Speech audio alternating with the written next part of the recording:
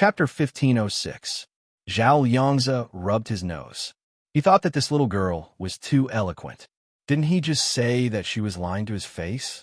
Could it be that he was wrong? But of course, it seemed like he was lying too. He told her that he had a girlfriend, so she was unhappy and kept nagging about it. Could it be that this little girl actually had a crush on him? Was that why she was dissatisfied with the fact that he had a girlfriend? Zhao Liangzi studied Gunyinji. He couldn't remember when he had seen her before. She was so beautiful. If he had seen her before, even if it was just a glance in the crowd, he would definitely have an impression of her. Zhao Liangzi thought about it and sat down in front of Gunyinji. He smiled and asked, "What's your name? Have I seen you before?" Gunyinji looked up at him, then calmly looked away. "I haven't seen you before. I mistook you for someone else." "You mistook me for someone else? But you know my name is Zhao Liangzi." Zhao Liangzi rubbed his chin and looked at her thoughtfully. "Don't tell me you know someone who not only looks like me, but also has the same name as me?" After saying that, he laughed. "This is too unbelievable. So, little girl, I'll say it again, don't lie. You're so young, and you're so beautiful. What's wrong with learning to lie?" Gunyinji was so angry, she wanted to scratch Zhao Liangzi with her claws. At this moment, she began to understand He Zichu's feelings on their side. He knew everything, but he couldn't say anything. It wasn't that he couldn't say it. It was just that no one would believe him if he said it, so he might as well not say it. This was truly aggrieving. Gunyinji also understood why the higher-ups on this side insisted on removing the memories of the middle and lower-level soldiers who had gone to the other world to carry out missions. This was because ordinary people did not know that there was a parallel universe outside of this universe. Gunyinji took a deep breath. Her big eyes darted around slightly, and she quietly changed the subject. "Did you know Bai Shuang before?" Zhao Liangzi remembered the hostess and said with a smile, "Not bad. I guess we know each other. We often go there to discuss business, and sometimes she comes to our booth to sell red wine." Gunyinji nodded and said casually, "What about your girlfriend? Is his surname also Bai?" She suspected that Zhao Liangzi's girlfriend in this world was Bai Yueran. If it was true, that would be interesting. Unexpectedly, Zhao Liangzi stood up with a smile and said, "If you're so concerned about whether I have a girlfriend or not, I'll suspect that you have a crush on me." Gunyinji almost spat out the stone pot rice she had just eaten. She hurriedly said, "You can eat whatever you want, but you can't say whatever you want. When did I have a crush on you? You're already so old, and I'm only 19. I can have a crush on anyone, but you." Zhao Liangzi was speechless. Although he didn't have any special feelings for Gunyinji, he was still upset that a beautiful girl called him old. Zhao Liangzi said unhappily, "I'm only 27 years old. Why am I so old? Besides, I don't have a girlfriend. Don't add scenes for me." 27 years old, and you still don't have a girlfriend? Gunyinji looked him up and down. "Is there something wrong with you? You're the one with a problem." Zhao Liangzi was furious. "I don't have a girlfriend because I have high standards. You're really unreasonable." He was so angry that he turned around and left. After leaving the hotel, she remembered that she had gone in to buy supper for President Liu. Fine, he had actually forgotten what he was going to do because of a few words from the little girl. This was the first time for Zhao Liangzi. He shook his head with a bitter smile, turned around, and walked back. Gunyinji had just finished eating and paid the bill when she came out of the restaurant. She bumped into Zhao Liangzi again. She couldn't help laughing.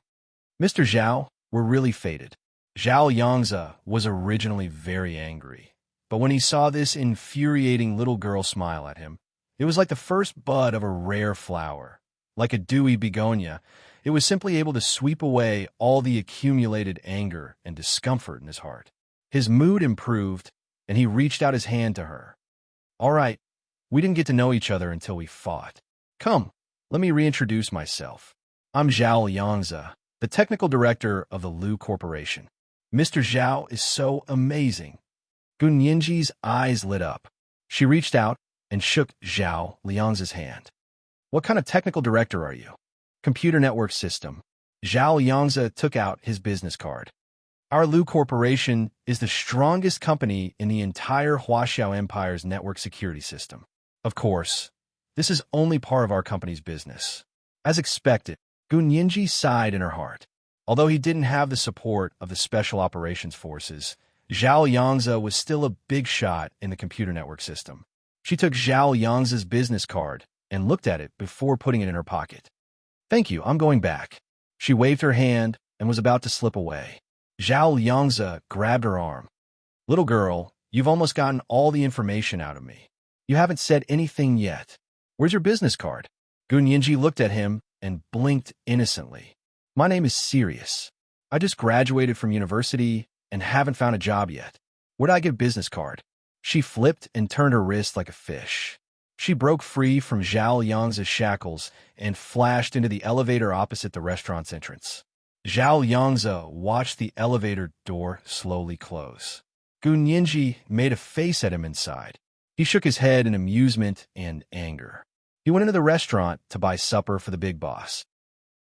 Gun Yinji returned to the room she had booked and had a good night's sleep. When she woke up the next morning, she was woken up by He Jichu's phone ringing.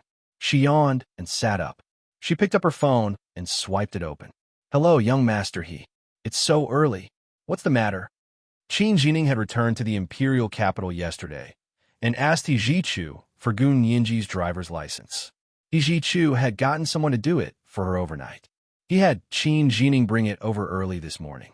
Looking at the time, it was already 10 in the morning. Qin Jining's plane should have arrived in Sea City by now, but Gun Yinji was still sleeping. However, He Jichu didn't blame her. She had adapted well, so He Jichu could only be happy. How could he say that she had slept in? He Jichu's fingers caressed Gun Yinji's lazy face on the phone screen a few times. His cold and clear voice was extremely restrained. "It's getting late. It's already 10 o'clock. He Jichu paused. "Qin Jining brought your driver's license over. He'll probably be here soon." Gun Yinji came back to her senses and rubbed her forehead with her hand. She smiled and said, "That was fast. Thank you, young Master He." He Jichu smiled. "How was your time in Sea City? When are you going to come back?" Gun Yinji. She pulled a strand of hair with her hand and played with it for a while. She curled her lips and said, "I haven't found a job yet. When I find a job and have a holiday, I'll go back to the imperial capital to see you." "Okay, I'll be waiting." He Jichu hung up after a few words because he had a meeting to attend. He had only been back for 2 days, and he was already really busy. Gun Yinji turned off her phone. She had only laid back for a few minutes when she heard the doorbell ring. Qin Jining's figure appeared on the video monitor by the bedside. Gun Yinji sighed, got dressed, and got up. She opened the door and let Qin Jining in. Qin Jining placed his driver's license in her hand and said, "It's all done." With her driver's license, the first thing Gun Yinji did was, of course, to buy a car. "Brother Little Ning, let's go find a 4S store and see if there are any cheap and good cars. Okay?" Gun Yinji smiled sweetly. Her big smile dazzled Qin Jining, and he couldn't help agreeing. It was already noon when Gun Yinji washed up and had breakfast. When she arrived at the largest 4S store in Sea City, it was already noon. Gun Yinji planned to make a down payment and use the car loan to buy a mid-price car. After walking around the 4S store, he reluctantly moved his gaze from a bright red Ferrari to a mid-priced Audi. The car looked good and was sturdy and durable, but it consumed a little fuel. However, Gun Yinji was only using it as a car to get to work. She didn't drive long distances, so the fuel consumption was negligible. "I'll take this one." Gun Yinji looked at the price. It was a domestic Audi, only 160,000 yuan. She made a down payment of 60,000 yuan and planned to take out a loan of 100,000 yuan. Qin Jining saw this from the side and pulled her to the side. He said, "You're only short of 100,000 yuan. Why do you want a loan?" "Because I don't have enough money." Gun Yinji blinked, speechless. If she had money, why would she take out a loan? Was this person's head made of stone? Solid? Qin Jining looked up at the crystal lights on the roof of the 4S store. "The loan interest rate for this kind of store is too high. It's not worth it. How about this? I'll lend you 100,000 yuan. You don't have to pay back the interest. You can pay it back whenever you have the money." If Qin Jining had told her not to pay it back, Gun Yinji definitely wouldn't have agreed to lend him the money. However, he said that she didn't have to pay back the interest. Gun Yinji didn't think it would be a problem when she had the money to pay back the principal. She nodded. Thank you then. I don't have any credit history right now. If I take out a loan, the interest rate will indeed be very high. Qin Jining smiled. Gun Yinji wasn't bad. She wasn't the kind of person who was pedantic. He gave her his card and swiped another 100,000 yuan. In total, he bought the car for 160,000 yuan. Qin Jining helped Gun Yinji with the formalities and used his connections to get the license plate directly. Gun Yinji didn't have to wait alone for long before Qin Jining finished all the formalities and handed the car keys to Gun Yinji. Gun Yinji was overjoyed. She took Qin Jining out for a few rounds to familiarize herself with the streets and alleys of Sea City. The layout of the city here was very similar to the Sea City she had stayed in before. Although there was no Special Operations Forces base, there was still a military base. The general direction was not bad. Gun Yinji drove the car around. It looked very familiar. It really didn't look like it was her first time in Sea City. Qin Jining was secretly surprised, but didn't say anything. After returning to the hotel, Gun Yinji said to Qin Jining, I can settle down now. I'll submit my resume tonight and then look for a house to move. Brother Little Ning, you can go now. You're burning the bridge after crossing the river. Qin Jining knocked her on the head and smiled. I'll leave when you find a job and rent a house. Gun Yinji nodded with an eager expression. I'll do it as soon as possible. She had never experienced a serious interview in the other world, but it wasn't difficult for Gun Yinji, who had a very strong learning ability. She had gained experience after a few interviews. In fact, her chances of getting an interview were quite high. She had submitted a total of 5 resumes. 4 large law firms and 1 small law firm had all gotten an interview. But the strange thing was that the 4 large law firms had praised her profusely during the interview, but they had rejected her when they went back to do a background check. Gun Yinji's intuition told her that there was something wrong, but she held back her anger and refused to beg the He family. She didn't even mention a word to He Ji-chu. The last interview. She looked at her schedule and sneered. If anyone dares to play tricks again, I won't be polite. This was the first update of the day.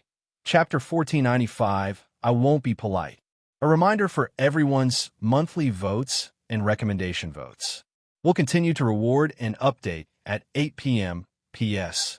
Thank you, Beth1211, for the 10,000 Chidian coins. Mwah. Chapter 1507. Gun Yinji looked at the interview notice in her mailbox and shook her head speechlessly. She had only casually applied for this kind of small law firm to make up the numbers. She had never thought that she would have to go for an interview one day. But now, this small law firm had become her last straw of hope. She turned on her phone to look for the interview address. Upon closer inspection, this small law firm's location was not bad. It was in the eastern part of the city, where large companies gathered. It wasn't far from the Hilton Hotel where she was staying. Gun Yinji walked there. However, after arriving, she realized that this law firm couldn't be any smaller. The law firm was located on the 2nd floor of a 36-story building. It was a small company with only 2 rooms. She went in and saw the person for the interview. Oh, it was really someone she knew. It was Lawyer Jean, who had once lost to her.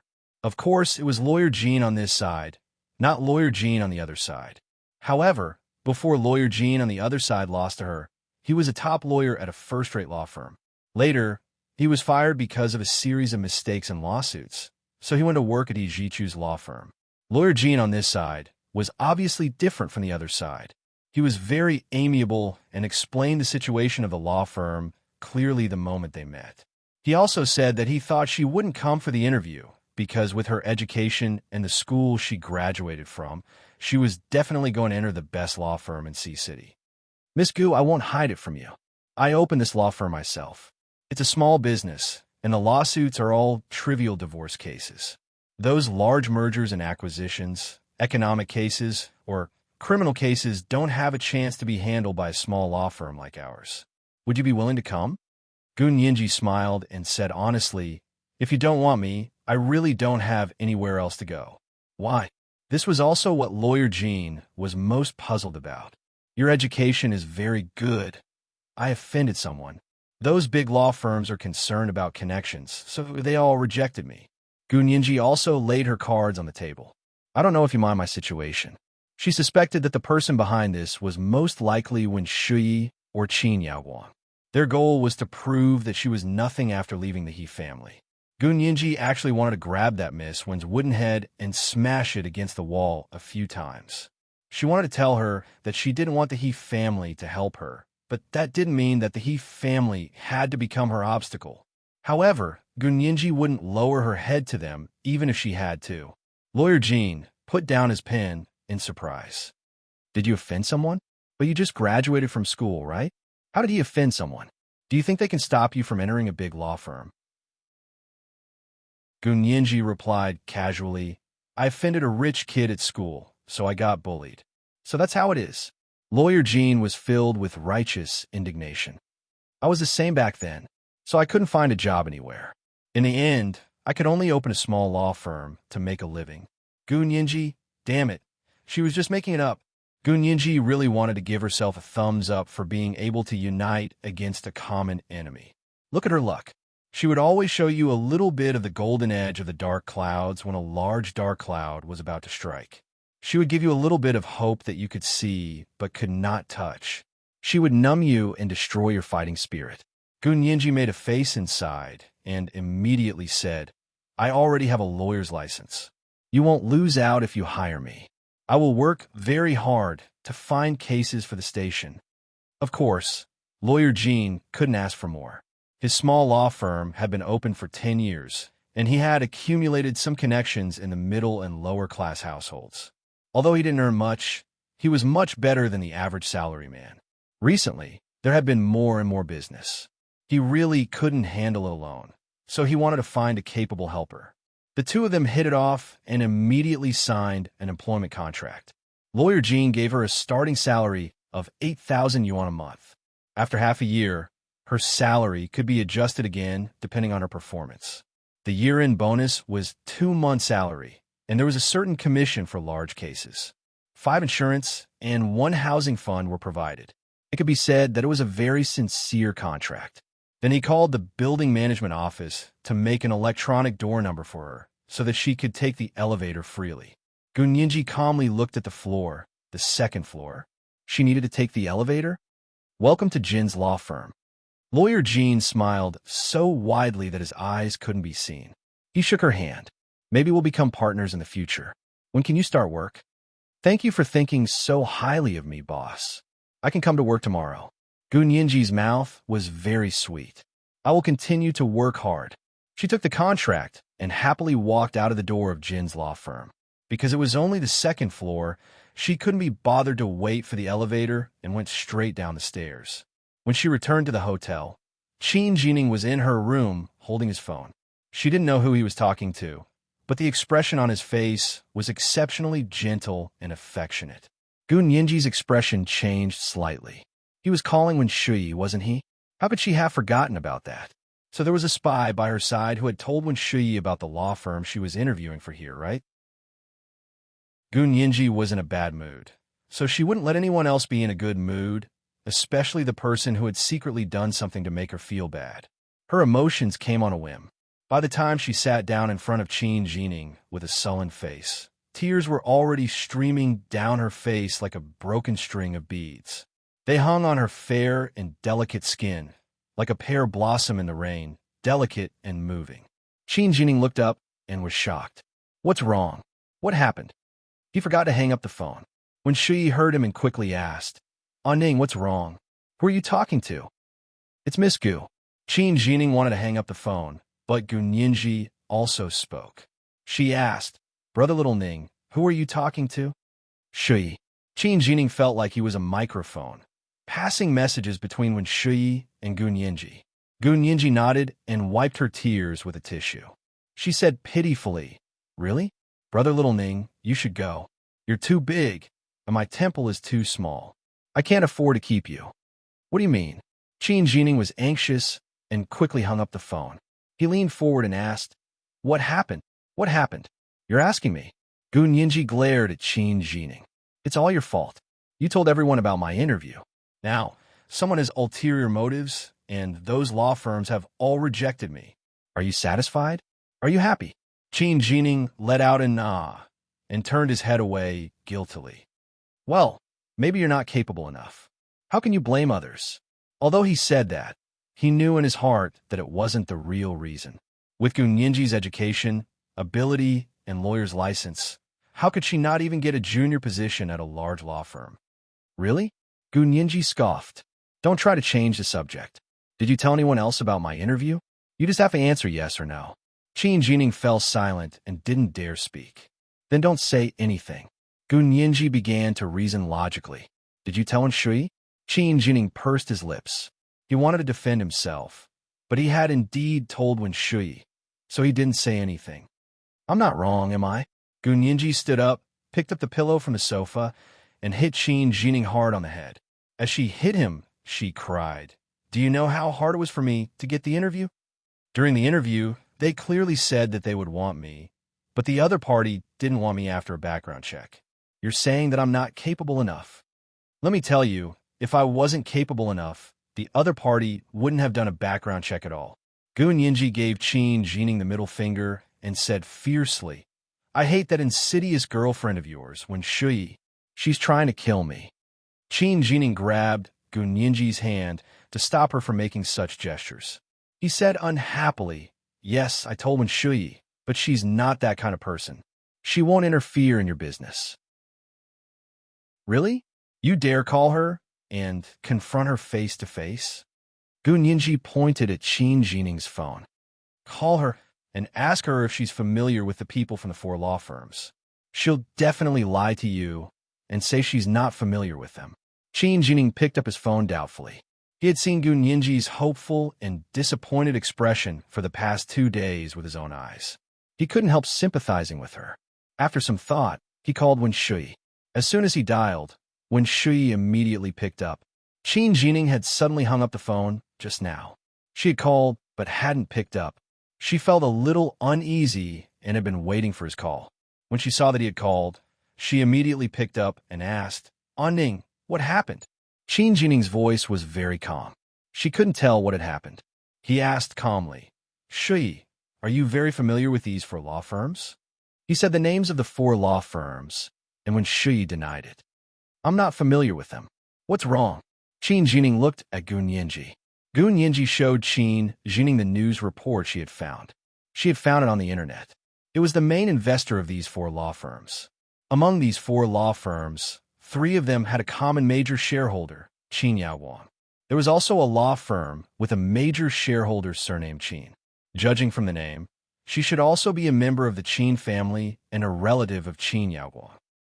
These 4 law firms are so close to Mrs. Qin. Would you believe Enshui if she said she wasn't familiar with them? Gunyinji deliberately said, loudly for Enshui, who was on the other end of the phone. Enshui panicked and quickly said, Ning, don't listen to Gunyinji's nonsense. Mrs. Qin isn't familiar with those law firms at all. The shares she holds are all held on behalf of the Qin family. You even know about the shares on behalf of others, and you still dare to say you're not familiar with them? Gunyinji immediately asked. We didn't even mention it, so why are you thinking about the shares? Miss Wen, it's not bad for you to hide behind the scenes and enjoy the thrill of the storm, right? Gunyinji simply shouted into Qin Jining's phone. You messed up all my interviews. You didn't even let go of the last small law firm. How much do you hate me? How much do you not want me to get a job? When Shui retorted instinctively, what does your last interview with that small law firm have to do with me? You didn't get a job because you weren't capable enough. Oh, then you're admitting that other than the last interview with the small law firm, which had nothing to do with you, you were the one who messed up the first 4 big law firms' interviews? Gunyinji took the opportunity to dig a hole. Then shouldn't I thank you for showing mercy? This is today's second update, Chapter 1496, Meeting an Old Friend Again. A reminder for everyone's monthly votes and recommendation votes. This is for the 50,000 Chidian dollars that President GU awarded last month. Mwah. Chapter 1508. When Shui was obviously stunned for a moment, but she quickly calmed down. I don't know what you're talking about. It's none of my business which interview you got.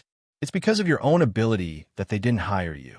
I used to say that you relied on others to climb your way up, but you didn't believe me. Do you believe me now? Don't avoid the question. I'll find out if it was you or not. Gun Yinji became unfathomable. When Shui, don't blame me for not reminding you. I'm indeed a narrow-minded person who will seek revenge for the smallest grievance. If you want to mess with me, you'd better kill me. Otherwise, as long as I'm alive, I won't let you off. When Shui wanted to throw her phone away, she sneered and said, "Your threat is enough to call the police. I've already recorded it. If this happens again, I'll call the police." Sure. Gun Yinji propped her head up with her hand and said lazily, "So you recorded your phone call with Brother Little Ning. Are you always preparing receipts as evidence to present in court?" Unfortunately, recordings can't be used as evidence unless it's a call from the notary office. You don't know what you're talking about. When Shui squeezed out the words from between her teeth, Qin Jining didn't want the two of them to quarrel. He held his phone and said to Gun Yinji, "I'll give you an explanation for this." He wasn't someone who didn't understand the ways of the world. Since the Qin family had such a relationship with these four major law firms, it would only take a moment for Wen Shui to do something to trip Gun Yinji up. He was already 80% to 90% convinced. Qin Jining walked out to the corridor with his phone and lit a cigarette. His voice was slightly cold. "Shui, let me ask you again. Did Yinji's rejection of the interview have anything to do with you?" When Shui's heart skipped a beat. Qin Jining had never spoken to her like this before, and this attitude made her even more uneasy. She held her phone and looked at Qin Yaowang's ward. Looking through the half-open door, she could only see that the people inside had just sat down and looked like they were going to have a long talk. She bit her lip and whispered to Qin Jining, "Ning, you don't believe me and only believe Gun Yinji? I believe in evidence." Qin Jining's emotions were very complicated. We're all adults, and we've been in society for so many years. You want me to believe you just because you say you don't have it? Shui, am I too stupid in your heart? Or do you think I'm not important enough to know the truth? Men and women in love are most afraid of being deceived. The best weapon to cool down a relationship is betrayal. When Shui was angry and anxious, she said angrily, "You've only been with Gun Yinji for a few days, yet you trust her so much and don't trust me?" Her heart turned cold. She couldn't believe that Gun Yinji was back. Even Qin Jining was leaving her. She had once deeply believed that this man would never leave her. No matter what she did to him, no matter whether he was in her heart or not, this man would love her and protect her for the rest of his life. Had she overestimated this man's infatuation with her? Or was Gun Yinji simply too good at seducing men? She was only a 19-year-old girl, but she was already so unrestrained. When Shui's contempt for Gun Yinji was at its peak. But no matter how much she looked down on Gun Yinji, she couldn't let go of Qin Jining. When Shui rubbed her temples and her voice became even lower, she smiled bitterly and said, "Ning, I didn't want to tell you about this, but since you asked me yourself, I can't hide it from you even if I have to hide it from everyone." Qin Jining's expression turned cold inch by inch. "So you were really behind Gun Yinji's rejection of the interview. Don't make it sound so bad," when Shui said sullenly. "How capable can I be? Why would they listen to me?" "Then what do you mean?" Qin Jining frowned. "You admitted it just now." "Did I admit it?" When Shui couldn't help it. "You're indeed quite stupid. I was the one who made the call, but I wasn't the one who wanted to make the call. Her own mother didn't want her to get a good job, and you're blaming me for that? Huh? You mean Auntie Qin asked you to do it?" Qin Jining's eyes widened in shock. "Why did she do that? Yinji is her biological daughter." When Shui scoffed, "Why are you guys still so stubborn? Auntie Qin has said so many times that she doesn't treat her like her own daughter. She's disobedient now, and Auntie Qin said she wanted to teach her a lesson so that she wouldn't have a good life outside. Naturally, she would think of the good life at home. Don't interfere. This has nothing to do with you and me. Don't get caught up in the fight between mother and daughter." After a pause, she reminded Qin Jining, "You and I are the ones that got caught up in the fight." Qin Jining fell silent. After a long while, he asked, "Is it really Auntie Qin? If you don't believe me, call her or ask General He yourself." When Shui was impatient, Auntie Qin asked General He for instructions. General He acquiesced. "It's still my fault." Qin Jining now understood that Gun Yinji's bad luck this time was all thanks to him. If he hadn't been nosy and told Wen Shui that Gun Yinji had received an interview notice from the 4 major law firms, she wouldn't have been so unlucky. Wen Shui understood what he meant and knew that he was blaming her. Of course, he was blaming her as well. She couldn't say that it was wrong. It was indeed because Qin Jining had proudly praised Gun Yinji when he was chatting with Wen Shui on the phone that Wen Shui had accidentally let it slip and told Qin Yaowang. The atmosphere in Qin Yaowang's ward was no less relaxed than outside. There were some visitors in her ward. The nurse cut them some fruit and brought it over. She smiled and said, "Old Mr. Qin, please sit here." "Dad, why are you here?" Qin Yaowang pressed the button on the bed and pushed the bed up. Her face was pale as she sat on the bed. Sitting in front of her was an old man with white hair and a ruddy face. His eyes were big and bright, but the expression on his face was very serious. Old Master Qin was the current head of the Qin family and Qin Yaowang's father. "Yaowang, I heard that Ninji is back. Did you treat her badly?"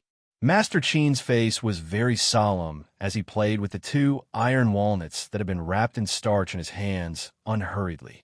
"You don't love your own daughter, but you push her away and take a gardener's daughter as your baby. Are you out of your mind?" Old Master Qin had just arrived in the imperial capital from Z City. It was said that he was here to see his long-lost granddaughter. Qin Yaowang frowned and avoided the topic. "What do you mean by out of your mind? Watch your words." "Yes, she's back. She's been back for almost 2 weeks. What's wrong? Aren't you here to see me?" She extended her hand, which was still wrapped in a white bandage, to old Master Qin. "This is all thanks to her. As soon as she came back, she cut my hand. Didn't she resist because you wanted to operate on her?" Old Master Qin glared at her. "I think you're asking for it." "Dad, I'm your biological daughter." Qin Yaowang called out in a drawn-out voice. She was almost 50 years old, yet she was still acting coquettishly in front of her father. Old Master Qin's entourage had goosebumps. Old Master Qin only had this one daughter in his life, and she had worked hard since she was young. He did indeed dote on her a lot. The only dissatisfaction was probably her attitude towards his daughter. "You also know that you're my biological daughter? Don't you know what your biological daughter is like?" Old Master Qin didn't hesitate to knock Qin Yaowang down. "You're already so old, yet you still don't know the severity of things. You only have this one child. No matter how much you don't like her father, she's your biological daughter." Qin Yaowang pursed her lips and leaned against the hospital bed. She said lightly, "I've also said it before. The biological child I approve of should be a child born from mutual love. Does she deserve it? You're her biological mother, and you personally carried her for 10 months. She's the only surviving child." Old Master Qin said meaningfully, "I thought you would value her very much." "I know, so what? It only proves that the experiment was successful." Qin Yaowang shrugged, her expression very indifferent. "Don't tell me I still have to pour maternal love into my house of lab rats. Dad, do you think this is fair to me? My job is to do experiments. My dream is to find a scientific and efficient treatment method to overcome all kinds of difficult and complicated diseases." Qin Yaowang turned her head away. "It was that lunatic Gu Xiangwen who suggested doing the experiment, but I was the one who did the follow-up work. I failed so many times, and it wasn't easy for me to succeed once. Are you satisfied? Now that you remember that Ninji is a human being, you immediately threw all the mess to me and turned around to accuse me of being inhumane. I'm sorry, I'm just like that.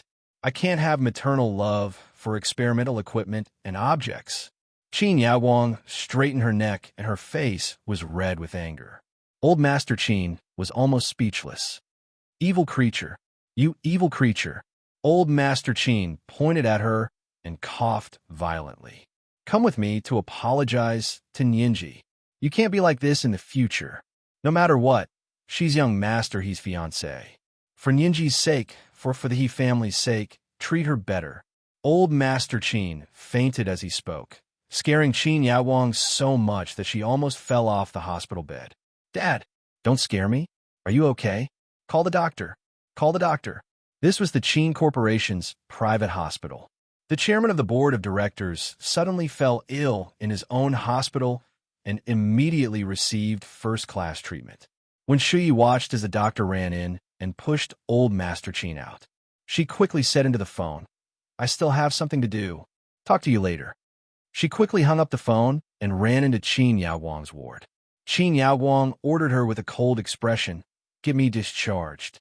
I want to be discharged." Qin Jining returned to Gun Yinji's hotel room and looked down at his phone. His heart was in turmoil.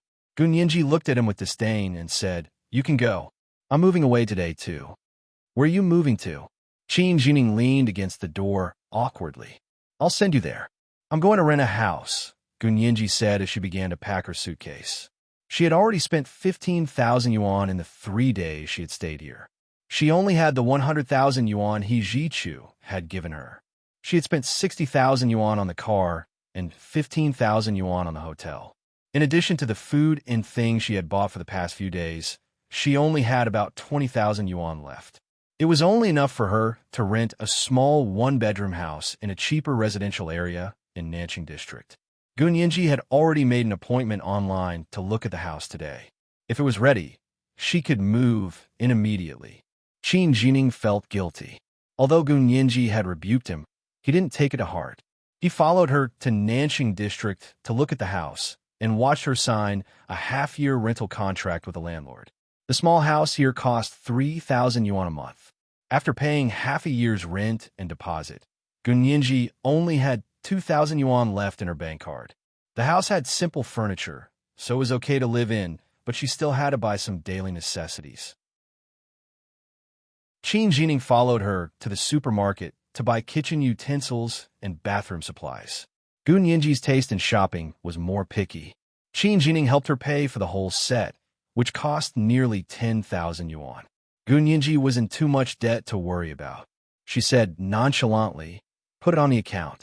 I'll pay you back 110,000 yuan when I have the money." Qin Jining, Gun Yinji rented a house, bought daily necessities and some simple furniture, and decorated the house. It looked a little like her apartment over there, the second-hand house that she had bought with her own money. Qin Jining saw that she had settled down, so he went from light to dark and hid in Sea City. Gun Yinji began her 9-to-5 life as an office worker.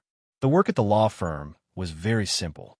In the first month of her work, Jin Dazhuang only asked her to familiarize herself with the cases here, understand the applicable laws, and see if there were any mistakes in the previous cases. She just had to write him a memo. She didn't have to worry about receiving clients and contacting new clients for the time being. She just had to learn from him. Jin Dazhuang was a very good boss. He gave her the opportunity and time to learn. Like a teacher in school, he couldn't wait to teach her step by step.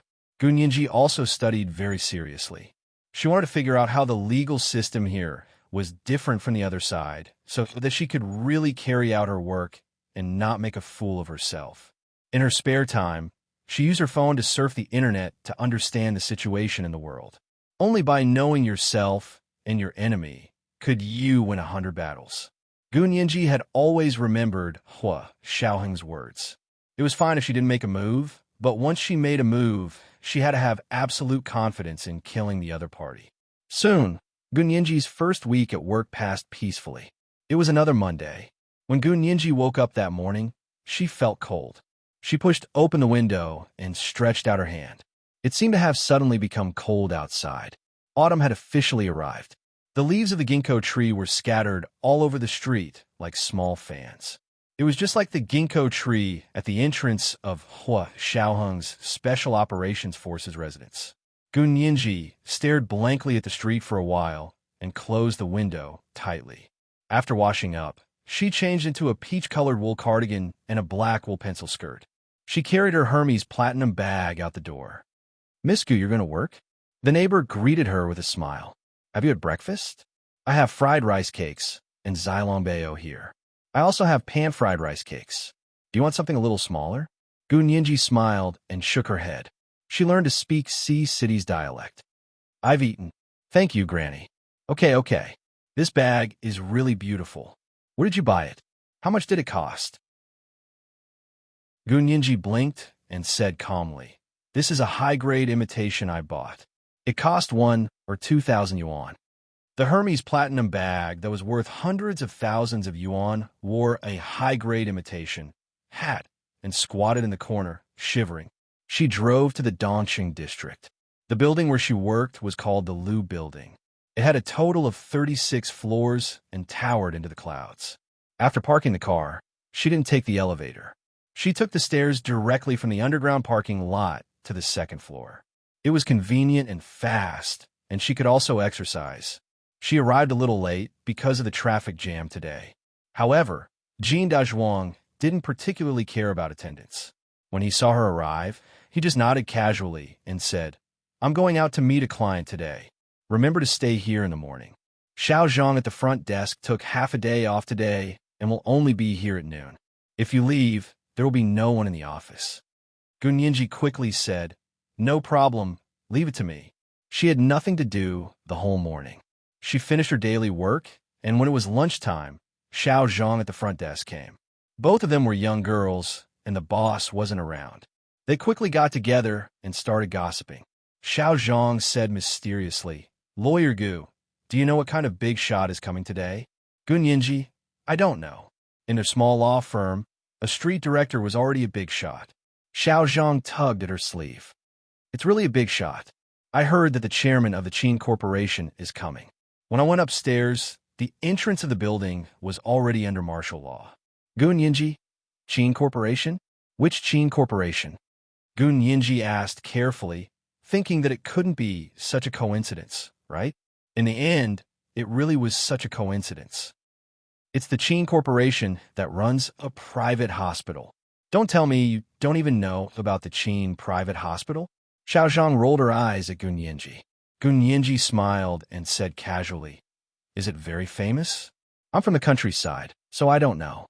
Before she could finish speaking, a man pushed open the small glass door of their law firm. He was wearing a well-ironed suit, and his hair was combed until it was shiny. His entire body seemed to say, "I am the CEO's secretary. May I ask if Miss Gun Yinji is here? Our chairman Qin wants to see her." The man spoke politely and gave Xiao Zhang at the front desk a shiny business card that still smelled of perfume. This was today's chapter of 4,700 words. Chapter 1497, Caught in the Crossfire. A reminder for everyone's monthly votes and recommendation votes. I still have to work overtime, so I only have enough time to write this chapter today. It's almost midnight. Mwah. Chapter 1509. Gun Yinji was sitting next to Xiao Zhang, but the man ignored her and handed the business card to Xiao Zhang at the front desk. He didn't even look at Gun Yinji. Gun Yinji's heart sank. The Qin family had already come knocking on her door, so how could she not show this person her photo? How could he not know what she looked like? He clearly recognized her, but he pretended not to. This kind of behavior had already expressed their attitude. Gun Yinji didn't say anything. She got up and left. She walked to the only room in their small law firm and slammed the door. There were only 2 rooms in this small firm. The lawyer's office was inside, and the front desk was outside. Xiao Zhang was almost dumbfounded by the man's business card. The big shot that they had just been gossiping about had suddenly descended from the sky and stood in front of her. Oh my God! Her legs had gone limp. She didn't even notice when Gun Yinji had left. She only came back to her senses when she heard the door slam. She said enthusiastically, "Mr. Fong, right? Are you really the secretary of the president of the Qin Corporation?" This man was the first secretary of the chairman and president of the Qin Corporation. He smiled reservedly and nodded. "This is our company's phone number.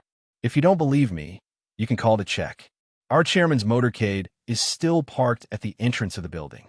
The police have sent people downstairs to secure the building." Xiao Zhang gasped and quickly said, "Please wait a moment. I'll go look for Lawyer Gu." She got up and knocked on the office door, but there was no sound from inside. Xiao Zhang was stunned for a moment. She returned to the front desk and called Gun Yinji. In order to show her respect for the chairman of the Qin Corporation, Xiao Zhang put the phone on speaker. "Lawyer Gu, the chairman of the Qin Corporation wants to see you." Xiao Zhang was so excited that her voice was trembling. Gun Yinji's calm voice came through the phone. "Really? Do you have an appointment?" Secretary Fong. She was really putting on airs. Xiao Zhang, oh my. Lawyer Gu was so cool. Xiao Zhang had been suppressed by the aura of the secretary of the Qin Corporation's president. But when she heard Gu Nianji's calm demeanor, she immediately calmed down. She turned off the speaker and picked up the phone. Xiao Zhang's professional front desk manner also came out. Her voice was even sweeter. Lawyer Gu, let me check your appointment record. She pretended to dig through the computer. After a while, she said regretfully, the other party doesn't have an appointment. Of course, there was no appointment. Gu Nianji had only been working for a week and hadn't seen a single client. How could there be an appointment? The corners of Gu Nianji's lips curled up in the inner office. She turned her chair to look out the window. The second floor did not have a good view of the skyline. All he could see was the building right in front of him, and it was completely blocked. However, she was no different from sitting in Speaker Long's office overlooking the beautiful scenery of the entire imperial capital. She continued to say calmly, then make an appointment. I've been very busy recently. I won't be free until next week at the earliest. Xiao Zhang worshipped Gu Nianji to death. How could she lie without batting an eyelid in front of such a rich and powerful person? Anyway, the other party didn't want to see her, so Xiao Zhang immediately went into spectator mode and cooperated with Gu Nianji's performance. She raised her head and smiled at the secretary. Hello, would you like to make an appointment? Secretary Fong thought he had heard wrong. He tilted his head and pointed his ear at Xiao Zhang. What did you say? I'm sorry, I didn't hear you clearly. Xiao Zhang smiled and thought to herself that the CEO's secretary was actually deaf. If such a person could be the CEO's secretary of the Qin Corporation, then wouldn't a receptionist like her have a bright future? Thinking this, Xiao Zhang still smiled professionally and said again, you need to make an appointment to see our lawyer. When do you want to make an appointment? Our lawyer Gu is very busy, and the latest time is next week. Secretary Fong choked. He turned his head to look at the smiling receptionist and roared in his heart to refuse. She needed to make an appointment? To think that he would be able to do whatever he wanted in the entire Huaxiao Empire with Chairman Qin. Even if he wanted to see General He now, his personal secretary wouldn't dare mention the word appointment, let alone a lawyer from a small law firm. After so many years, he actually heard the word appointment again. Haha, Gu Nianji really thought of herself as a big shot, didn't she? No wonder Dean Qin didn't like her. Secretary Fong's expression froze for a moment. He wanted nothing more than to turn around and leave. But when he thought about how the chairman had traveled from south to north, and then from north to south, just to see this woman, what could he do? Of course, he gave in. Secretary Fong looked constipated and said stiffly, our chairman wants to see Gu Nianji, not for business, but for personal matters. May I ask if you need to make an appointment for a personal matter? Sigh. The young and beautiful lawyer Gu, who had just graduated from a third-rate law firm, had a personal matter with the chairman of the world-class Qin Corporation. Xiao Zhang was blown away by this news. In an instant, she imagined several love and hate stories from the CEO's novels. Heavy. Her fingers subconsciously touched her phone. She wanted nothing more than to immediately post on Weibo. Why did the chairman of the Qin Corporation privately meet the young and beautiful lawyer Gu from the Jin law firm? The sensational title, coupled with the back view of the CEO's secretary, Lawyer Gu's face would definitely immediately become a hot topic. She would also be able to gain a wave of fans. Little Zhang struggled in his heart, and it took him a long time to regain his rationality. If she dared to use this news to become a hot topic, whether it was Lawyer Gu or the Qin Corporation, they would tear her apart alive. Stop it. Gaining fans was important, but life was more valuable. Looking at Secretary Fong's fake smile, Xiao Zhang had no choice but to call Gu Nianji again. Lawyer Gu, the other party said that he was looking for you for personal matters, not business. Gu Nianji smiled widely in the inner office and said righteously, if it's not business, then it shouldn't be. We work for people, so how can we do personal matters during office hours? Please ask that gentleman to leave our office and not interfere with everyone's work. Everyone was actually just two people. Xiao Zhang was extremely curious, but she still knew her duty as a receptionist. She also wanted to send this man away, so that she could interrogate Gun Yinji about her relationship with the Qin Corporation. After hanging up the phone, Xiao Zhang spread out her hands at the secretary. I'm sorry. Our lawyer Gu said that it's working hours now, so she can't handle personal matters. Please go back. Secretary Fong was furious. How many large meetings had he organized? How many meetings had he coordinated between the heads of state and his boss? How did he get screwed over in a small law firm? Secretary Fong turned off the pinhole camera on his lapel and slammed the front desk. With a dark expression, he said, Okay, don't refuse a toast only to drink a forfeit. He turned around and left. He kicked open the glass door of the small law firm and went back to the 30th floor to report. At that moment, old Master Qin, the 70-year-old chairman of the Qin Corporation, was having a meeting with the president and chairman of the Lu Corporation, Lu Yuan. President Lu, this time, our company has completely replaced the computer security system. We've inspected many companies, and your bid is the most suitable for our requirements. Old Master Qin sat on the sofa in Lu Yuan's office. He held a cup of kung fu tea in his hand and lowered his head to sniff the fragrance of the tea. He was wearing a tang shirt and trousers made of fragrant cloud gauze. His hair was all white, but his face was rosy. He looked ancient and very stylish. Lu Yuan brought his technical director, operations director, and finance director to sit opposite old Master Qin. He smiled and picked up a cup of kung fu tea to sniff it. He said, Thank you for your kindness, old Master Qin. It was a pleasant surprise that our company was able to win the bid this time. The technical director of the Lu Corporation was Zhao Yangze. He was the one who had drafted the bid. He also smiled and said, Old Master Qin is really bold. When we were bidding, your vice president once said that our bid was too expensive. I hope it's not too expensive, haha. Old Master Qin also laughed out loud and said, They're petty. They only know how to save money for me. But didn't they think that in terms of network security, they could also save money?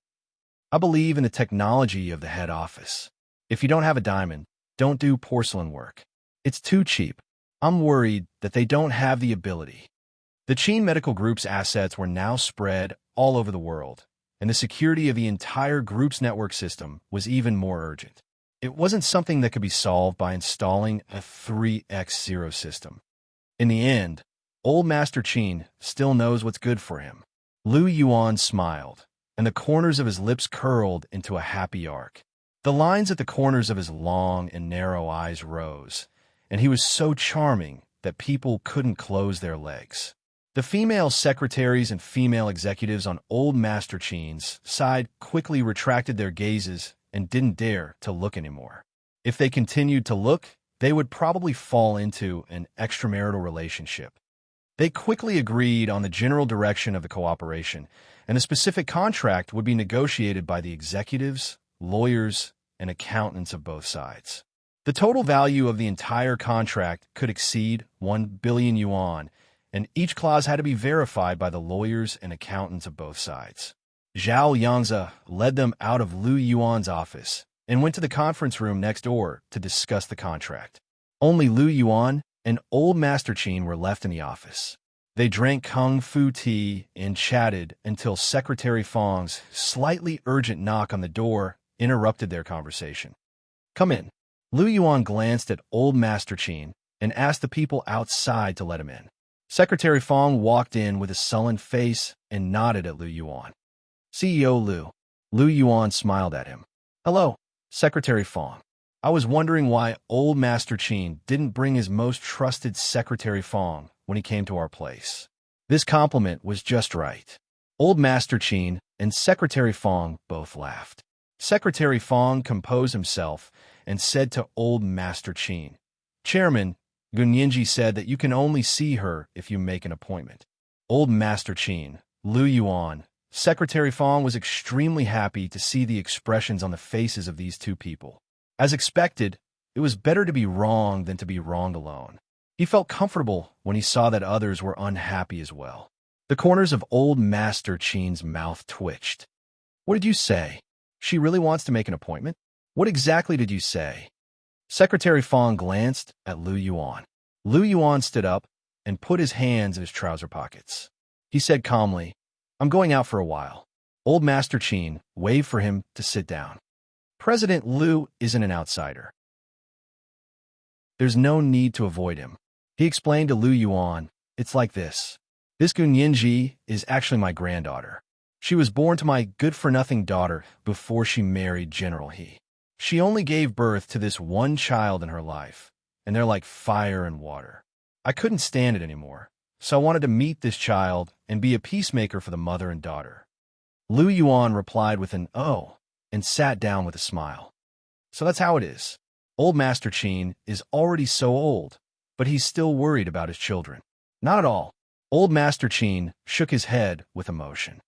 When I was young, I was also focused on my career and didn't pay much attention to my daughter.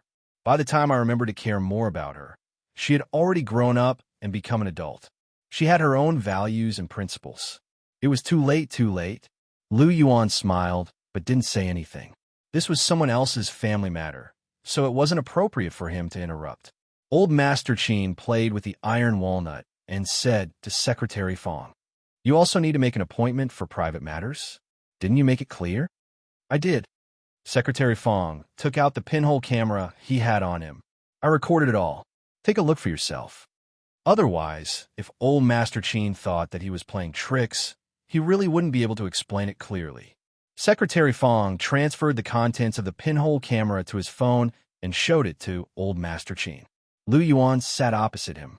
Although he couldn't see the contents of the video, he could clearly hear the voice coming from the phone's microphone. When they heard someone say, "I'm sorry, our lawyer Gu said that it's working hours now and we don't deal with private matters. Please go back." Liu Yuan and Old Master Qin laughed together. Old Master Qin was so happy that he couldn't close his mouth. "I like this child. This posture, this style. She's neither servile nor overbearing, and she's not led by the nose. I like her so much. I want her to change her surname to Qin and be a child of our Qin family." Liu Yuan, Secretary Fong, Old Master Qin waved his hand. "Just go and make an appointment with her. I can afford to wait." Secretary Fong had no choice but to go down to the second floor dejectedly. He pushed the door open again and entered the Qin family law firm. He said politely to the young lady at the front desk, "Hello, I'd like to make an appointment to see Lawyer Gu." It had only been 10 minutes since they last met, but this person's attitude was much more sincere and he wasn't as arrogant as before. Xiao Zhang looked at Secretary Fong in surprise. After a while, he picked up the phone and called Gu Nianji. "Lawyer Gu, the chairman of the Qin Corporation wants to make an appointment with you. Were you free?" At this time, Gu Nianji was in the inner office searching for information about the Qin Corporation. The more she looked, the more amazed she became. Such a large corporation had hospitals and investments all over the world. It could be ranked in the top 100 of the world's largest corporations. It was indeed very impressive. The chairman of such a large corporation wanted to see her only for Qin Yaowang's sake. This was because the chairman's only daughter was Qin Yaowang, and Gu Nianji happened to be Qin Yaowang's only daughter. When she received another call from Xiao Zhang at the front desk, Gu Nianji didn't continue to put on airs. She said, "Since they're so sincere, I can squeeze half an hour to see them tomorrow morning." Secretary Fong agreed and said, "I'll go back and make an appointment." After returning to the 30th floor and discussing with Old Master Qin, they arranged to meet on the 18th floor of this building. Because they had negotiated a contract with Liu Yuan's company, the Qin Corporation had also rented an office space in this building for the convenience of future cooperation. They planned to move the IT-related departments here. Jin Dazhuang came back in the afternoon. He was also surprised to hear about Gu Nianji from the front desk. He walked to Gu Nianji's desk with a thermos cup filled with wolfberries and asked with concern, "Nianji, what's going on between you and the Qin Corporation?" Gu Nianji looked up at him and shrugged. "I don't know either. I'm also very confused about why you suddenly came to see me." "Okay, do you want me to go with you tomorrow?" Jin Dazhuang saw that she was a little girl and was very afraid that something would happen to her. Gu Nianji's heart warmed. She thought to herself that although she wasn't popular with her family, she was still popular with passers-by. She could always meet people who were willing to treat her well and show kindness. She shook her head with a smile and pointed above her head. No need. It's on the 18th floor here. If anything goes wrong, I'll call you right away. Okay. Jean Dazhuang was relieved to hear that they would meet here. After a night of rest, Gunyinji went to work in high spirits the next day. Jean Dazhuang and Xiao Zhang at the front desk cheered her on. Good luck. It's best if you can curry favor with the Qin Corporation. We'll follow you and live a good life. Gunyinji laughed. Don't dream on such a clear day. Wake up and order takeout for me. I didn't have breakfast this morning. She tossed and turned last night and fell asleep very late. Even the alarm clock in the morning didn't wake her up, and she was almost late. Of course, she didn't eat breakfast. Go ahead, I'll order it for you. Xiao Zhang at the front desk quickly picked up her phone to order for her. Gunyinji walked to the elevator. This was the first time she had taken the elevator upstairs. In the past, she had always taken the stairs directly. When she arrived at the 18th floor, Secretary Fong was waiting for her at the door.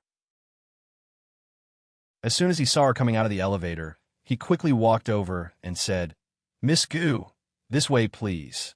Please call me Lawyer Gu. Gunyinji nodded. Our law firm's rule is that the first half an hour of meeting with a client is free. Secretary Fong. Was he going to call her professional or stupid? He glanced at her and walked in front of her to push open the door of the conference room. This was a small conference room on the 18th floor. There were 7 or 8 people sitting on both sides of the long conference table, and the entire conference room was packed. At the head of the table sat an old man with white hair and a youthful face. He was probably Chairman Qin. There were also 2 people she knew. One was Ms. Qin Yaowang, whose hand was wrapped in white gauze. The other was Zhao Yangzi. Gunyinji raised an eyebrow and thought to herself that Qin Yaowang was here. Could Wen Shui be far away? She glanced around, but didn't see Wen Shui. Is it Ninji? I've finally seen you. Old Master Qin smiled and waved at her. Gunyinji walked in and sat down at the place designated by Old Master Qin. Old Master Qin first introduced her to the people in the conference room. Everyone, this is Gunyinji. She's my granddaughter, and my daughter only has one daughter. As he spoke, he said to Gunyinji, these are all people from our company. They're all your uncles and uncles. The corners of Gunyinji's mouth twitched, and she nodded politely at them. Of course, she didn't call them uncles and uncles. Those people didn't dare to, and all came over to shake hand with her. Old Master Qin introduced the people on the other side. They're from the Lu Corporation. You work here, so it's never bad to get to know more people. This is President Lu, and this is Director Zhao. Gunyinji memorized them one by one and exchanged business cards with them. The atmosphere became harmonious. Seeing that the time was right, Old Master Qin smiled and said, Ninji, I haven't seen you for a few years, and you've grown up. I know you've been wronged. I've already said it to your mother, so you should also take a step back and apologize to your mother. We're all family, so don't treat me like an outsider. Gunyinji felt extremely awkward when she heard this. She said it was family business, but didn't she feel awkward talking about family business in front of a bunch of outsiders? She said it was business, but she didn't talk about the company's business.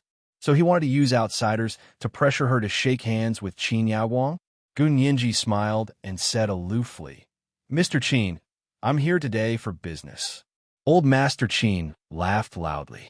Child, you have the same temper as your mother. No wonder you're at odds with each other. Qin Yaowang said reluctantly, Ninji, don't be like this in the future. F***CK, it's her fault now? Gunyinji's anger flared. However, she didn't show it on her face. She said, I don't understand what you mean.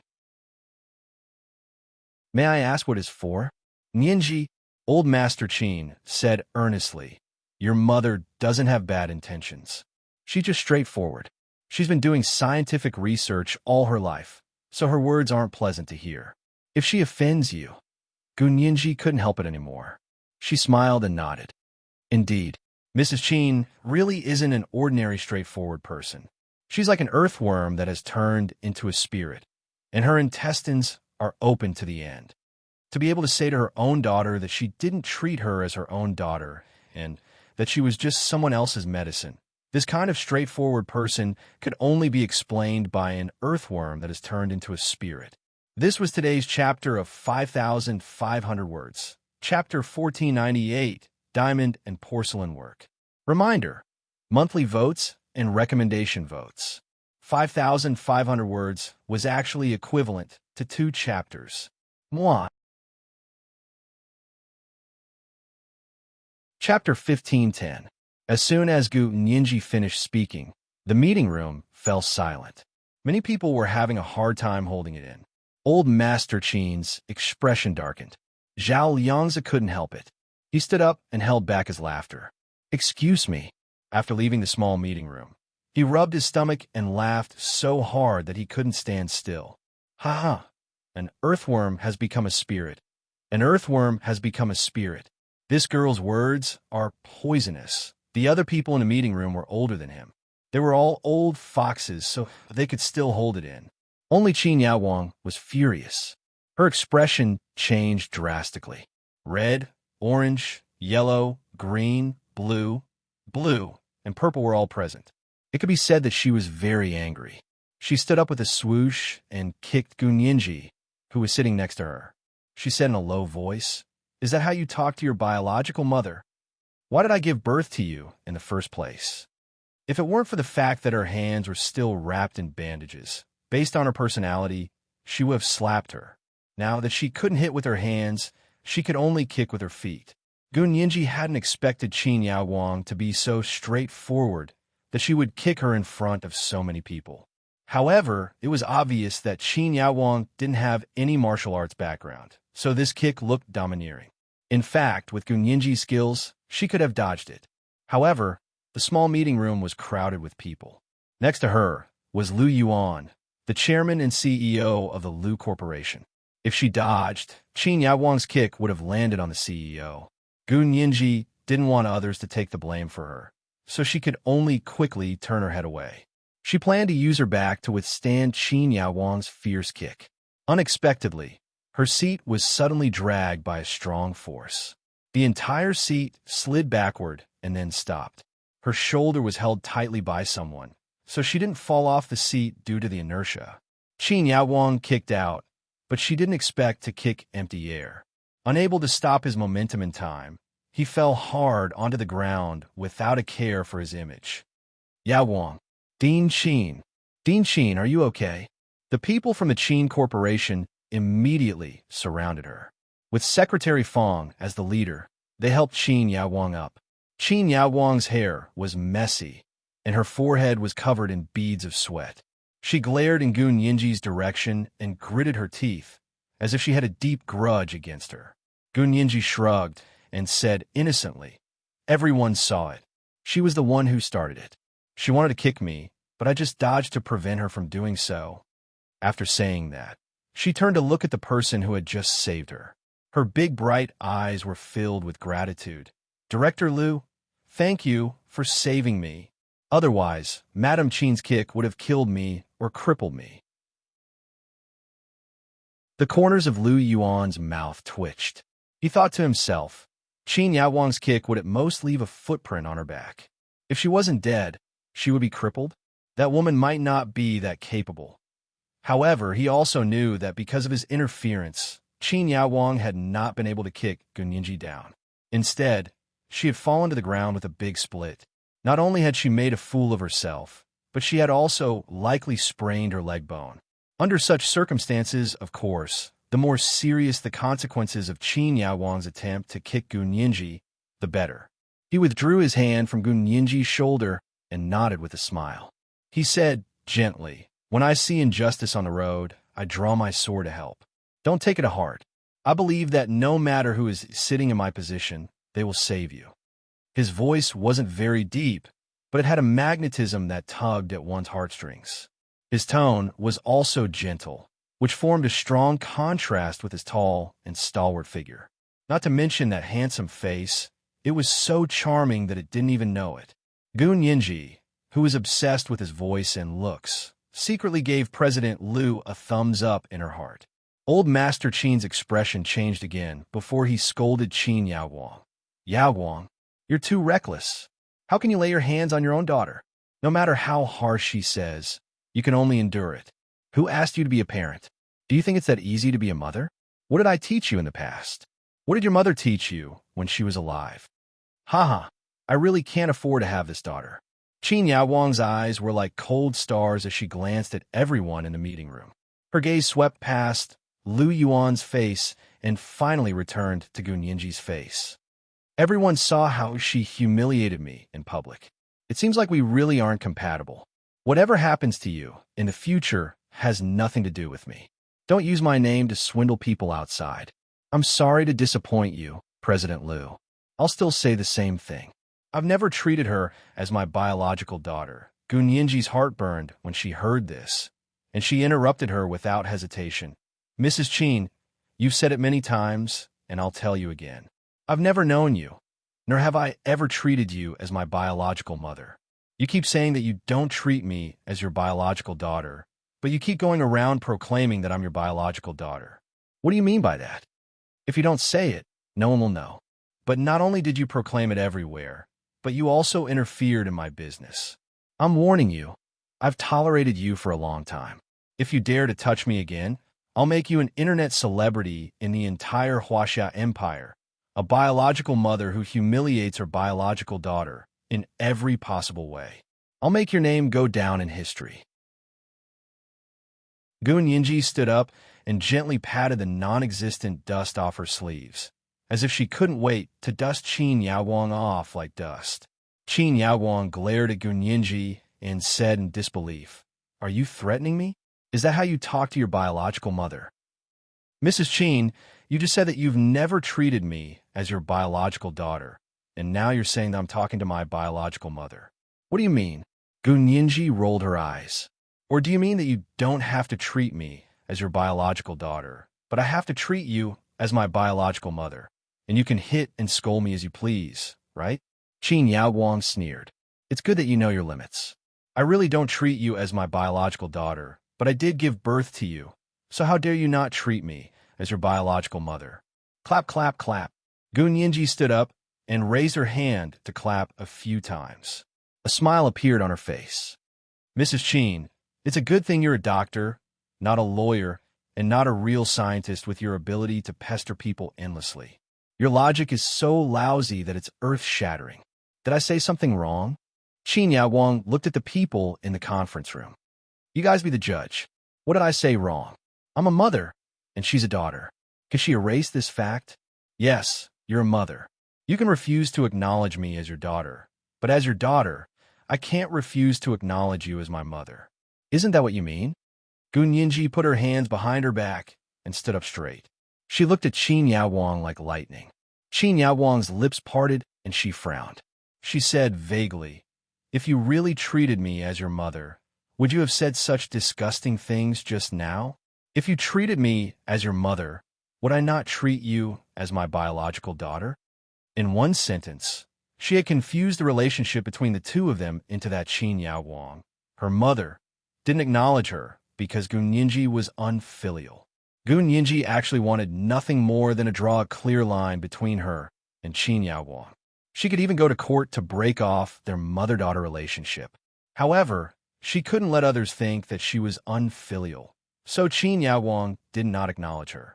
As a lawyer, she couldn't let her private morals have such a flaw. Gun Yinji tilted her head in amusement. Mrs. Qin, are you saying that I'm unfilial, so you don't treat me as your biological daughter? You know very well whether you're filial or not. Qin Yaowang calmed down and sat back in her chair. Her legs were aching, and it was all because of this wretched girl. Gun Yinji saw that Qin Yaowang had fallen for her trap and immediately said, "That's strange. How am I unfilial? Can you explain it to everyone? I won't take the blame for something I don't understand. Do you want me to explain it?" Qin Yaowang narrowed her eyes and said with a half-smile, "Where have you been all these years? Why did you leave my side and run away with someone? Do you want me to say it?" She was certain that Gun Yinji wouldn't tell everyone about the parallel space, so she brazenly hinted to everyone that it was Gun Yinji who was disobedient that she, as a mother, wouldn't acknowledge her. Even if Gun Yinji was stupid and dared to tell everyone about the parallel space, Qin Yaowang would have even more reason to make Gun Yinji undergo a memory removal surgery. In short, she wouldn't be at ease keeping this daughter by her side unless she had a memory removal surgery. Gun Yinji instantly understood Qin Yaoguang's intentions. She was certain that Gun Yinji wouldn't dare to tell her where she had been these past few years to prove her innocence, so she dared to distort the truth.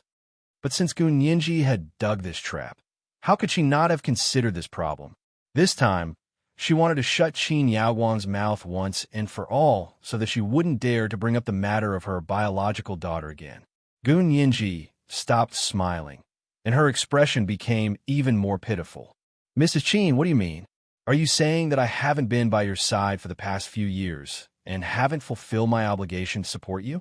That's why you don't like me? Qin Yaoguang was about to nod when she suddenly thought of Gun Yinji's age. Her heart skipped a beat, and she realized that she had been tricked by Gun Yinji. She was about to deny it when Gun Yinji spoke before she could. Mrs. Qin, if you don't say anything, does that mean you agree? TSK. How much do you hate me? I only turned 18 last year, which means I've only just become an adult. Do you expect a minor child to fulfill her obligation to support you? Is it interesting for you to use this excuse to cover up your felony of abandoning your biological daughter?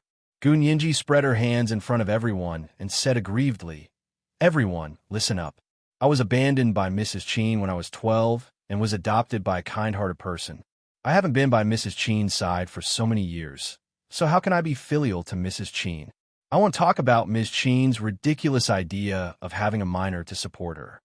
But don't worry, Mrs. Qin, I won't go to court to sue you for abandonment. Just like you said, you don't have to treat me as your biological daughter, but I can't not treat you as my biological mother. I'm only thinking about going to court to sue you for abandonment and humiliating you and the Qin Corporation. I won't do it unless I'm forced into a corner. You, an old Master Qin, can rest assured. Gun Yinji's smile was so natural that everyone in the meeting room was stunned. This was the first update of the day. Chapter 1499, Once and for All. A reminder for everyone's monthly and recommendation tickets. Today was Monday, so there were special recommendation tickets. There was an increase of 2,000 monthly tickets at 8 p.m. Moi. Chapter 1511. Everyone in the meeting room heard very clearly that Gun Yinji was actually threatening Qin Yaoguang. If she continued to make a scene, Gun Yinji would go to court to sue her for abandonment. Gun Yinji was already an adult. Suing her for this crime was actually useless to her, but there was a potential benefit. If she won the lawsuit, Qin Yaoguang wouldn't be able to use her biological mother as an excuse to make any demands on Gun Yinji, including support. This was equivalent to breaking away from her legal mother-daughter relationship with Qin Yaoguang. Gun Yinji's birth had always been a mess. She was not a normal, legitimate child.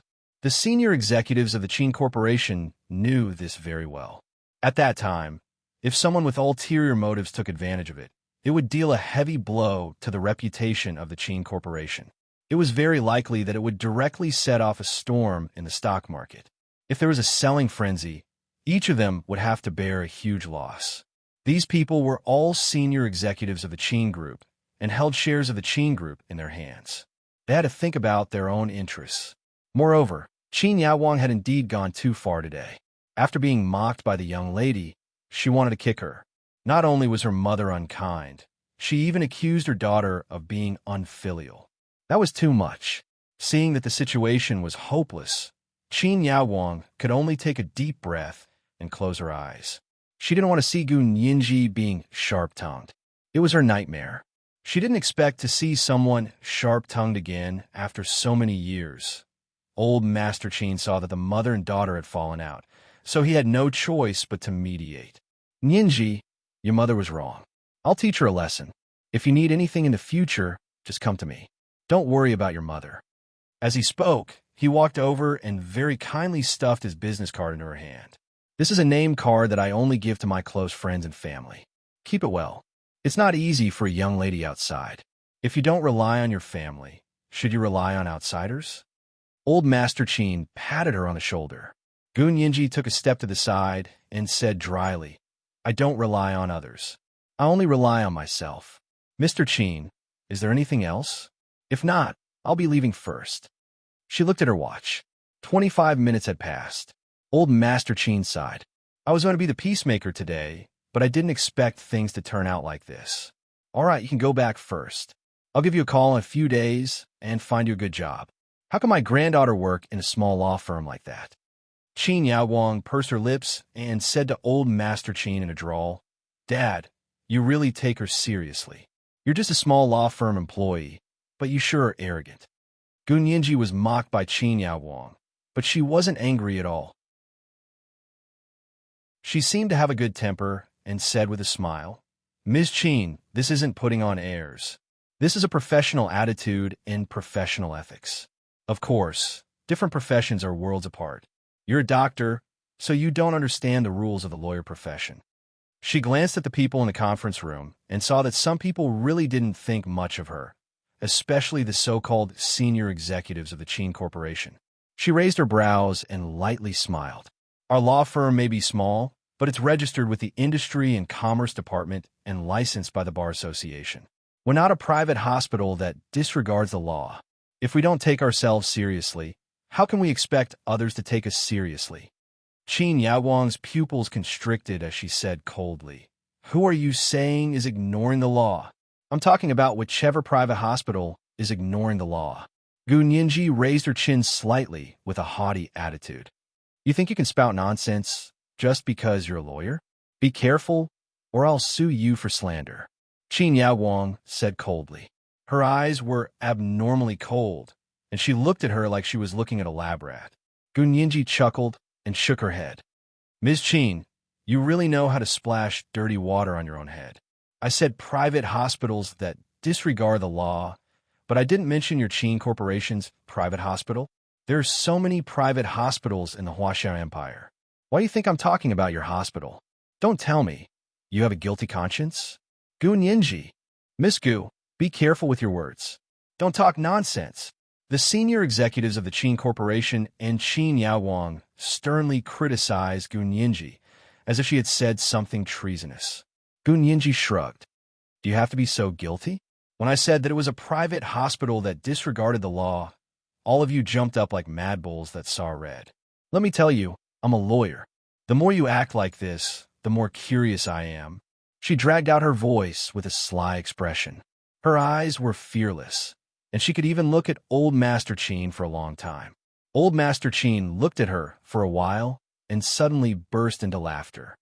The younger generation will surpass the older. The younger generation will surpass the older. The Chin Corporation has a successor. We have a successor.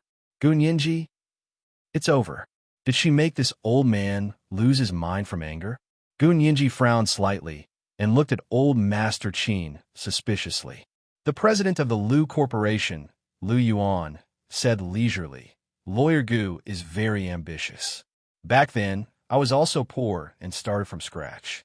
I relied entirely on myself to achieve what I have today. After so many years in society, I only have one thought. Don't bully a young man for being poor.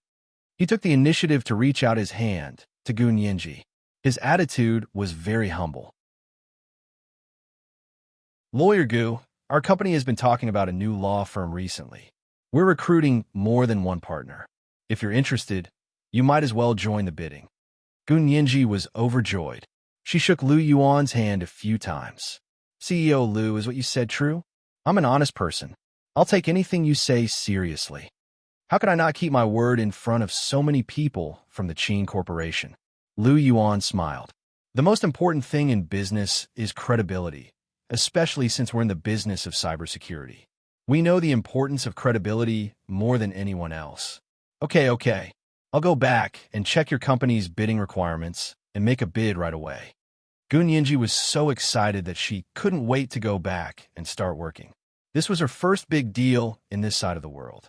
If it succeeded, their small law firm would be able to upgrade their shotguns in minutes. She could also immediately talk to Jin Dazhuang about the partnership.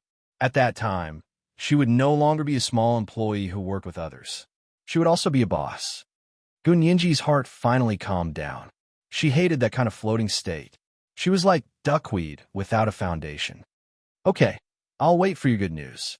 Lu Yuan took good care of her and personally walked her out of the conference room. You work in this building, right? Gu Nianji nodded. I'm on the second floor at the Jean law firm. She added, Jean Dazhuang is a good person. No one else dares to hire me. He's the only one who gave me a job. Lu Yuan curled his lips. Lawyer Jean is indeed a good person. Lawyer Gu, go back and discuss it with Lawyer Jean. The bidding ends next week. Huh? In such a hurry? I'll go prepare right away. Please give me a chance. Gu Nianji bowed to Lu Yuan to thank him. After Lu Yuan sent her off, he returned to the conference room and said to old Master Qin, Your daughter is as stubborn as your granddaughter. Yes, I can't help it. Old Master Qin secretly breathed a sigh of relief when he saw that Lu Yuan didn't mind. Gu Nianji's promotion today was unexpected. Old Master Qin really cherished talent. After exchanging a few pleasantries with Lu Yuan, he left the Lu Corporation building with his own people. After getting into his car, he said to Qin Yaoguang lightly, Don't make things difficult for that child anymore. I want to observe her carefully. Dad, you don't really want her to be your successor, do you?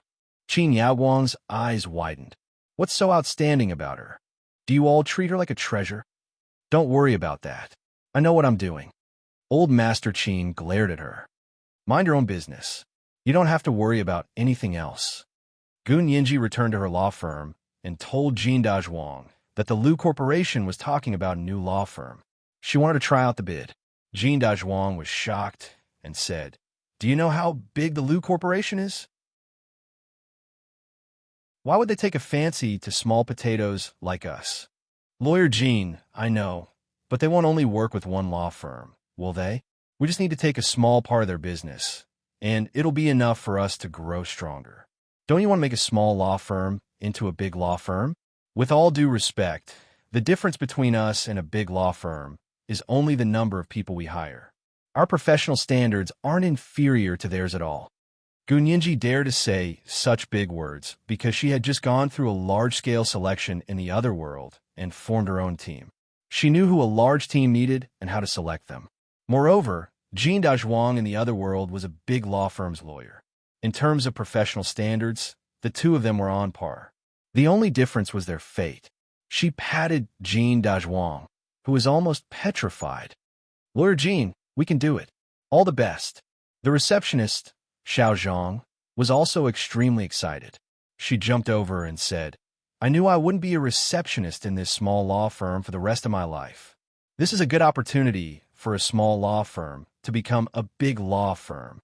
Jean Dazhuang looked at the two energetic young women and was also encouraged. He nodded and said, Looks like I'm really old. I'm not as determined as you guys. Okay, then let's work together and try to take down a part of the Lu Corporation's legal business. This was today's second monthly vote of 2,000 plus updates. Chapter 1500, Don't Bully the Young Poor. A reminder for everyone's monthly votes and recommendation votes. Today was Monday, especially recommendation votes. Moi.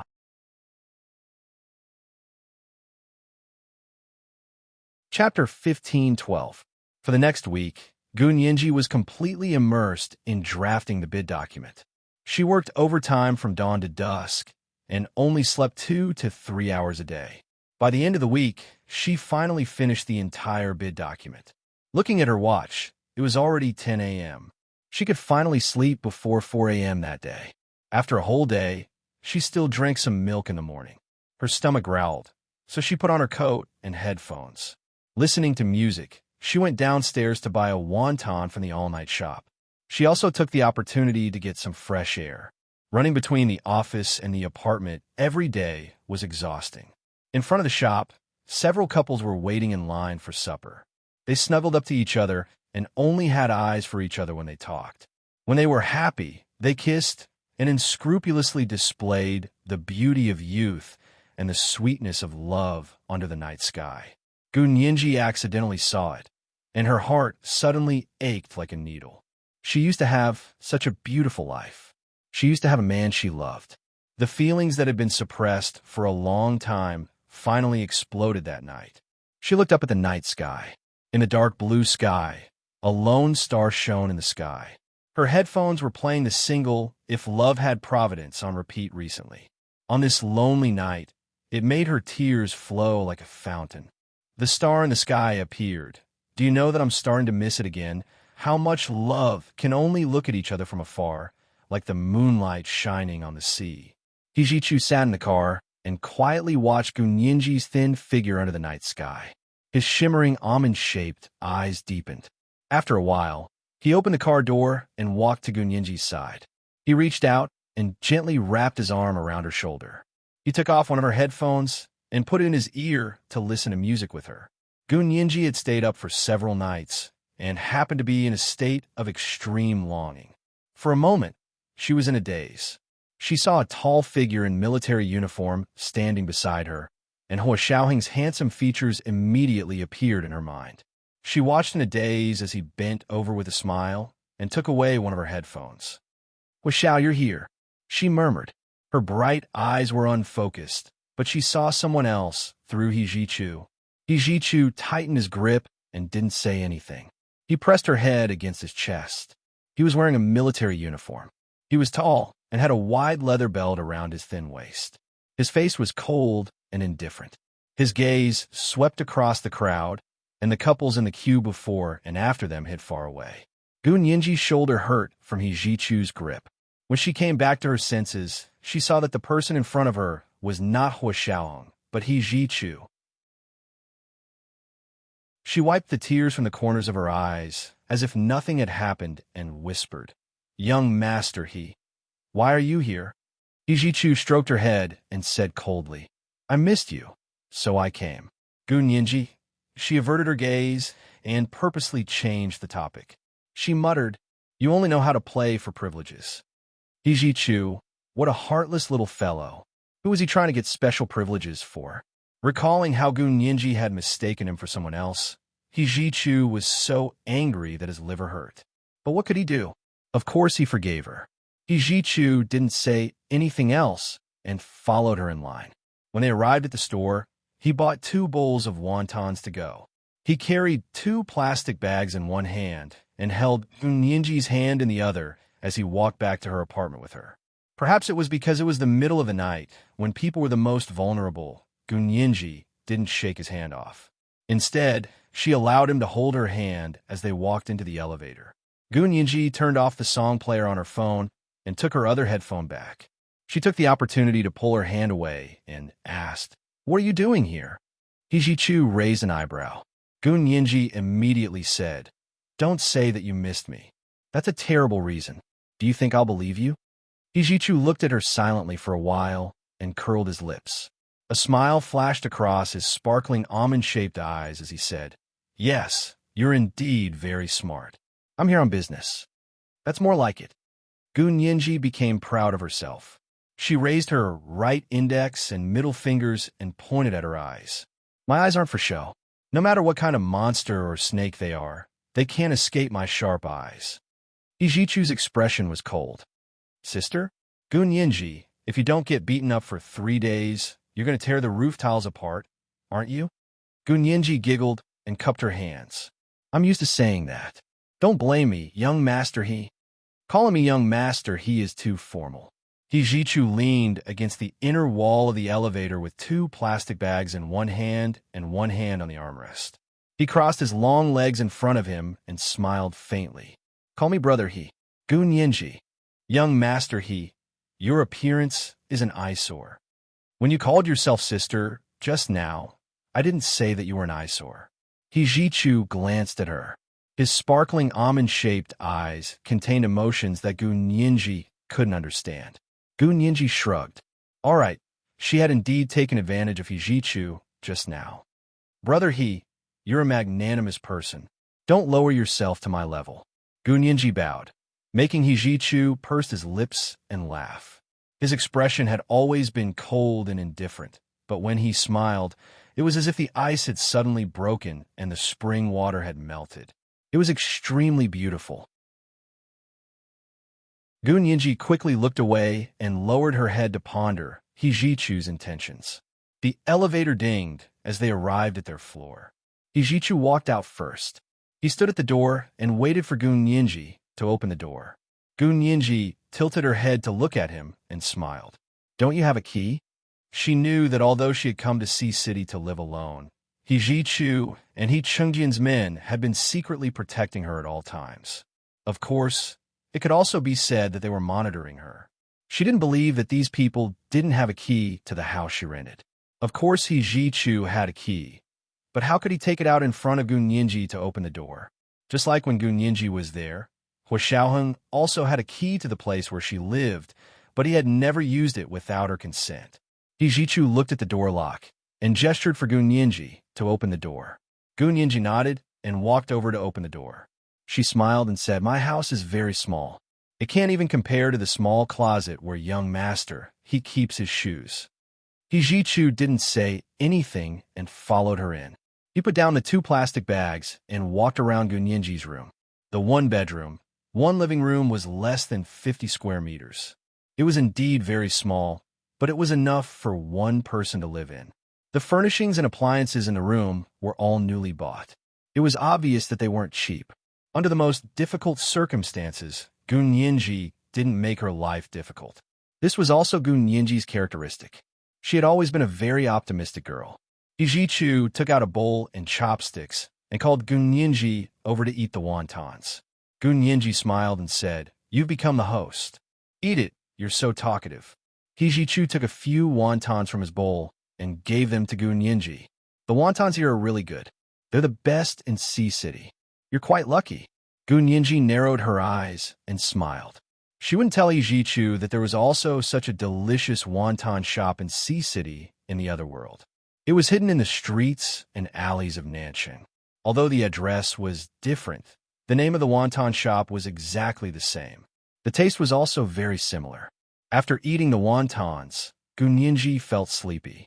She had stayed up for too long and couldn't take it anymore. She yawned and asked Jichu, "Are you going back to your base or to the hotel? I'm going to sleep. I haven't slept well for a few days. To be honest, looking at you feels like I'm dreaming. It doesn't feel real." Jichu knew that she was working hard, so he couldn't help saying, "Yinji, come back with me. Why are you working so hard? If you want to be a lawyer, I'll transfer my mother's shares to you. The major shareholder of the largest law firm in the country is my mother." Of course, it was under his name now. Gun Yinji was a little awake. She rubbed her temples and said, "Young master I have my own goals. I won't sit back and enjoy the fruits of others' labor. Don't worry, I'm not angry with Wenshui. Who does she think she is to be angry with me? I just hope to use my own abilities to earn a place here." How could Jichu not understand Gun Yinji's thoughts? He just felt too sorry for her. After trying to persuade her, he gave up when he saw that she insisted on not accepting it. He patted her head. "Rest early. I'm going back to the imperial capital overnight." Gun Yinji's eyes widened. "Why are you in such a hurry?" She couldn't help showing a hint of wanting him to stay. After all, in this unfamiliar world, Jichu was the person she was most familiar with. Jichu's gloomy mood suddenly improved because of her words. "You don't want me to leave? Then I'll stay." He took a step forward and said tentatively. Gun Yinji quickly retreated and waved her hands. No. I was just saying, if you have something to do, go do it. Don't delay work." She paused for a moment and said sadly, "If it was Major General Hua, he would definitely put work first and I would follow." Jichu's expression suddenly changed and his heart ached. Did she love that person that much? She loved him so much that she was willing to endure his neglect of her. Even when they were far apart, she could still take it out and chew it over and over again, turning the bitterness into sweetness. Jichu clenched his fists. There was no hurry. He had a lifetime to make Gun Yinji realize that not only was his love for her no less than Hua Xiaoheng's, but it was even greater. "Are you stupid?" Jichu stopped in his tracks and put his hands in the pockets of his military pants. The corners of his mouth twitched. "What's there to think about? Let me ask you, do you need my help with the Lu Corporation's business?" Gun Yinji immediately perked up when she heard Jichu talk about work. She shook her head and said, No need. I've already prepared the bid. Don't interfere. This is my own network, and I have to manage it myself. If you interfere, I'll resign and leave this place immediately. Hijichu didn't say anything else when he saw how determined she was. Moreover, he knew Gu Ninji's ability. If no one deliberately obstructed her, she would be able to climb very high on her own. Okay, keep working hard. I'm leaving. Hijichu opened his arms to her. Give Brother He a loving hug. Okay? Gu Ninji looked at him and slowly moved closer. She blinked her big bright eyes and said with a smile, as a little sister, give Brother He a friendly hug. Okay? Hijichu's outstretched arms stiffened, but he couldn't bear to put down. Gu Ninji walked over with a smile and hugged him gently. She whispered, Brother He, if only you were really my brother. This was the first update of the day, Chapter 1501, If Love Had Providence. If Love Had Providence was a song by the singer Li Jian. It was very nice to listen to. Yes, next is the time to ask for votes. Don't be careless and throw your monthly votes and recommendation votes over. Why are you asking for votes? Because there are two important rankings. Although the Major General's ranking is already very low, Ninji refuses to give up. So, don't give up either. There will be an extra update at 8 p.m. It will be a special extra update for my book friend, Guo Xie. Such a good book friend, who is full of enthusiasm in the book review section, has to be added, moi, all the big shots and little angels.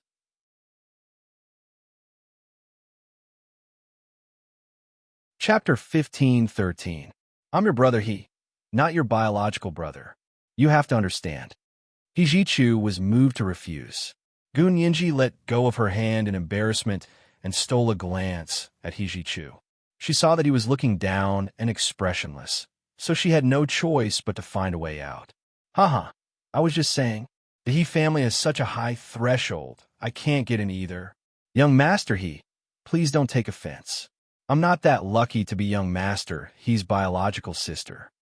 Hijichu's brows gradually furrowed. He grabbed Gu Ninji's hand and pressed it against his chest. He whispered, don't play dumb. Don't you know what I mean?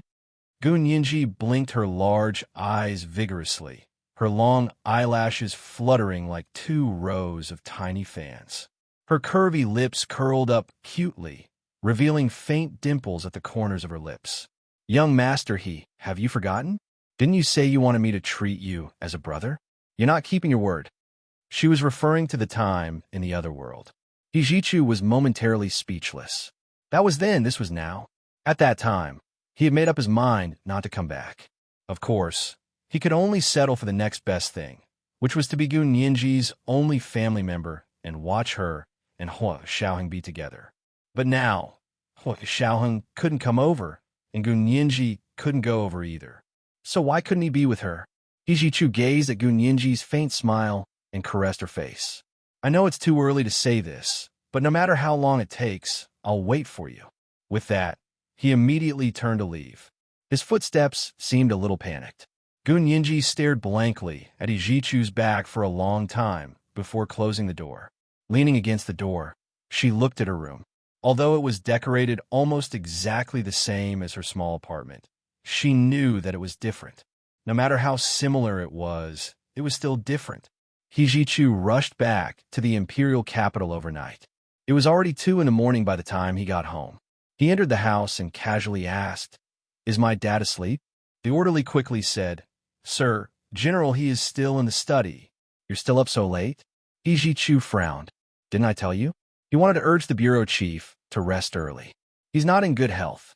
Sir, we urged you to come back, but every time you wanted to come back, he would wait for you. Hijichu closed his eyes and asked, Other people? Are they all back?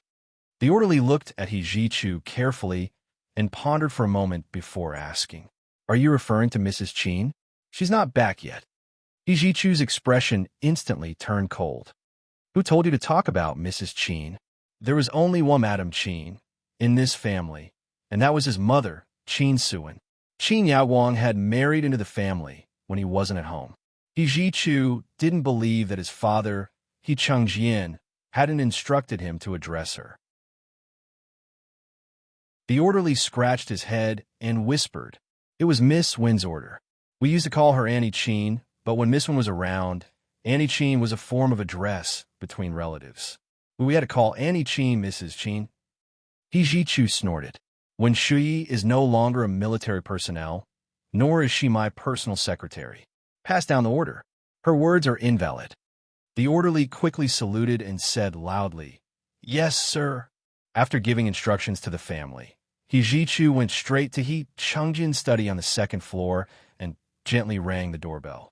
He Chungjin saw from the video that it was He Ji-chu who had returned and quickly pressed the button to open the door.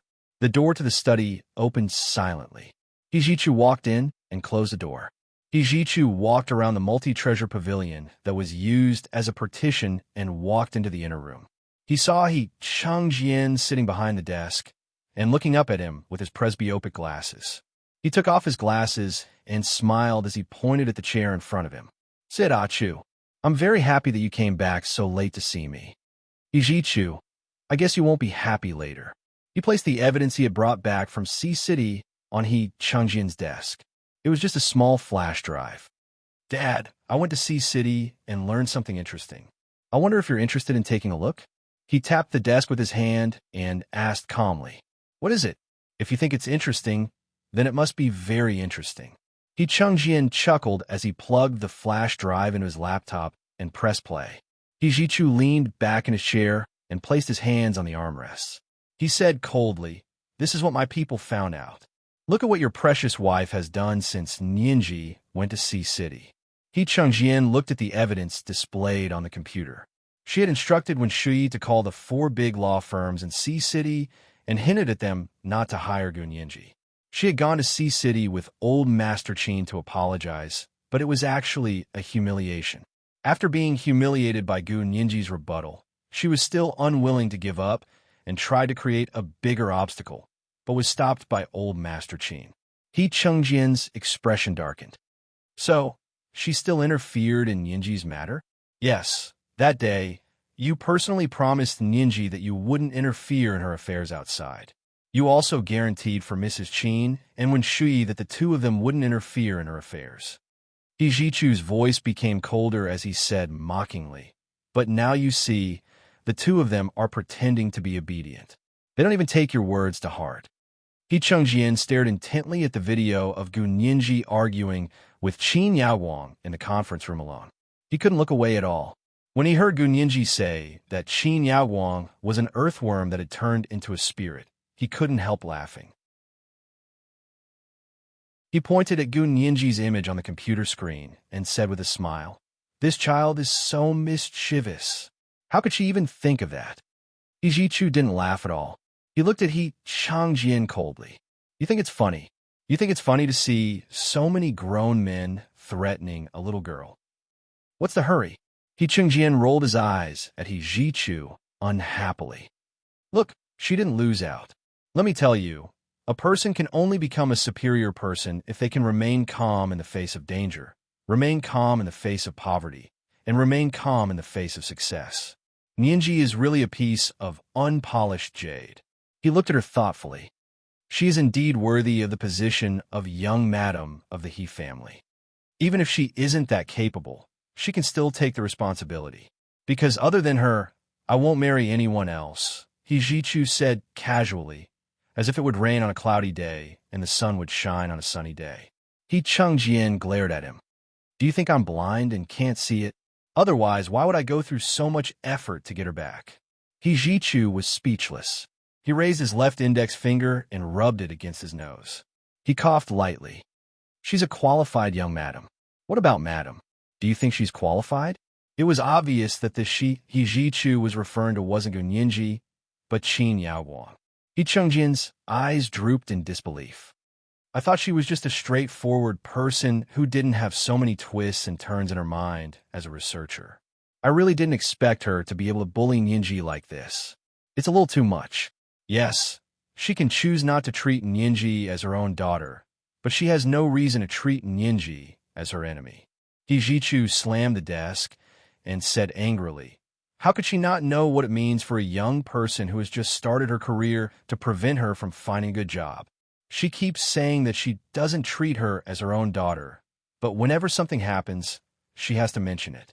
She's afraid that others won't know that Ninji is her daughter. He Jichu lowered his voice. Haven't you ever advised her not to go crazy? He Chengjian smiled bitterly. Before Ninji came back, she didn't go crazy.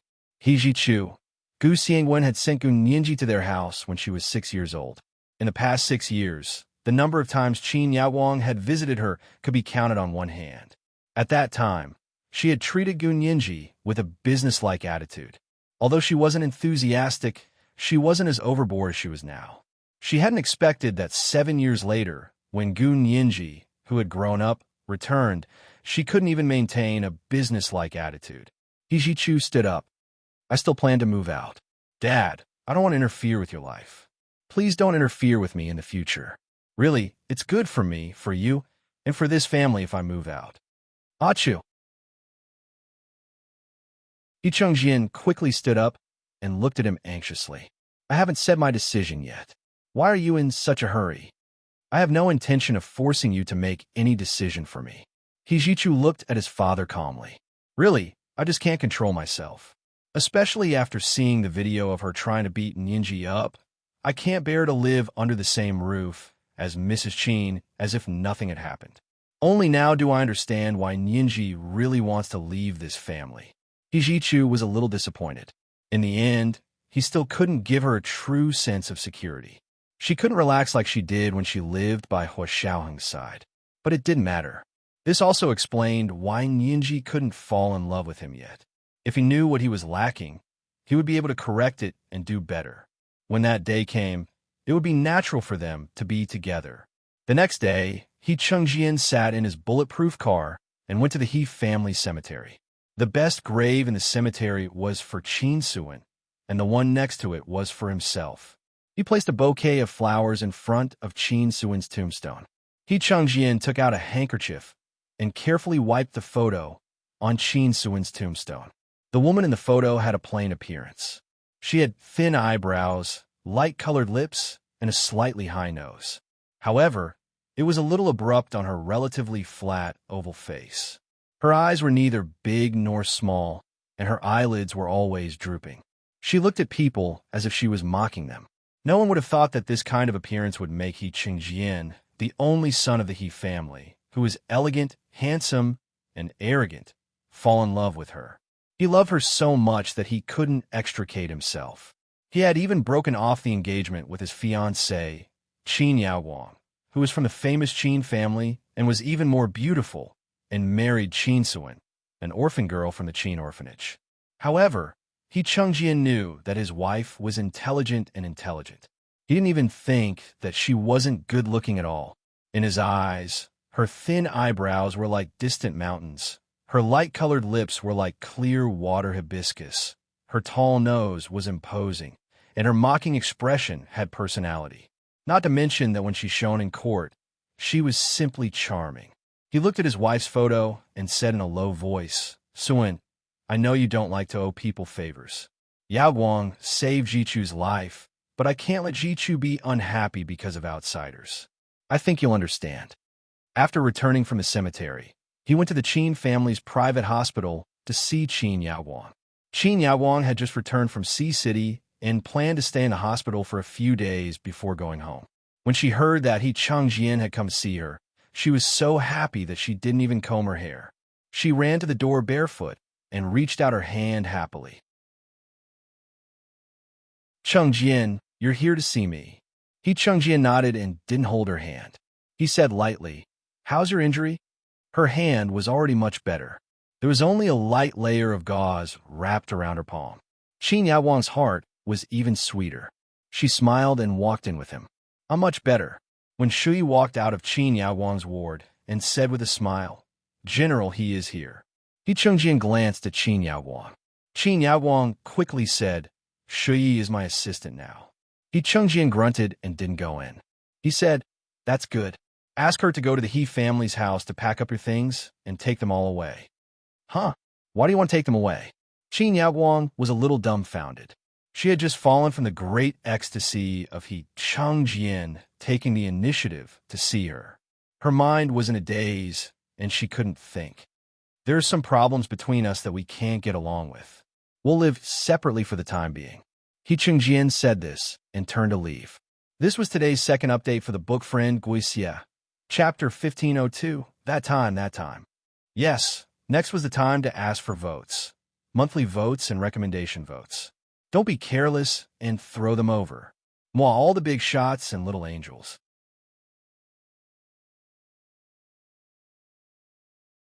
Chapter 1514. Qin Yaowang froze. She stared at Yi Chengjian for a long time before muttering, "Why? What problems do we need to solve? Tell me, I'll definitely change." Yi Chengjian wasn't a young man who had just fallen in love. Now that he saw that Qin Yaowang was almost 50 years old and was still talking like an 18 or 19-year-old girl, he found it even more ridiculous. He said calmly, "I'm already so old. If I could change, I would have changed long ago." This sentence was like a giant meteorite falling from the sky, smashing Qin Yaowang until she was dizzy and her face flushed red. Seeing that the situation was not good, when Shui hurriedly said, "You guys go in and talk. I'll ask the doctor if I can be discharged." She didn't want to witness Qin Yaowang's embarrassing side here. Qin Yaowang had already ordered her around as a servant. If she didn't know what to do, she probably wouldn't even be able to be a servant anymore. After when Shui left, Qin Yaowang heaved a sigh of relief. She did not want to expose her unbearable side to others. In her life, she had only lowered her head in front of Yi Chengjian. Yi Chengjian thought for a moment before following her into Qin Yaowang's ward and sitting down in front of her. "Brother He, really you can't be like this." Qin Yaowang's eyes gradually turned red, and she spoke very slowly. "How'd I make you angry? I really don't understand. Others might not know how I've treated you all these years, but don't tell me you don't know." Yi Chengjian was touched when he thought about how Qin Yaowang had waited for him for decades. But that was all. He was not moved to the extent of having feelings for her. "You were indeed very good to me at first." Yi Chengjian sighed.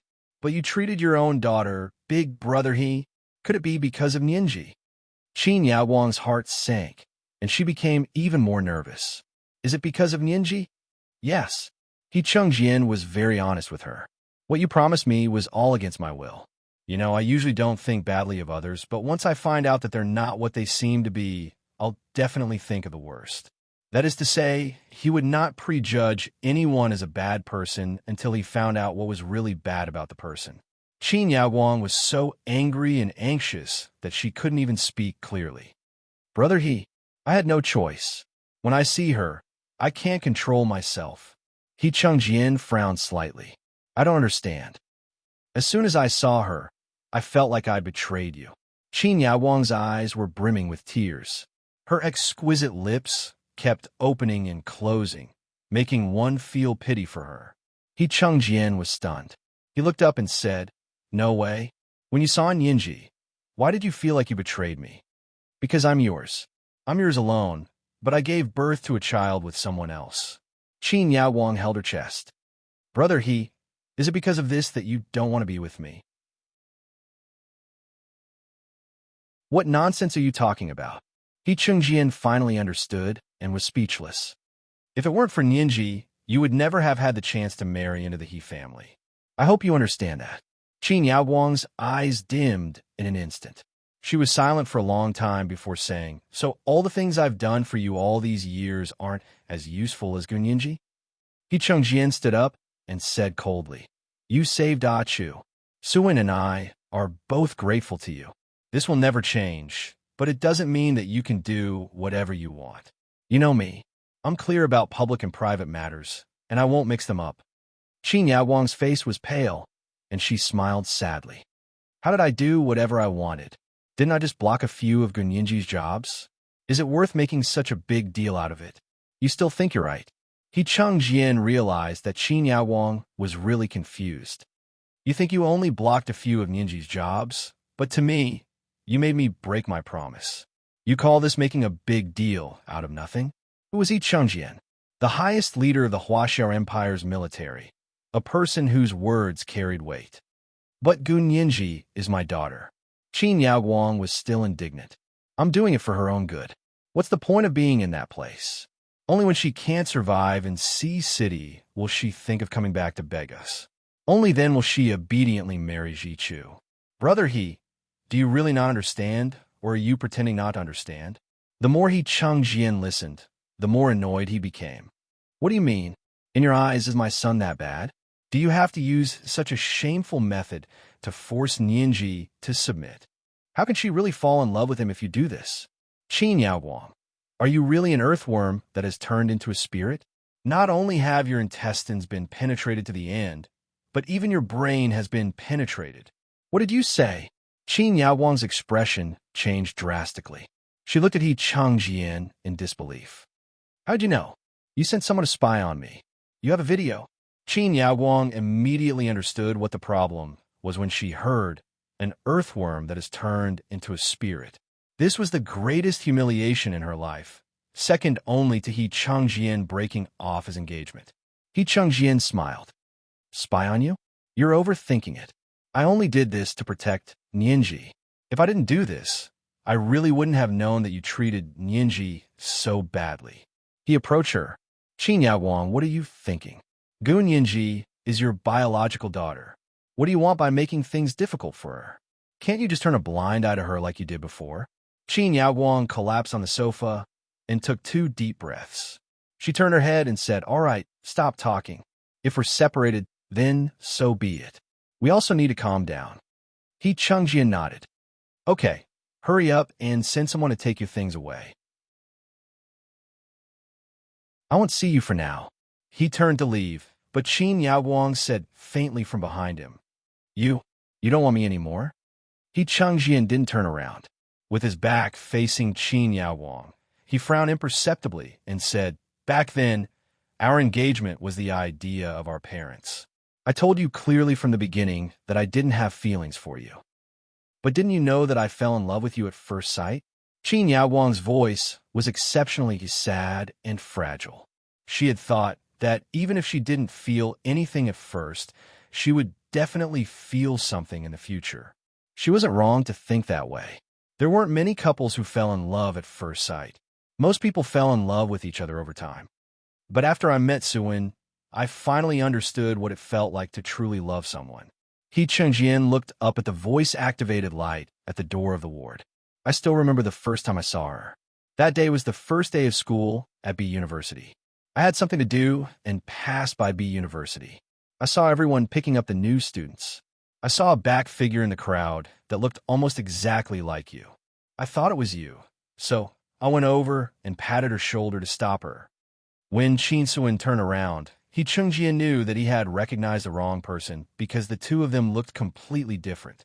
She looked at He Chengjian in surprise and asked in amusement, What can I do for you? Her voice was very pleasant to the ears. It was crisp and tender with a hint of magnetism. Although she wasn't very good-looking, she was calm and polite. He Chengjian saw that he had recognized the wrong person and quickly apologized to her. She didn't mind. She smiled heartily and waved at him.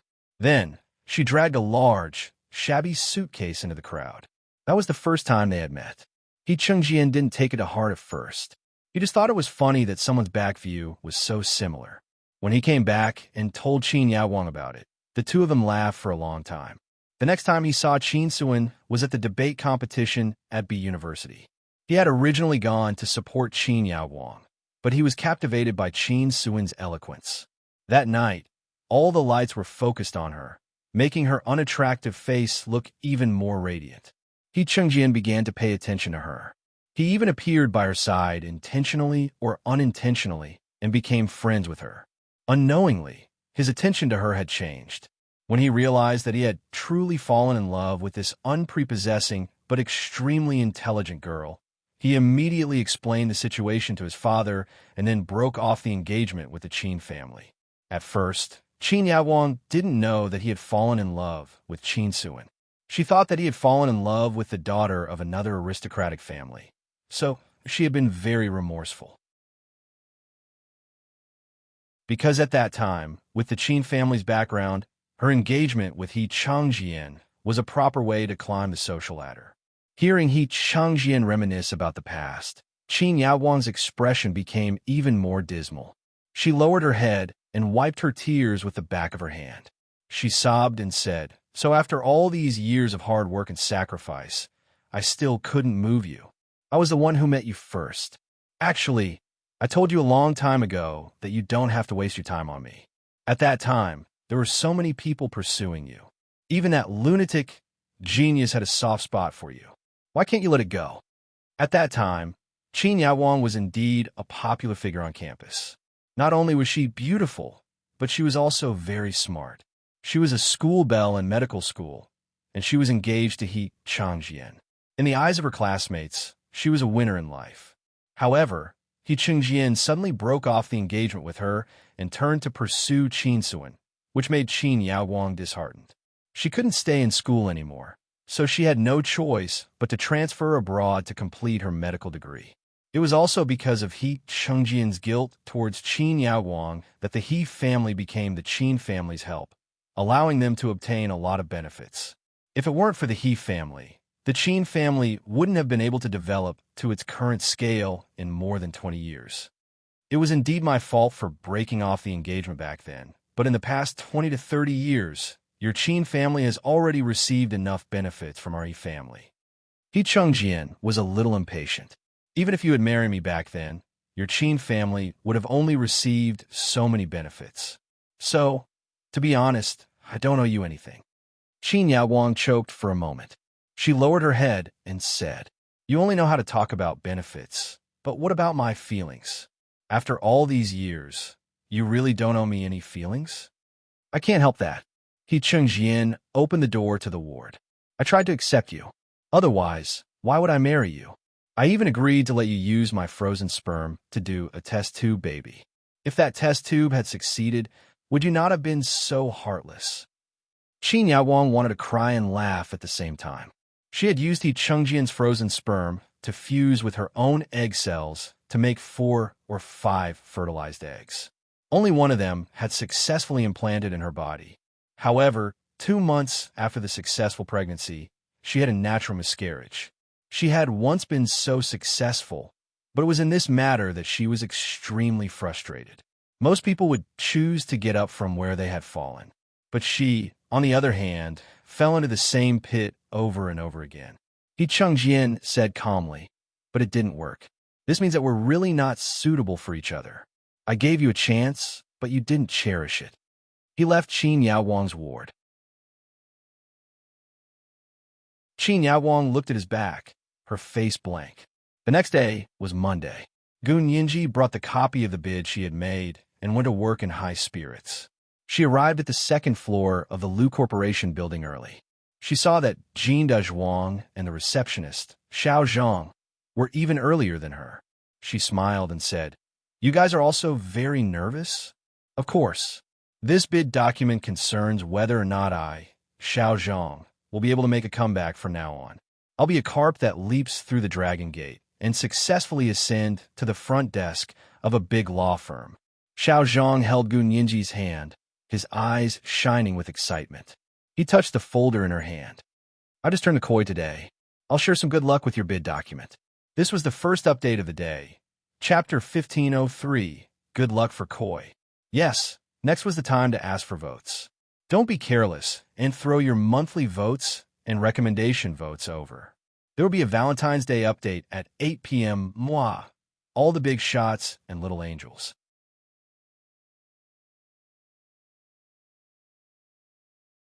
Chapter 1515.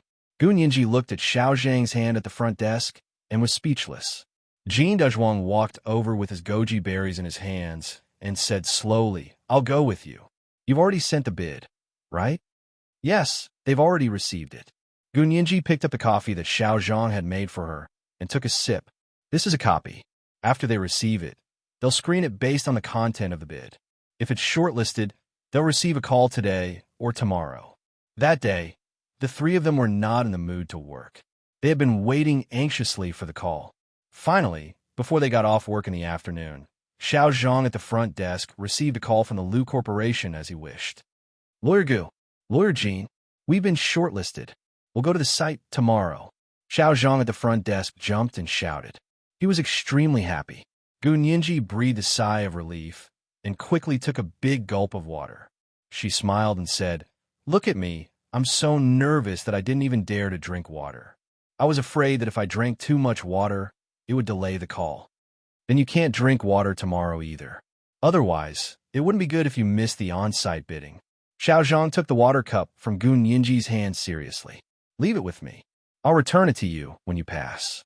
Gun Yinji, she knew that as long as no one got in the way, it wouldn't be a problem to get a small contract. At 9 o'clock on Tuesday morning, Gun Yinji and Jin Dazhuang were dressed in their best suits.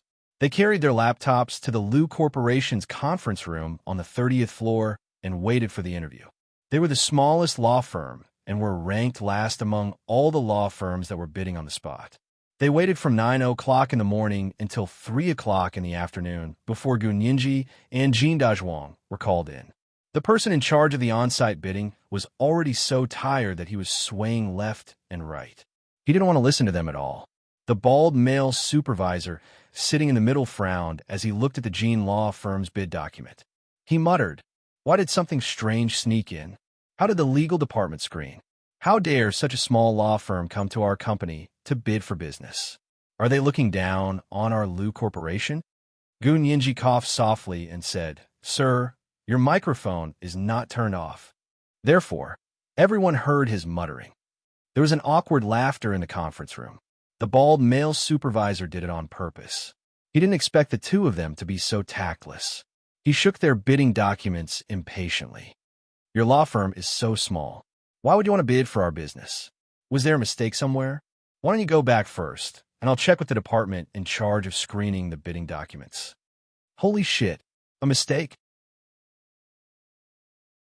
Everyone has been waiting for an entire day, and you're telling me there's a mistake? Gun Yinji was about to lose her temper when the door of the conference room was suddenly pushed open. Lu Yuan walked in slowly and said gently, "I happen to be free, so I came to listen to the bidding. Hello, President Lu. Director Lu. Chairman Lu, please sit here. Boss Lu, do you want tea or coffee?" The managers of the Lu Corporation who were in charge of the bidding and defense were extremely excited. They surrounded their big boss and flattered him. Gun Yinji swallowed her anger when she saw Lu Yuan come in. With Lu Yuan around, these people could not slack off even if they wanted to. As expected, the bald male supervisor asked excitedly, "Jin Law Firm, which one of you is the author of this bidding document?" Gun Yinji stood up. "It's me. Is there anything you would like to ask?" The bald male supervisor was about to speak when Lu Yuan reached out and took Gun Yinji's bidding document from him. He said, "Let me take a look." The big boss was going to ask questions personally, so the managers in the room could only hold their breaths. Lu Yuan looked at it for a while and asked, "Lawyer Gu, right? Your law firm is so small that it doesn't seem to match the professional functions that our company needs in the legal field." The bald male supervisor next to him quickly nodded when he heard this. Yes, that's what I said just now. Whether it's intellectual property rights, cross-border mergers and acquisitions, or infringement lawsuits, they don't have any experience in this area. The four major law firms that we just competed with all have their own strengths. Actually, Gun Yinji was already prepared. She immediately interrupted them and asked calmly, "May I ask if in your company's eyes, only intellectual property rights, cross-border mergers and acquisitions, and infringement lawsuits are considered legal business? Isn't that so?" The bald male supervisor looked at Gun Yinji with a smile. "Don't tell me you want us to use your expertise in divorce lawsuits? Little girl, are you married? If you're not married, you won't be able to find a partner if you keep helping people fight divorce lawsuits." Gun Yinji was furious. How could he have the face to say such a strong personal attack? Although Gun Yinji was angry, she still maintained her composure. She took out her business card and placed it in front of the bald male supervisor. She said calmly, Sure. I think you'll need to look for us soon. I'll give you a 20% discount." The bald male supervisor was stunned for a moment before he understood what Gun Yinji meant. He couldn't help but fly into a rage out of humiliation. "Hey, why are you cursing me? I only said one thing to you, and you're cursing me for divorce just like that." He threw Gun Yinji's business card on the ground. Gun Yinji bent down to pick it up and said nonchalantly, "Okay, then when your wife comes to me for divorce, I'll give her a 20% discount." "You." The bald male supervisor was completely furious. He stood up and waved his arm vigorously. You, get out. He directly told Gu Ninji to get lost. Gu Ninji knew that Lu Yuan wasn't the kind of person who would look down on others. She turned her gaze over. President Lu, are you chasing me away too? Lu Yuan smiled and apologized to her. Lawyer Gu, I'm really sorry for making you feel wronged. It's our fault. He looked at the bald male supervisor, who had lost his composure, and his eyes darkened. You get out. You're the one who should get lost. The president and chairman had spoken, and the bald male supervisor was so scared that he almost peed his pants. He walked out of the conference room in a daze. He couldn't understand why he had been angered by that little girl's words. He must be too tired.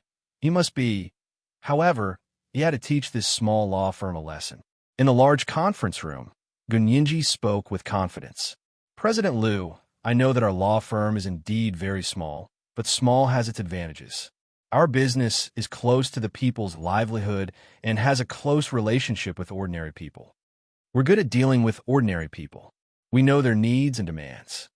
For a large company like yours, you don't need a divorce lawyer to help you with a lawsuit, but you need labor arbitration. I've studied the legal composition of your company and found that you're blank in labor arbitration. In terms of labor law, our lawyer Gene is a true expert. He has personally helped many fired employees with reasonable labor arbitration. It can be said that he's not inferior to any large law firm. On the contrary, because of the fees charged by a large law firm, this kind of small labor arbitration won't be in their eyes. Ordinary employees can't afford to hire a large law firm, but we can provide the same quality service as a large law firm, but our fees are only a fraction of theirs. So I believe that if you sign a contract with our law firm, we can help you solve many labor problems. Your HR department can also consult our law firm as much as possible when it comes to hiring personnel. After Gu Ninji finished speaking, she placed another more detailed bid in front of Lu Yuan. President Lu, this is the detailed bid I made. There's a comparison of data in it. Please refer to it. The bid wasn't long, only 3 pages, but the data was detailed and the argument was powerful. One would need to be a legal professional to be able to tell the weight of this bid. A bid written with this kind of thinking would have a very high winning rate, even if it were to bid for the business of a large international company. Lu Yuan was already very satisfied, but he still said aloofly, Lawyer Gu, I remember you just said that you were the one who drafted this bid. Yes, I wrote it all. Every punctuation mark is original. Gu Ninji spread her hands playfully. All rights reserved. Reproductions will be investigated. Lu Yuan smiled and looked up. The lines at the corners of his eyes were even more charming. But this bid really doesn't look like it was written by someone who just graduated. Forgive me for asking, but has Lawyer Gu ever had similar work experience before? Whether one had work experience or not, one's performance during an interview was completely different. It was just like how virgins and non-virgins behaved completely differently on their wedding night.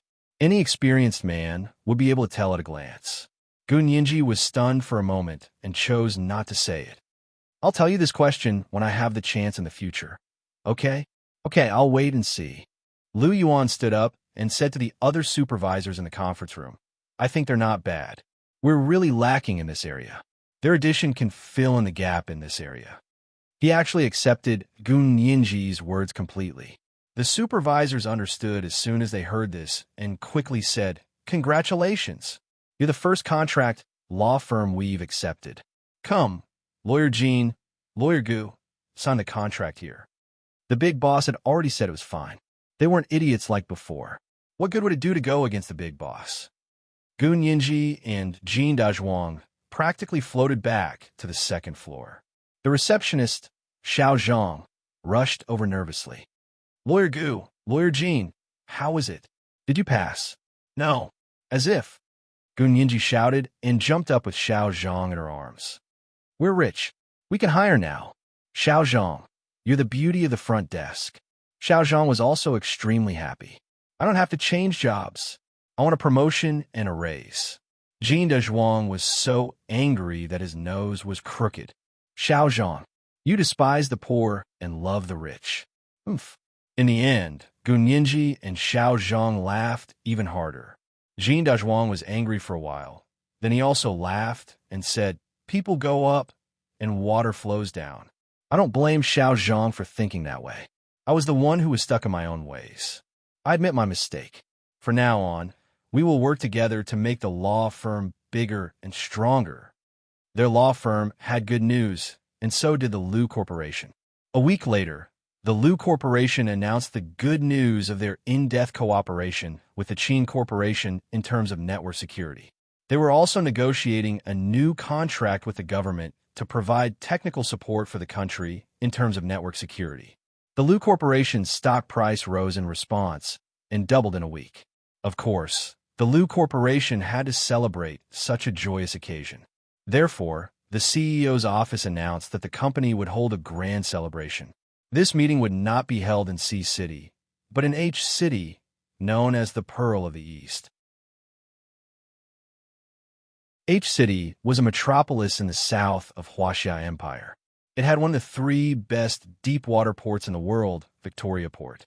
It was also a tourist city. All 3 of them in the law firm had received invitations. "Lawyer Gu, are you going or not? It's a free tour." The receptionist, Xiao Zhang, was very excited. Gu Nianji didn't want to go at first. Her birthday was coming up, and she was feeling down. She didn't have the energy to do anything. She said listlessly, "We'll talk about it then." Xiao Zhang was browsing Weibo on his iPad. From time to time, he exclaimed, "The Lu Corporation is really generous. They invited so many celebrities. There's still a lot of socialites. Oh, look, this socialite is so elegant and beautiful. Let me see who she is." Xiao Zhang put on a show by himself. She patted Gu Nianji on the shoulder. "Lawyer Gu, look, Xie Qingying, Prime Minister Xie's niece. I heard that she represented Prime Minister Xie at the celebration banquet of the Lu Corporation." Gu Nianji's heart skipped a beat. "Who?" "Xie Qingying. She's going too." Xiao Zhang showed Gu Nianji his Weibo.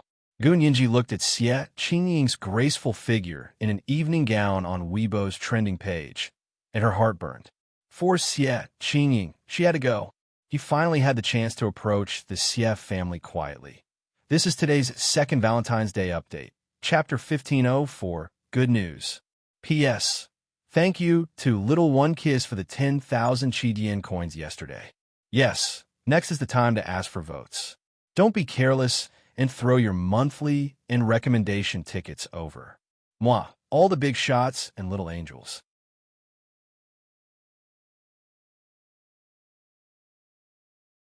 Chapter 1516. It looks interesting, Gu Nianji said with interest. She rested her cheek on one hand and tilted her head in front of Xiao Zhang to watch the socialite gossip with her. When she saw that Wen Shuyi was also among the socialites in a white LV suit, Gu Nianji raised her eyebrows and pointed at her photo. This person is also a socialite. She had thought that socialites had to be girls from prominent families. Of course. Xiao Zhang poked at the photo on the iPad with her finger. "She's amazing. I heard that she's Dean Sheen's goddaughter. She graduated from Harvard Law School and is the youngest director of the military. She's also Major General He's personal secretary." Although Wen Shuyi was no longer He Zhichu's personal secretary, the general public still didn't know about this. Gu Nianji scoffed. "Dean Sheen's goddaughter? Really? That's what they all say because Dean Sheen has brought her to some upper-class banquets. Maybe she's his assistant." Xiao Zhang seemed to remember something and took out her phone. "Let me show you my collection. I can't even bear to use it as wallpaper." She took out a photo from her phone album and showed it to Gu Nianji as if she was showing off a treasure. "See, this is the only photo of Major General He that has appeared on the internet.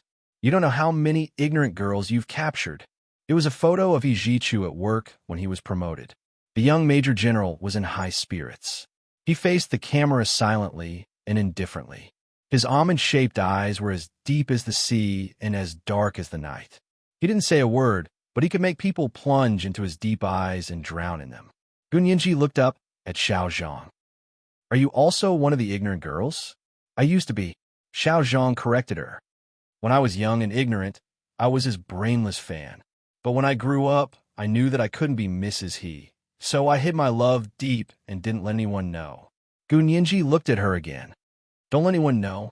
She pointed at herself. I'm not anyone. Xiao Zhang giggled. Of course you're not anyone. You're my boss and my breadwinner. How can you be anyone? Lawyer Gu, to be honest, Major General, he has been keeping a low profile all these years. He hasn't shown his face in 3 or 4 years. We brainless fans have already climbed the wall. Gun Yinji, come, Lawyer Gu, do you want to join the Major General he's brainless fan club with me? Xiao Zhang pretended to be serious and reached out his hand to her. I'm the founder. I'll be your president. Gun Yinji giggled and said, that's not necessary. You can be his fan yourself. Don't you think he's very, very handsome? Little Zhang was surprised. Let's not talk about this uniform anymore. I'm a fan of uniforms. I know that. I've already given up on treatment. Just his looks and his abilities are enough to make you fall into a trap, right? How can you be so cruel as to reject him? Gun Yinji replied leisurely. He's quite handsome, but I'm already someone else's hardcore fan. I'm completely loyal to him. TSK, you only know how to brag. Is there anyone more handsome than General He? Xiao Zhang didn't believe him at all. He rolled his eyes and said, all right, you lawyers are so good at talking. It would be strange if I could hear the truth from your mouths. You're worth teaching. Gun Yinji patted her head and walked back to her office with a smile. Because their law firm had obtained the Lu Corporation's contract, they were expanding their business. The first thing they did was rent an office on the 11th floor. They were no longer the small law firm with only 2 rooms on the 2nd floor. They now occupied a quarter of the 11th floor and had about 10 rooms. Of course, Gun Yinji had her own office. She had already been promoted to partner. After entering her office, the smile on Gun Yinji's face fell. She sat back at her desk and stared at the 3 computer screens in front of her in a daze. Xie Qingying. She didn't expect Xie Qingying to be here too. She didn't stop for long before her phone rang. Gun Yinji looked at it. It was He Jichu calling. She took the phone and answered the call. She joked, young Master He, we still have your brainless fan here. He Jichu. He wasn't used to it. Gun Yinji chuckled. How have you been? What's the matter? He Jichu came back to his senses and said, your birthday is coming up. How do you want to celebrate it? Gun Yinji looked at her schedule and said lazily, I won't be able to celebrate it this year. I'm going to H City. On my birthday, I'm going to attend the Lu Corporation's celebration party there. The Lu Corporation's celebration party? He Jichu frowned. Can't you not go? No. Gun Yinji objected cleanly. I have to go. There are so many celebrities and socialites. I want to go and watch the show. He Jichu knew that Gun Yinji wasn't someone who liked to watch such shows, but since she said she wanted to go, she had to go. How could He Jichu not let her go? He sighed. Then I'll come to C City early to celebrate your birthday? There's no need to trouble yourself. Gun Yinji said with a smile. Actually, birthdays are celebrated every year. It's fine to celebrate once in a while. She chatted with He Jichu for a while and thought of Xie Qingying and Wen Shui, who she had just gossiped with Xiao Zhang. She smiled and teased. I didn't expect young Master He's personal secretary to be a socialite. Socialite, when really likes to be in the limelight at social events. I saw that her socialite ranking is even higher than Prime Minister Xie's niece, Xie Qingying. He Jichu didn't care about Wen Shui at all. He immediately said, she's no longer my personal secretary. I know, but others don't. Gun Yinji shrugged. All right, I was just saying it casually. She's not among the socialites invited by the Lu Corporation this time. Are they well informed and already know? How would I know? He Jichu said as he turned on his computer and searched for news about the Lu Corporation celebration party. He saw Xie Qingying's name in the string of sparkling names and couldn't help but pause for a moment. After hanging up the phone, He Jichu sat in his office for a while. He felt a little uneasy and decided to ask He Changjian. Dad, when I sent the news back, you investigated the whole family, right? He Jichu sat in He Changjian's study and asked in a low voice. I did. I searched the whole country for 3 years, but there was no Hua Xiwenong or Hua Guanchen. Of course, there was no Hua Shaoan. What's wrong? He Changjian raised an eyebrow and looked at him. Are you worried that Gun Yinji will fall in love with someone else because Hua Xiaoheng is also here? He Jichu shook his head. I don't think Nianji will fall in love with someone else, even if Hua Xiaoheng is here. After all, Hua Xiaoheng here isn't the Hua Xiaoheng over there, even if he looks exactly the same. If she really wanted to fall in love with someone else, she would only fall in love with him, not a substitute. After a pause, he added, Nianji isn't a person who looks at appearances. Actually, he knew that Gu Nianji was a person who looked at appearances, but he absolutely couldn't admit it in front of He Changjian. He Changjian laughed. Then what are you worried about? Actually, it's pretty good to have Hua Xiaoheng here. He can't come over there. As soon as he comes over, both of them will die. Wouldn't that be the end of it? He Jichu couldn't tell what he was feeling. He took a deep breath and asked, what about the Xie family? Have you checked on the Xie family? He knew that Hua Xiaoheng's grandmother was Xie Zian, the eldest daughter of the Xie family. This person, He Changjian frowned. To be honest, this person isn't easy to check because even the Xie family might not know her whereabouts. He Jichu's heart tightened. What do you mean? She left the Xie family in her early years and joined a revolution. Later, she went to the Soviet Union. There, she happened to encounter the Germans invading the Soviet Union, and there was no news of her after that. She hasn't contacted the Xie family for so many years, and they already think of her as a dead person. He Changjian put on his reading glasses. Let me show you the information I found. He Jichu read through it quickly and breathed a sigh of relief. She probably died in the war. After all, that war had almost wiped out the entire population of that city in the Soviet Union. After a few days, the day to go to H City approached. Xiao Zhang wanted to buy a few gowns for formal occasions. She didn't want to take a lunch break at noon, so she dragged Gu Nianji shopping. Gu Nianji didn't want to dress up too grandly. Besides, He Jichu had already bought her gowns for all seasons. She could just choose a low-key one when the time came. However, there was a large shopping mall next to the Lu Corporation building. It wouldn't be bad to go shopping at noon as a way to digest her food. She chatted and laughed with Xiao Zhang as they walked out of the Lu Corporation building. Suddenly, a man in casual clothes walked over and said with a smile, Miss Gu, someone is here to see you. This way, please. Gu Nianji looked up at the direction the man was pointing in. She saw a bulletproof car parked by the side of the road. It looked ordinary, but the license plate wasn't something an ordinary person could use. She walked over, and the brown car window slowly rolled down. He Jichu smiled at her. Gu Nianji quickly turned around and said to Xiao Zhang, My friend came to see me from the capital. I can't accompany you to buy a gown. It's okay, it's okay. Lawyer Gu, please help yourself. Xiao Zhang shrunk his neck when he was stared at by the man in casual clothes. He felt uncomfortable, immediately slipped away. Gu Nianji said to He Jichu, I still have to work in the afternoon.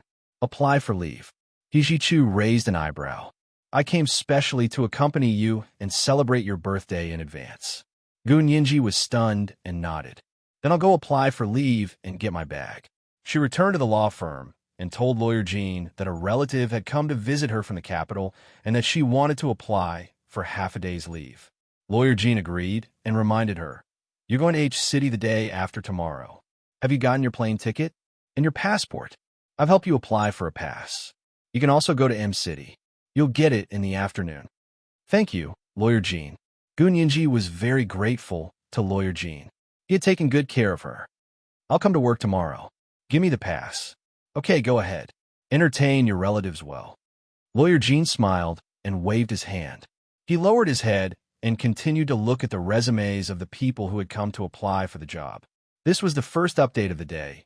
Chapter 1505, I'm loyal to him. Yes, next is the time to ask for votes. Don't be careless and throw your monthly votes and recommendation votes over. There's an update from my moderator, Meow, Little Meow, at 8 p.m. because I've been threatened. If I don't add updates for her, I won't be able to pet the cat. Moi, all the big shots and little angels.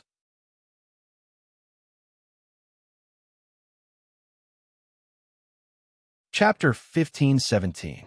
He Jichu took Gu Nianji to the best top-floor revolving restaurant in H City for dinner. He had booked the entire floor of the restaurant. There were only the two of them in the empty and vast space. In the dining room, a female pianist in a long skirt was playing an elegant and beautiful piano piece, accompanied by a handsome violinist. He had ordered the dishes a few days in advance. The red lobsters from Australia, the famous blue crabs from Maryland in the United States, the golden king crabs from Alaska, the wild Arctic shells from the deep sea of the North Atlantic, and the geoduck clams from British Columbia and Canada were all alive before they were served. Seafood, seafood. Eating was all about freshness. Gun Yinji's tastes were very similar to Hijichu's. Although she didn't really want to celebrate her birthday, the delicacies quickly dispelled her gloomy mood, and she ate happily. It was best to eat seafood with white wine. It could both enhance the taste and kill bacteria. Gun Yinji wasn't old enough yet, so Hijichu didn't let her drink. He only ordered a glass of water for her without ice. This way, it wouldn't ruin the original taste of the seafood. He ordered a bottle of Scottish Pomwaret Island Dallows whiskey and slowly ate with her. Young master you're so considerate. Gun Yinji picked up her glass of water. I'll use water instead of wine to toast young master Hijichu's shimmering almond-shaped eyes flashed. He leisurely raised his glass and clinked it with hers. Girl. Gun Yinji ignored the affection in his tone and smiled. I'm still a few days away from turning 20. Don't make me sound old. Hijichu. He looked at her unhappily and lowered his head to take another sip of whiskey. His tone was indifferent with the unique coolness of whiskey. I originally booked this meal on your birthday, but you're going to H-City. I won't be able to accompany you on your birthday since you're going to H-City. Gun Yinji didn't think much of it. You go ahead and do your thing. My trip to H-City will be considered a vacation. Don't worry about me. When are you going? I've already booked the plane tickets. It's the day after tomorrow. Gun Yinji was very eager to talk to Xie Qingying.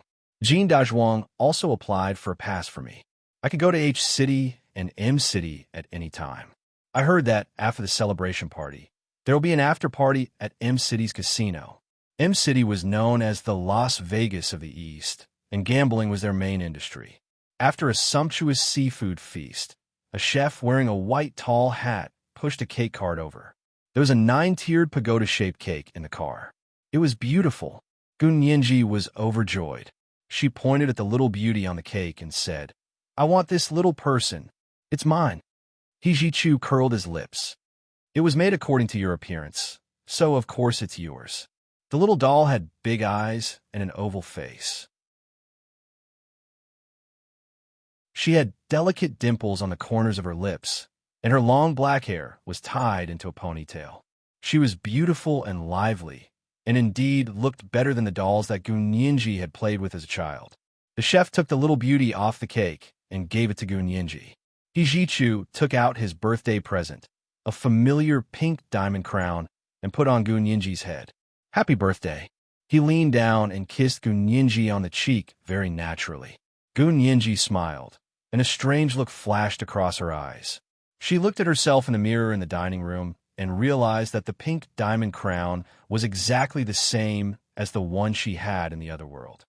Did my father buy this for me too? Gun Yinji asked nervously. Hijichu shook his head. This is one of my betrothal gifts. My mother gave it to you when the two families were discussing the engagement. How old was she at that time? Gun Yinji, then she couldn't accept it.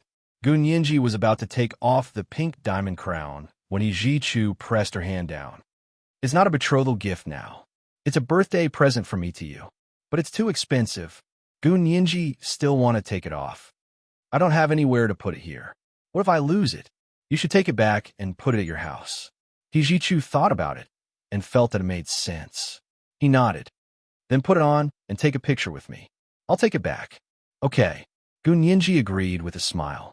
She moved closer to stand beside Hijichu and asked his personal secretary to take a few photos of them.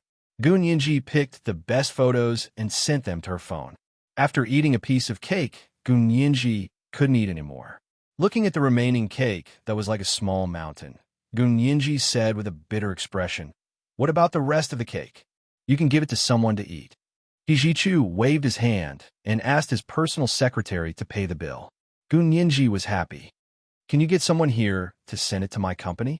I'll also send one to President Liu and Director Zhao. Director Zhao.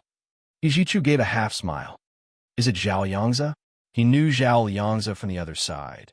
And he also knew that Zhao Yangzi didn't join the army, but was the technical director of the Lu Corporation. Gu Nianji didn't hide it. Yes, it's him. Although he doesn't know me, he treats me well. The two of them ate for 2 to 3 hours. After dinner, Hijichu took a private plane back to the imperial capital. It was already dark when he returned to the imperial capital. When he came out of the airport and passed the intersection of the imperial capital's third ring road, he glanced at the traffic lights there. This was originally the coordinates where he had picked up Ninji, but for some reason, the magnetic field suddenly became chaotic and the coordinates failed. Qin Jining didn't directly return Gu Ninji to the intersection. Instead, he landed on the Caribbean Sea Snake Island thousands of miles away. Ijichu felt that there was something wrong with this. However, after the scientists on their side checked, they kept saying that the magnetic resonance device had malfunctioned, which was why the coordinates were wrong. However, they had used the magnetic resonance device so many times without any problems. Why did it malfunction when they picked up Gu Nianji? Hijichu quietly looked at the intersection of the imperial capital's third ring road until it disappeared from his sight. At that moment, in the same place on the other side of the world, Huo Xiaoheng was walking alone on the sidewalk beside the third ring road with little Corgi on a dog leash.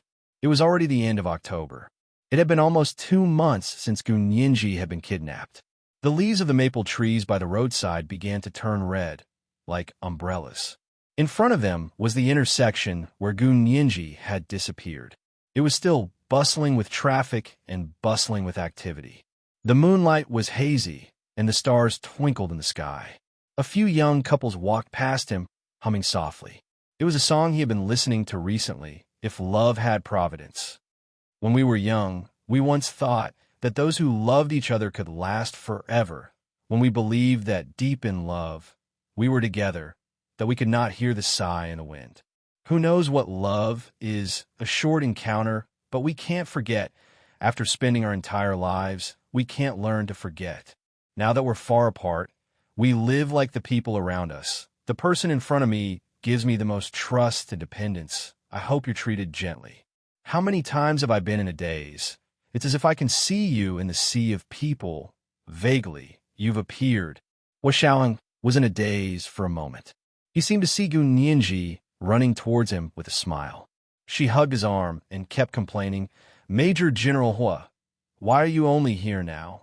I've been waiting for you for a long time. He stopped in his tracks and looked ahead quietly. Suddenly, he was in so much pain that he sat down silently on a bench by the side of the road. The little corgi, Aku, barked at the intersection. Its little short legs jumped and jumped.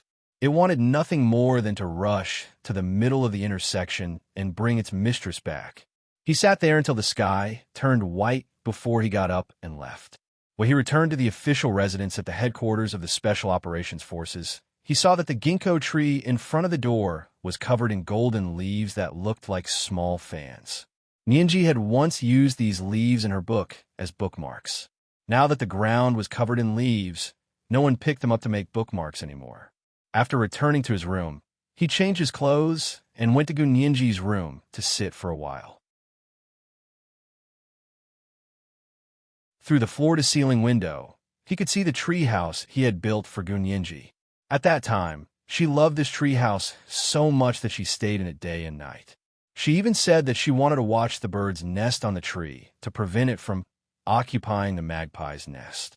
Now that he thought about it, she must have had a premonition, right? Little Nianji, who had died young, was here. So where did she come from? The treehouse was still there, but Nianji was nowhere to be found.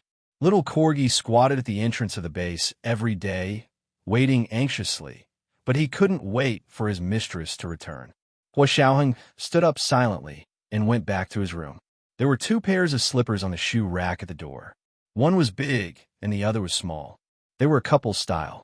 Gu Nianji had put them there. He went to the bathroom to wash up and prepare to rest. He saw that there were her usual facial cleansers, creams, and all kinds of powders and essences on the bathroom counter. The bottles and jars of all sizes were neatly arranged according to their height. His eyes dimmed. Lying on the bed, he casually flipped through the black t-shirt pajamas under Gunyenji's pillow. She had secretly hidden his clothes, thinking that he didn't know. More than half of the closet was filled with her clothes, shoes, and bags. These things appear by his side all the time, reminding him that there was once such a person who loved him like life itself. That day, Hua Xiaoheng went to the bathroom to wash up in the morning. He seemed to hear the sound of a woman playing around in the bedroom. He subconsciously said, "Nianji, it's time to get up." After saying that, he realized that she was no longer there. He didn't know where she had gone. After holding back for so long, he finally couldn't suppress his emotions anymore. He turned on the faucet and let the water flow. With both hands on the bathroom counter, he buried his head for a long time. His shoulders trembled slightly, and he didn't dare to look at the changes in the mirror. Hua Xiaoheng thought that he couldn't continue living like this, as if nothing had happened. He changed into his military uniform and saluted in the mirror. Then, he drove alone to General Ji's house and asked to see him. "Xiaoheng, what's the matter?" Hua Xiaoheng's serious expression made General Ji very uneasy. "General Ji, it's been almost 2 months since Nianji went missing. Her birthday is in a week." Hua Xiaoheng enunciated each word slowly. General Ji was stunned. "But we're still looking." Hua Xiaoheng pursed his lips and continued, "I've thought about it for a long time. From the first day I saw her, she has been by my side for so many years. Rather than saying that I took care of her, it would be more accurate to say that she and I depended on each other. But ever since she got together with me, for the country and the troops, I've put her before the interests of the country, the troops, and even my comrades time and time again. I'm not complaining, nor am I regretting it. As long as I wear a military uniform for a day, I'll do the same. Even if she stood in front of me today, I'd say the same to her. But now she's gone. It's like she never appeared. She's disappeared. I can no longer do anything, let alone fulfill my duties as a soldier. So, General Ji, I want to retire. After I take off this military uniform, I can put her first. I can see her as more important than anything else in my life, including my own life. I'm asking you to approve my application for retirement." Hua Xiaoheng stood upright in front of General Ji. The expression on his face was firm and unwavering. It was obvious that he had thought it through and was not acting on a whim. General Ji also looked at him for a long time. "Xiaoheng, what do you think our country and our troops are? You've risked your life for our country and our troops for so many years. We will never stand by and watch you bleed, cry, and be heartbroken. Go find her, but don't retire. I will help you with all my strength. Our country, our troops, will use all our strength to help you find her. We will be your strong support." This is today's second update. Moderator Meow Little Meow has added an update. Chapter 1506. I hope you were treated gently. Well, next is the time to ask for votes. Don't be careless and throw your monthly and recommendation tickets over. You can continue to pet the cat happily. Moi, everyone, little angels.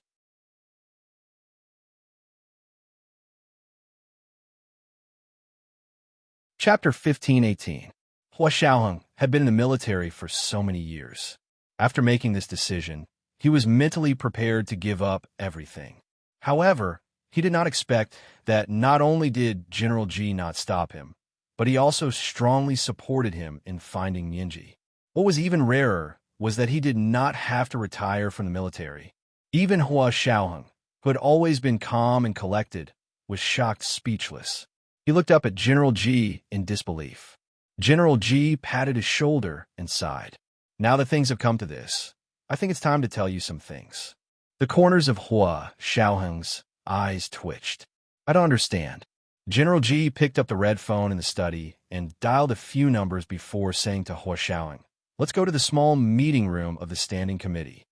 This small conference room had a level of security that was no less than that of the central control room of the Special Operations Forces headquarters. In a way, it was even better than the central control room, because here it was humans who made the important decisions, not machines. Hua Xiaoheng suppressed the doubts in his heart and followed General Ji to the small meeting room of the standing committee. There were already 6 other standing committee members waiting there. There was also someone Hua Xiaoheng didn't expect, his mother, Song Jining. "Miss Song, why are you here?" Hua Xiaoheng frowned and looked at her, then at the 7 standing committee members in the small conference room. There were a total of 15 standing committee members in the Huaxiao Imperial Military Supreme Council, but 7 of them had a higher security level than the other 8. They were considered standing committee members among the standing committee members. The empire's greatest secret was held by these 7 members of the standing committee. Even his father, Hua Guanchen, one of the 15 members of the standing committee, wasn't here. Therefore, Song Jining's appearance was a complete surprise to Hua Xiaoheng. Song Jining was extremely beautiful and had the charm of someone much younger than her age.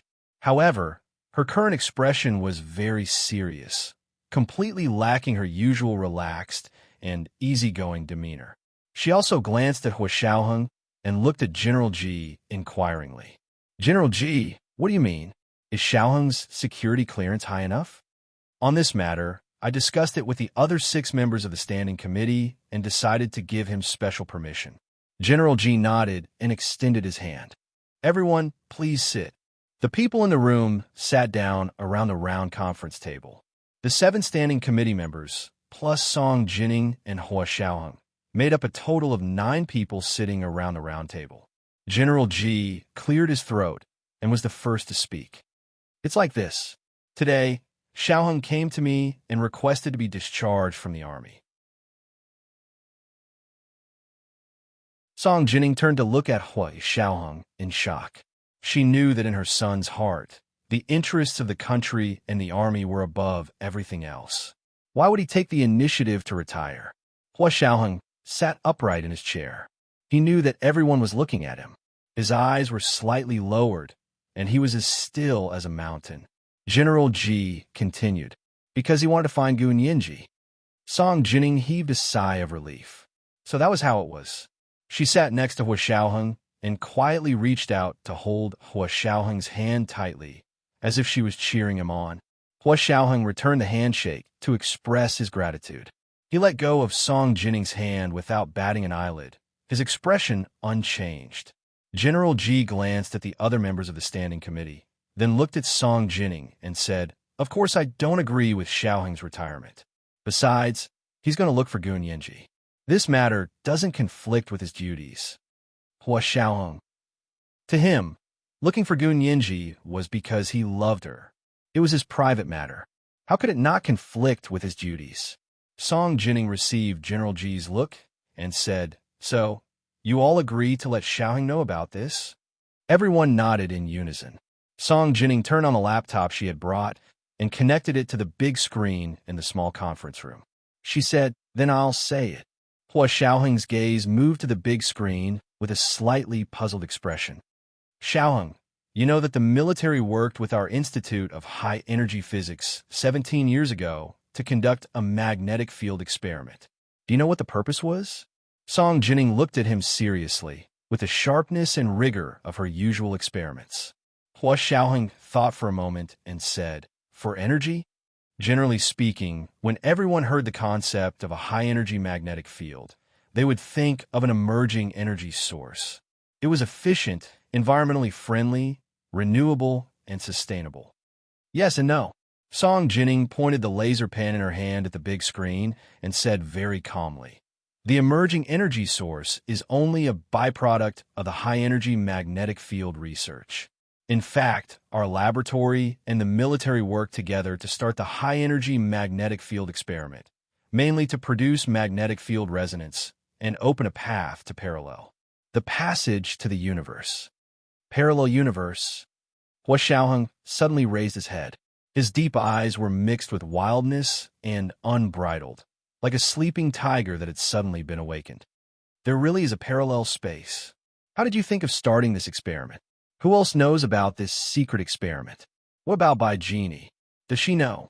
Hua Xiaoheng had undergone many years of professional training, and his sense of confidentiality was deeply rooted in his bones.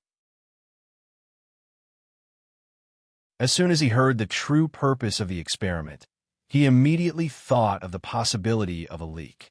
Song Jining was familiar with the contents of the experiment, but she didn't know what Hua Xiaoheng had asked. Therefore, General Ji took over the topic and spoke with confidence. The start of this experiment was first proposed by your uncle, Senior Colonel Hua Guanyuan. At that time, he didn't say where he got the information from, but now we know that it was Gu Xiangwen who contacted him and told him that 2 countries were already conducting high-energy magnetic field experiments in this area. These 2 countries were the United States and Japan.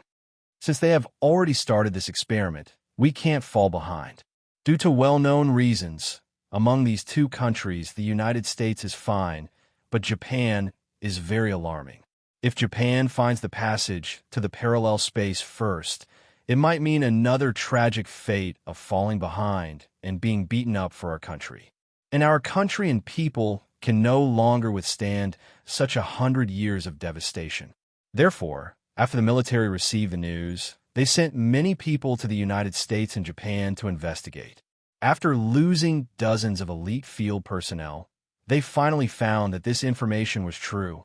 For example, Japan has the famous high-energy physicist Ishihara Baisan leading this magnetic field experiment. Needless to say, the United States is led by all the leading physicists.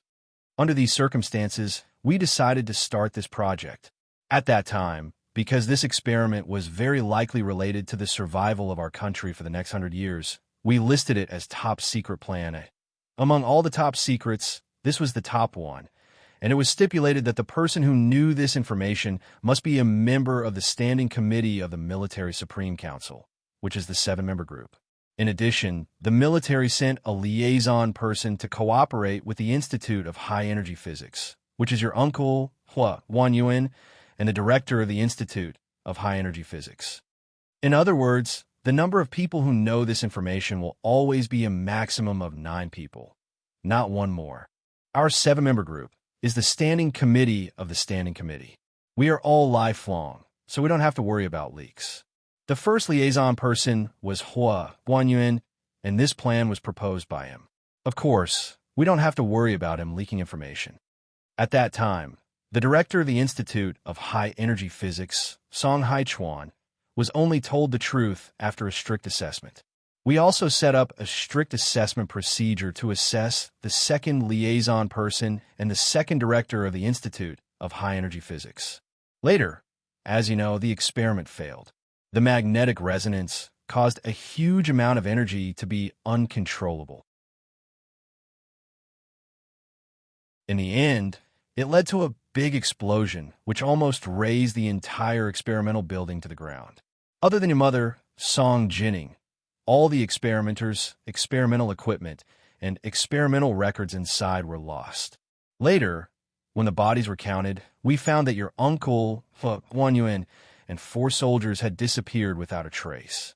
And your mother's brain also fell into a state of mental disorder due to the impact of the magnetic field explosion, and she forgot a large part of her memories. Under these circumstances, we sealed the truth of the experiment. Later, Bai Jini took over as the director of the Institute of High Energy Physics. She failed our assessment, so we didn't tell her the truth about the magnetic field experiment. She didn't know what these magnetic field experiments were for, so she turned the experiment in the direction of using high-energy magnetic field experiments to study new energy sources.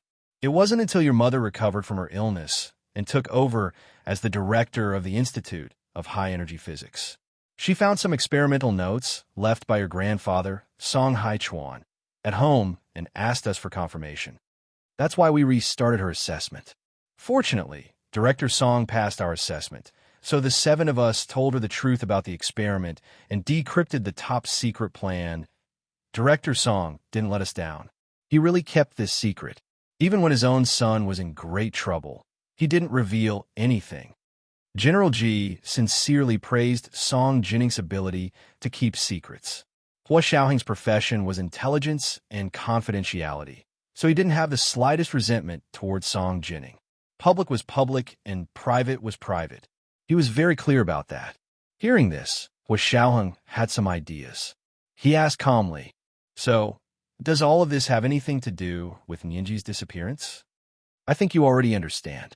When I was reporting this discovery, I had already reported it to the 7-member group of the Standing Committee of the Military Supreme Council, Song Jining said calmly. At that time, when I was examining the video of the intersection of the Third Ring Road, I found traces of magnetic resonance.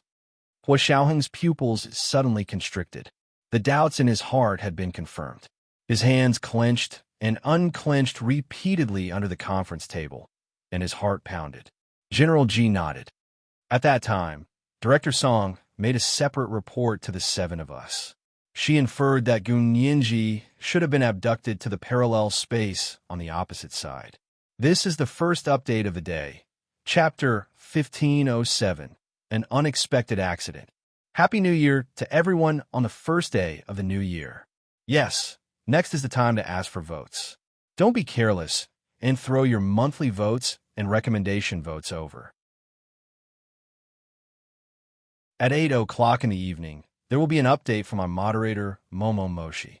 I have no choice. She threatened to abduct me if I don't add updates for her. P.S. Thank you Sing_Sing for the 10,000 Chidian coins yesterday. Thank you Little One Kiss for the 10,000 Chidian coins this morning. Congratulations to Little One Kiss for becoming the 27th leader of the Great Major General. Mwah, little angels.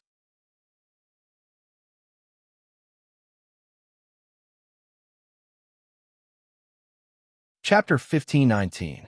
Hua Xiaoheng closed his eyes as if his worst guess had been confirmed, and the other shoe on his head had truly fallen to the ground.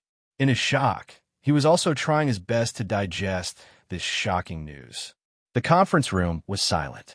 After a long time, Hua Xiaoheng opened his eyes and said calmly, "Then how can we go to the parallel space on the other side?"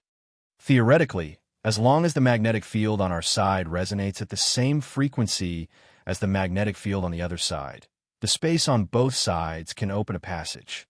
Song Jining used her laptop to demonstrate the opening of the spatial passage on both sides. But for us, this is just theory.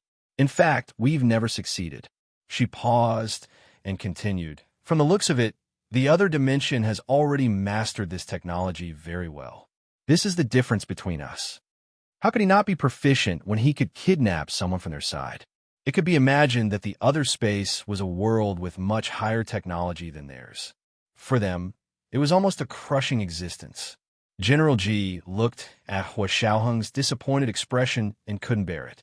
He immediately said, "Director Song, didn't you say a few days ago that you had a huge breakthrough in the research of high-energy magnetic fields?" "Yes, it is indeed a huge breakthrough compared to 17 years ago." Song Jining tilted her head and pondered. "But this breakthrough hasn't been tested. I can't guarantee complete success." She looked at everyone in the small conference room and said slowly, "Do you still remember the consequences of the failure of the last experiment? Can we afford another failure like this? Even many times?"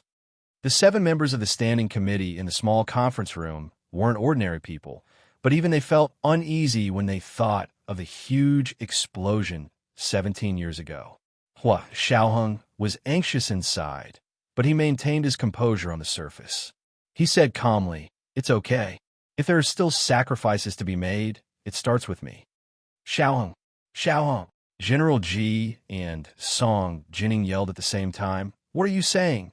"I'm telling you the truth." Hua Xiaoheng looked sharply at Song Jining and General Ji. "What's the point of this technology if we don't experiment and forever remain in a computer demonstration? Don't tell me you can get into the other dimension from the computer?" Song Jining choked and frowned. "I didn't say I wouldn't do the experiment. I'm only reminding you of the sacrifices and losses you may face. It's not insurmountable." Hua Xiaoheng glanced at her. "Last time, you didn't control the energy of the magnetic resonance well and directly blew up the laboratory. This time, we can conduct the experiment in the wild. This way, even if there's an explosion, only a few people participating in the experiment will be affected. I'm signing up to be the first batch of people to participate in the experiment." Song Jining knew why Hua Xiaoheng was so anxious. Logically, she also wanted the experiment to succeed. But when it came to science and technology, there was no room for recklessness or impatience. She spread her hands and said, "This kind of experiment requires a very high level of authorization. Previously, the group of 7 didn't agree, and there was nothing I could do." She looked at the 7 standing committee members helplessly. General G said ruefully, "It's not that we don't want to agree, but the cost of the previous experiment's failure was too great, so we still need to study it."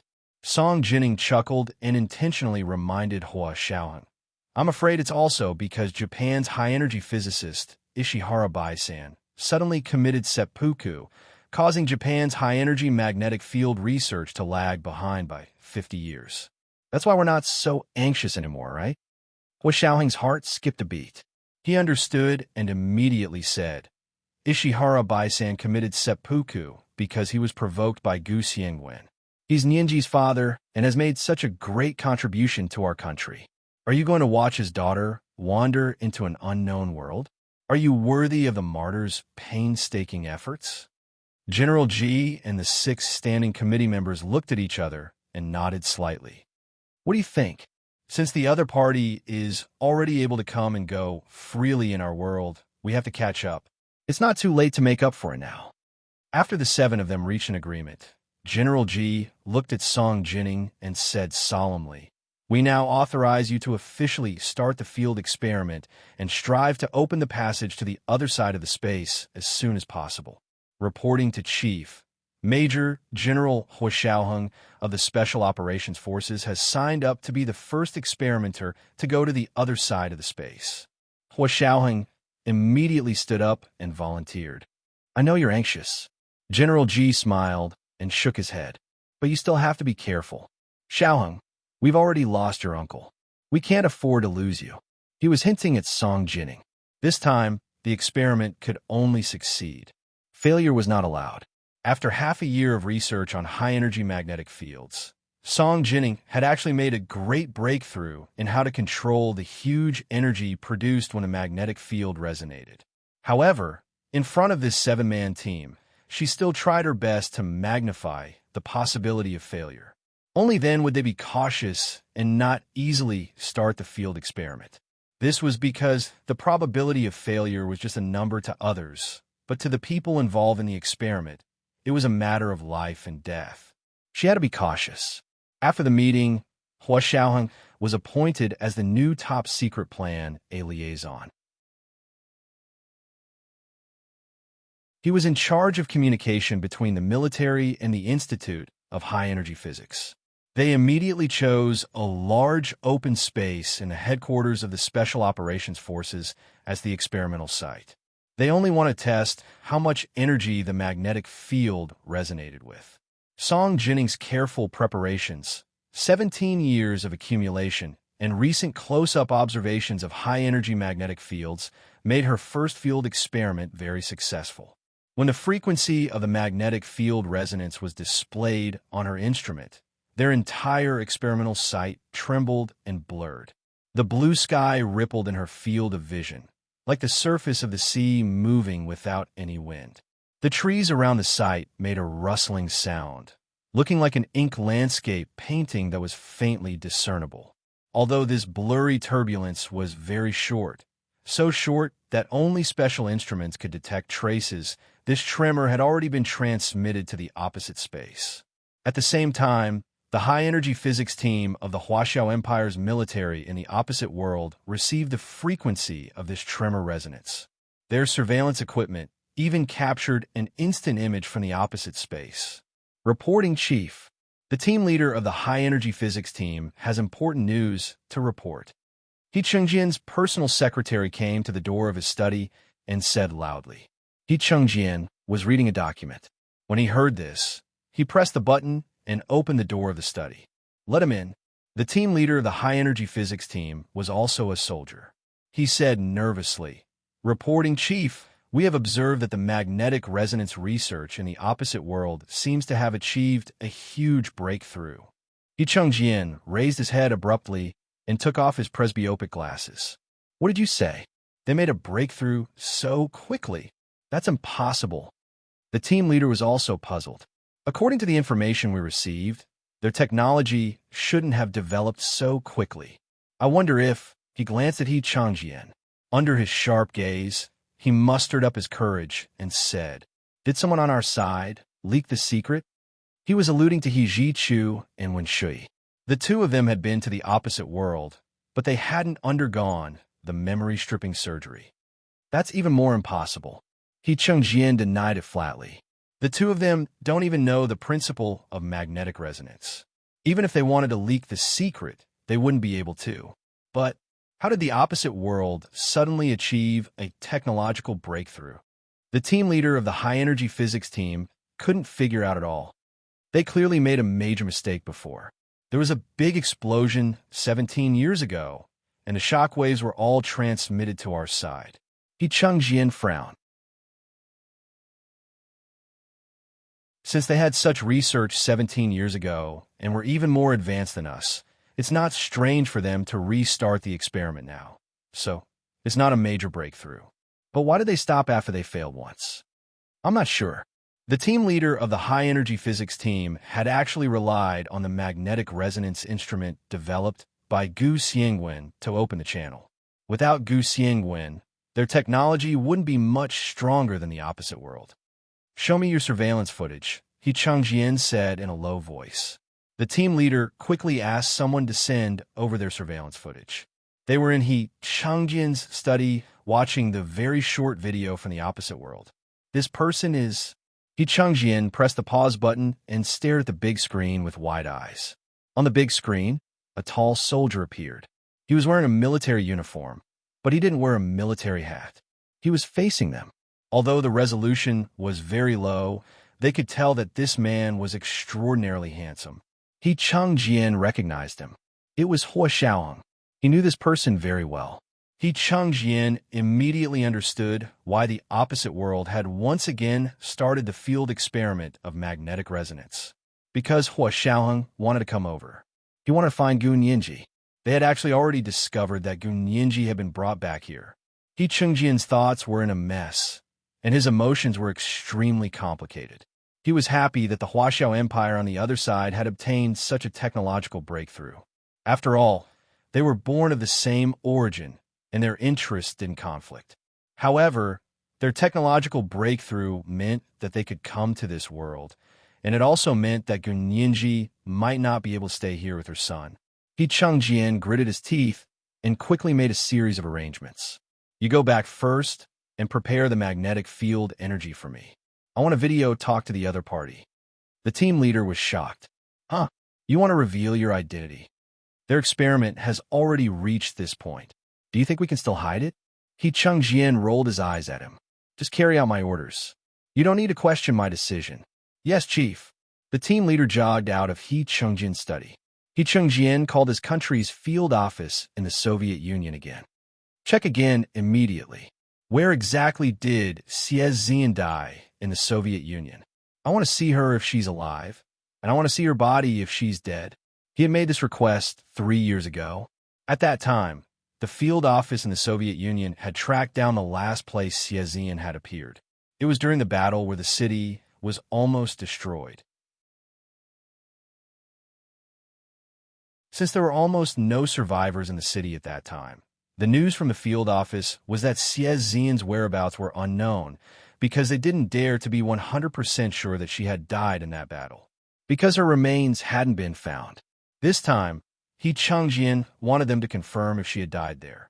These field offices hadn't given up on tracking down Xie Zian's whereabouts for the past 3 years. After receiving He Cheng-jian's order, they confirmed once again that Xie Zian's whereabouts were still unknown. That was because there had been a big fire in the city's cemetery that had burned everyone together. To identify a person from thousands of ashes? Sorry, even a god couldn't do it. So there was probably only one way to prove whether Xie Zian was dead or alive. When He Cheng-jian received the news, he had an idea. He took his laptop and immediately went to the high-energy physics team's laboratory. He asked, "How long can our remaining magnetic field energy last for the video call?" Reporting to Chief, "At most 10 minutes. After 10 minutes, we almost don't even have the energy to monitor. Then give me 9 minutes to activate the quantum communicator. I want a video talk to the other party." He Cheng-jian sat behind a desk and aimed at the camera. He had his laptop in front of him. Not long after, the video phone in General G's study of the Huaxia Empire's military in the opposite world rang. General G poked his head out to take a look and saw a strange 4-digit number. This was today's second update. It was sent to Chapter 1508, starting with me. Yes, next was the time to ask for votes. Don't be careless and throw them over. Moi, all the big shots and little angels.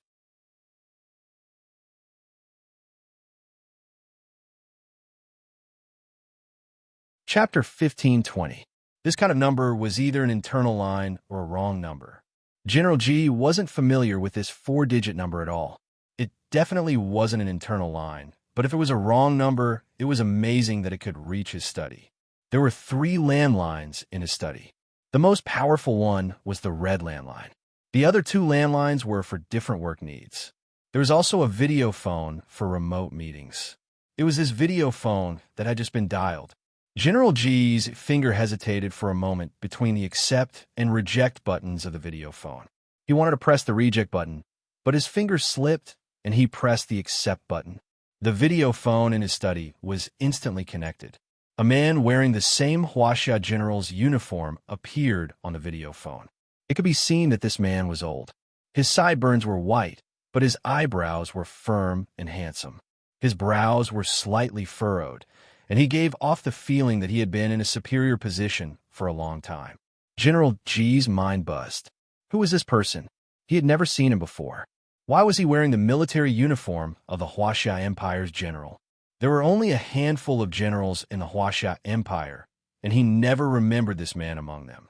This man was the military general He Changjian of the parallel world. He didn't have much time, so he didn't give General G any more time to wonder. He said, "Hello, General G. I'm He Changjian. I'm the general of the Huaxia Empire in the parallel world. My position is the same as yours." The parallel world? This was someone from a parallel universe. General G's pupils constricted, but he quickly regained his composure. He placed one hand on the desk without moving, but his other hand had already quietly pressed the alarm button on the desk. He didn't sound the alarm because he didn't want to alert the enemy. It wouldn't be good if He Changjian was scared back. Therefore, he activated the alarm button. When the alarm button sounded, it meant that the situation was very complicated and needed to be kept confidential. This kind of alarm system was connected to the Military Security Office and Hua Xiaoheng's Special Operations Forces. Within 10 minutes, these people would secretly rush to his office. He Changjian saw that General G didn't move at all and didn't show any signs of shock. He also admired him. Only such a person was worthy of being his opponent. He Changjian's expression softened slightly. He nodded and said calmly, "I contacted you today to give you a piece of advice." He paused and said word by word, "Do not attempt to open the passage to our space-time." General G calmed down and sneered. "Are you saying that only the officials are allowed to set fires, but the citizens are not allowed to light lamps?" "General He, do I need to repeat what you've done in our world?" He Changjian smiled. "General G, there's no point in saying harsh words. If I wanted to, the entire upper echelons of the Empire would have been annihilated during the military parade 2 months ago." "What do you mean?" General G's heart sank. "Speak clearly." He was trying his best to stall for time until Hua Xiaoheng and the military police arrived. But He Changjian only had 9 minutes in total. He tried to keep it short. On the video call, He Changjian's image disappeared. It was replaced by General G and the others' military parade in Rai City more than 2 months ago. From the moment Hua Xiaoheng's military plane suddenly encountered a hurricane, to the moment he was locked onto by a portable surface-to-air missile from the Rai City military base and had no choice but to parachute to escape. On the day of the military parade, the surface-to-air missile system had locked onto the rostrum. General G's face was ashen. He looked at the video of himself, speaker long, Prime Minister Bai, and 15 members sitting on the rostrum and chatting happily. It was as if he had taken a walk through the gates of hell. His hands began to tremble uncontrollably, and his face turned purple with anger. "General He, what do you mean? Are you trying to catch us all in one fell swoop? Are you from the Huaxiao Empire? He Qingjian didn't care about General Ji's reprimand. He said calmly, "Of course I'm from the Huaxiao Empire. Although I'm from the other dimension, we were born from the same root. There's no need to be anxious. If I really wanted to deal with you, you would already be dead." "Then what do you mean?" "You invaded our airspace, manipulated our weather to create a hurricane, and then controlled our missiles to aim at our rostrum. You want me to believe that you have no ill intentions?" General Ji slammed the table and stood up. "Do you think I'm a fool?" "General Ji, please calm down." He Chengjian's image appeared on the video, and he pressed his hands down. "I'm doing all this to tell you that our technology is much more advanced than yours, so don't even think about fighting us. Also, I have no ill intentions towards you, because I'm doing all this to bring back my daughter-in-law, Gunyinji. She was engaged to my son when she was young, and came to your world by accident. I thank you for taking care of her for 7 years. Now that she's home, please don't continue to harass her. Nianji was indeed kidnapped by you." General Ji sneered with his hands behind his back. "Stop talking. You don't have to worry about what we should do." "Aha, General Ji, don't brag. There's one more thing I want to tell you," He Chengjian said as he released the top-secret information on their side. It was the video of the soldiers experimenting with the parallel space of the other world. It was also the video that Gunyinji had seen before. In those videos, they saw the terrifying scene of people from the other world suddenly dying for no reason. General Ji's face turned pale. He stared at the video and was extremely nervous. "What's going on?" "This is the physical principle of parallel space." He Qingjian's voice was heard unhurriedly. "The counterpart of a parallel space cannot exist in the same space-time at the same time. In layman's terms, if they appear in the same space-time, both of them will die." "What counterpart? What couldn't exist at the same time?" Was he talking about the heavenly book? General Ji didn't understand at all. He Qingjian couldn't explain it clearly in such a short period of time. He only left these videos and said, "Ask your high-energy physicists. Since they can figure out magnetic resonance, they will understand what I'm saying. Do you think that our technology is so much better than yours? But why didn't we come on a large scale? It's because this is a lose-lose situation. Neither of us can afford such a huge loss. If you're stubborn, then feel free to send people over. Let me tell you, any of your magnetic field experiments are under our surveillance."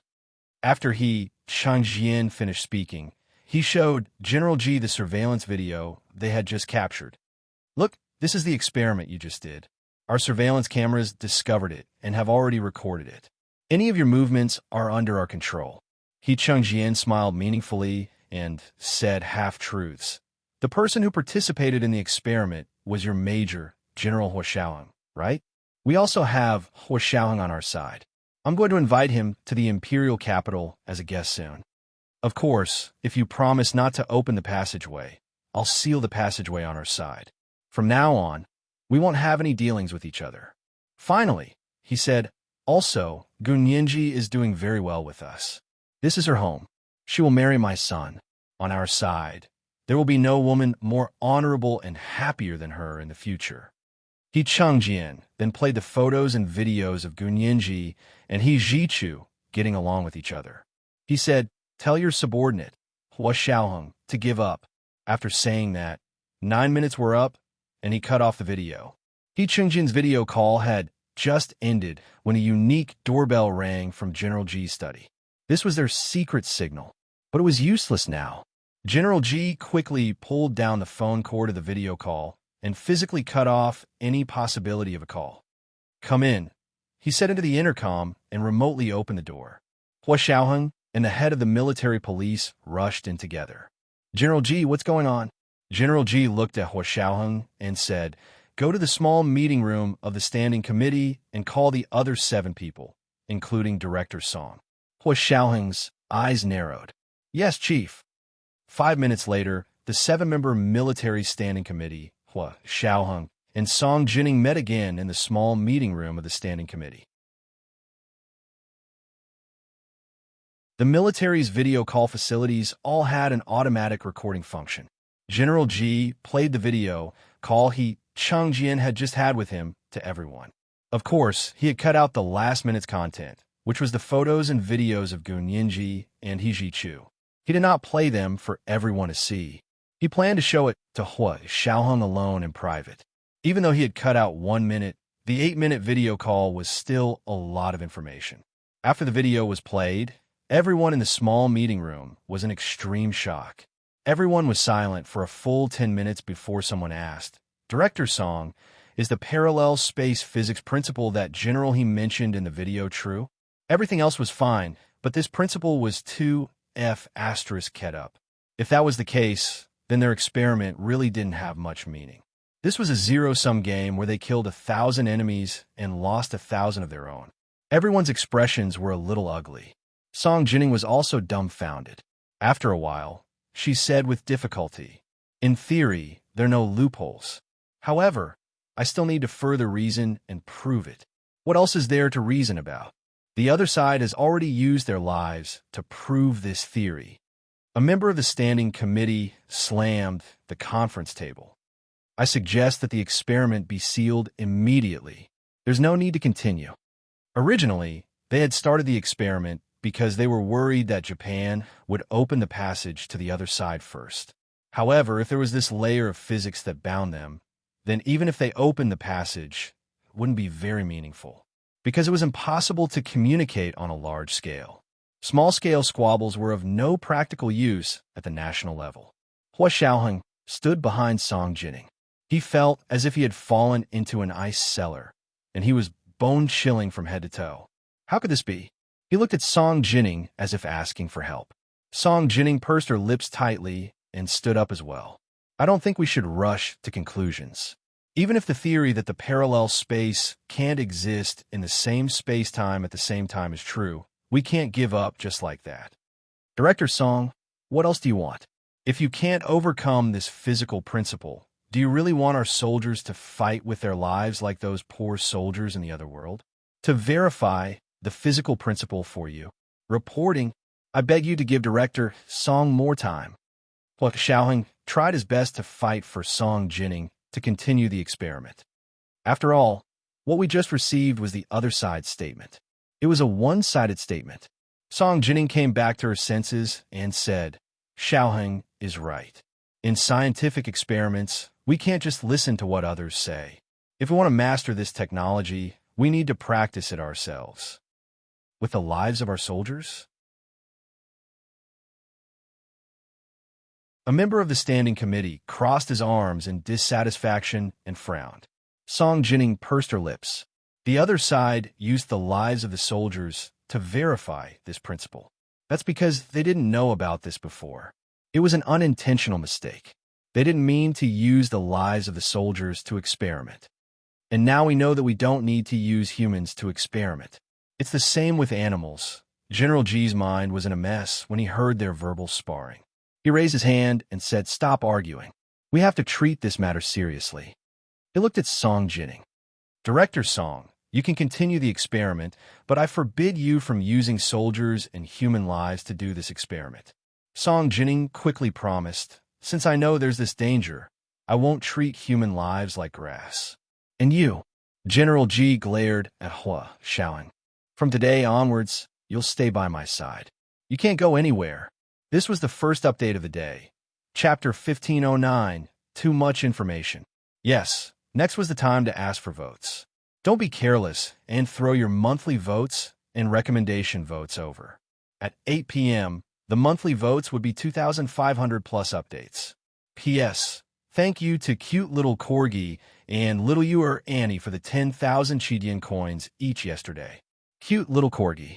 Why does this name sound so familiar? Moi, everyone little angels.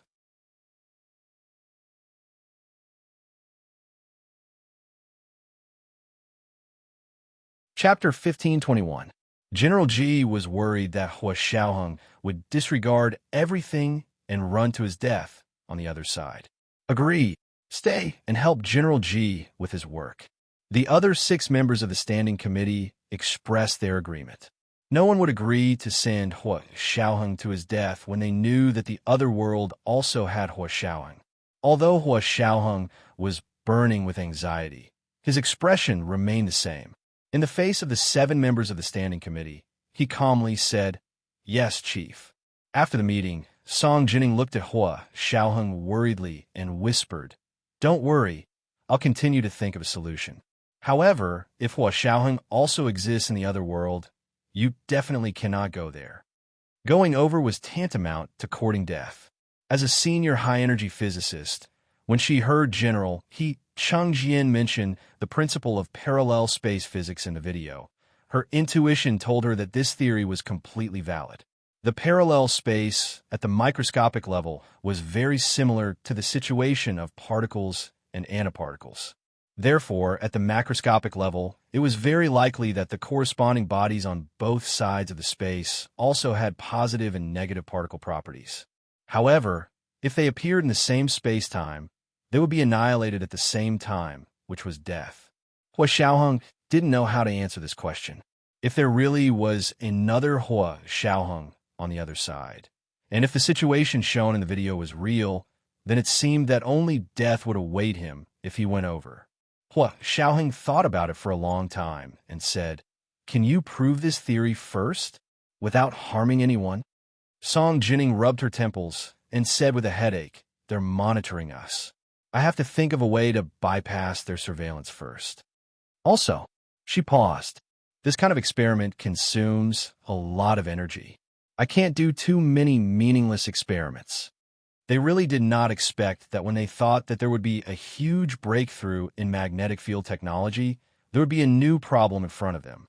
Song Jining was not afraid of these obstacles on her scientific research path. But to solve the problem, he needed time. She didn't know how long it would take this time. After everyone left, General Ji brought Hua Xiaoheng back to his study. "Xiaoheng, sit." General Ji pointed at the sofa in his study and said, "Actually, there's still 1 minute of today's video that I didn't play." "I don't understand what you mean." Hua Xiaoheng didn't know what was going on and was a little nervous. He put his hand on the armrest of the sofa and slowly sat down. His expression was solemn, not as calm as he usually was. General Ji sighed and played the original video. "Watch it yourself. I'm going out for a smoke." After General Ji left, he left Hua Xiaoheng alone in the study. Hua Xiaoheng sat quietly on the sofa and watched the video he had just watched replay one by one. At the last minute, he heard the man named He Changjian say, "Also, Gunyinji is doing very well with us. This is her home. She will marry my son.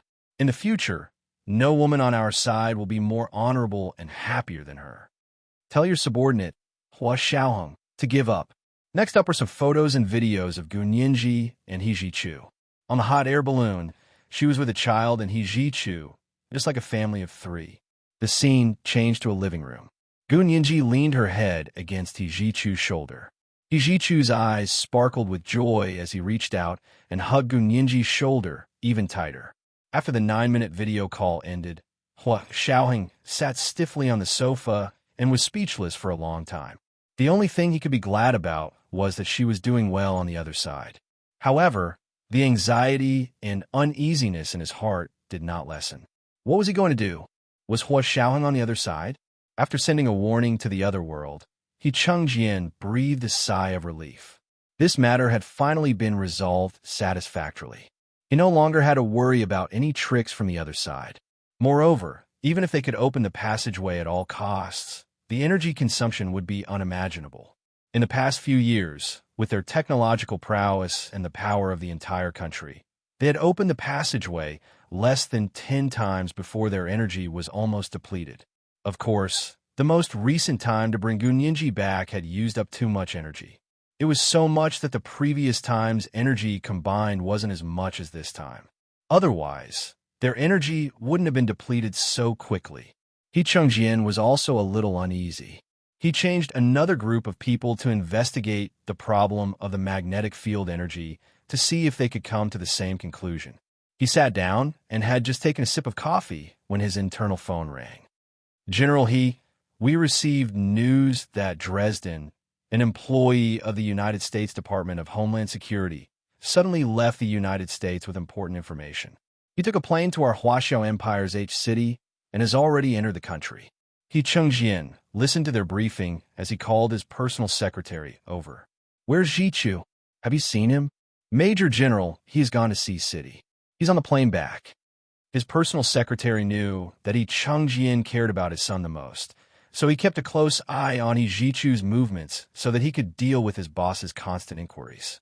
He Chengjian looked at his watch. I'll go to a meeting first. When he comes back, ask him to come directly to the secret meeting room. He Jichu celebrated Gun Yinji's birthday early and took a private plane back to the imperial capital. As soon as he got off the plane, he was taken by a military vehicle from the airport to the secret meeting room at the military headquarters. Here, the 10 members of the Standing Committee of the Military Supreme Council were meeting. He Jichu was called in by them and assigned him a job. Our spies in the United States have received top-secret information. Dresden, an employee of the United States Department of Homeland Security, suddenly took a long leave of absence from Hawaii on the grounds of medical treatment. We just found out that he has entered our country and is heading to H City. It's reported that he has very important information on him that has a lot to do with our national security. Now, the CIA has issued a secret order to kill him at all costs and retrieve all the information he took away. The KGB of the Soviet Union wants to bring him to the Soviet Union. Major General, this time, you will work with the KGB of the Soviet Union to fight against the CIA. The intelligence network that the United States has operated in H City for many years is now fully mobilized. He Jichu had just gotten off the plane when he received such a mission. He asked in surprise, he went to H City? What a coincidence. Gun Yinji was also going to H City the day after tomorrow. However, He Jichu was only thinking about it. He was going to H City to carry out a mission this time, so it was impossible for him to meet Gun Yinji in private. However, when he thought about how he would be in the same city as her on her birthday and enjoy the same sea breeze, his mood improved. He said calmly, we will definitely stop them. He Chengjian looked at him with relief. Jichu, this is your first mission after returning to the team. You must be careful. Yes, Chief. He Jichu said casually. This intelligence says that the KGB of the Soviet Union will also go to H City. No, they won't go to H City. They will wait for you in M City. Your mission is to escort this person from H City to M City and let the KGB of the Soviet Union take over. A top-secret document was placed in front of He Jichu. You have to remember to connect with the KGB of the Soviet Union. Their meeting lasted from afternoon to night and didn't end until the sky was full of stars. The preliminary plan of action had been drawn up. He Jichu went back to select his most elite men to carry out this secret mission. Gun Yinji finally got on the plane to H City. She wore casual sportswear that was convenient for travel and dragged a small LV suitcase to the airport. When she was checking in at the boarding gate, Gun Yinji actually saw Bai Shuang, who was also wearing casual sportswear. This plane was flying directly to H City. Was Bai Shuang also going to H City? Gun Yinji couldn't help walking over and poking her on the back. She smiled and said, Bai Shuang. Bai Shuang, who was practicing her English speaking and listening with headphones on, was shocked. She turned around and saw that it was Gun Yinji. She quickly laughed and patted her chest. Why is it you, Miss Gu? What a coincidence. The two of them had met once at the underground bar of the Hilton Hotel. Gun Yinji giggled.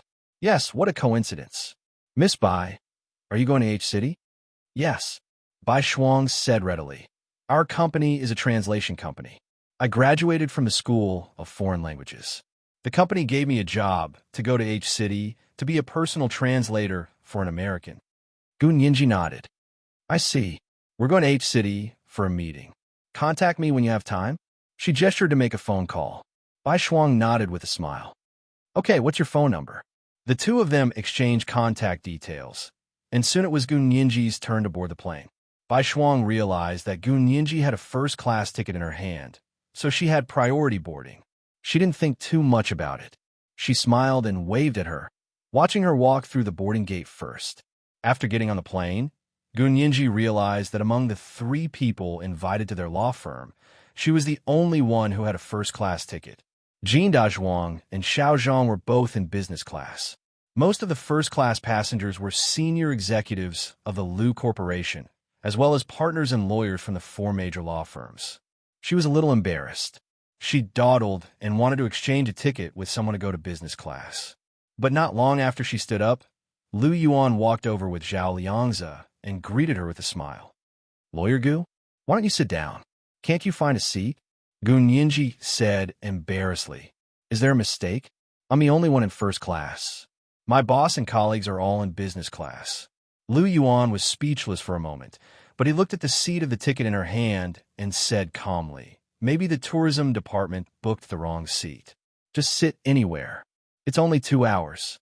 Gun Yinji felt that if she insisted, she would be making a mountain out of a molehill. She sat down awkwardly and turned to look at the scenery outside the plane window.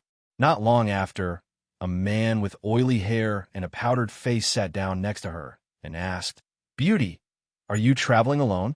Gun Yinji, she didn't want to talk to him, so she pretended not to hear him and didn't turn around. "Beauty, you're quite arrogant." The man didn't give up. He crossed the gap between the 2 of them and moved closer to her. Although Gun Yinji had turned her head, he could see her delicate and fair neck. She turned her body sideways, accentuating her tall breasts and slender waist. Her long legs were especially seductive. The man's fiery gaze swept over Gun Yinji's chest, waist, and buttocks. Gun Yinji couldn't help it anymore. Just as she was about to teach this man a lesson, she suddenly heard a cold and slightly mocking voice ring out from the aisle next to their seats.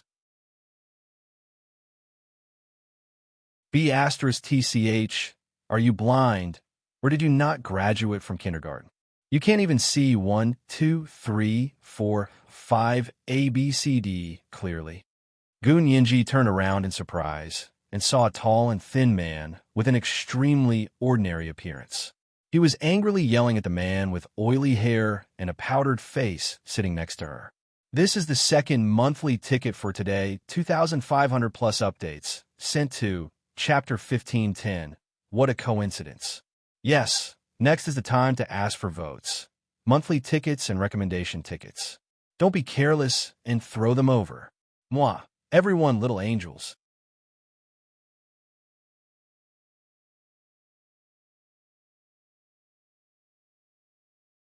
Chapter 1522. The man with the oily hair and powdered face couldn't take it anymore after being called a B*TCH in front of so many people in first class. Most of the people who could sit in first class were people of status. How could they withstand this kind of humiliation? The greasy-haired man's face darkened, and he shook his ticket. "Watch your mouth. I also have a first-class ticket. Even if I sat in the wrong seat, do you have to curse? Do you have any manners?" The tall and thin man glanced at the ticket that the oily hair and powdered face showed. He frowned slightly and said, "Zhou Yaozu, your seat should be 05B, which is the last seat in first class near the toilet. How can you have the face to sit in such a good seat as 02B? Even in the first-class cabin, there were differences in the seats." Zhou Yaozu stood up with a sneer and raised his head. "Can I see wrongly? You keep calling me AB*TCH. How uncultured. No matter how uncultured I am, I'm still better than the illegitimate son of a 70-year-old man." The tall and thin man seemed to know Zhou Yaozu very well. "Your father, Zhou Nanfeng, is a famous wealthy businessman in H City.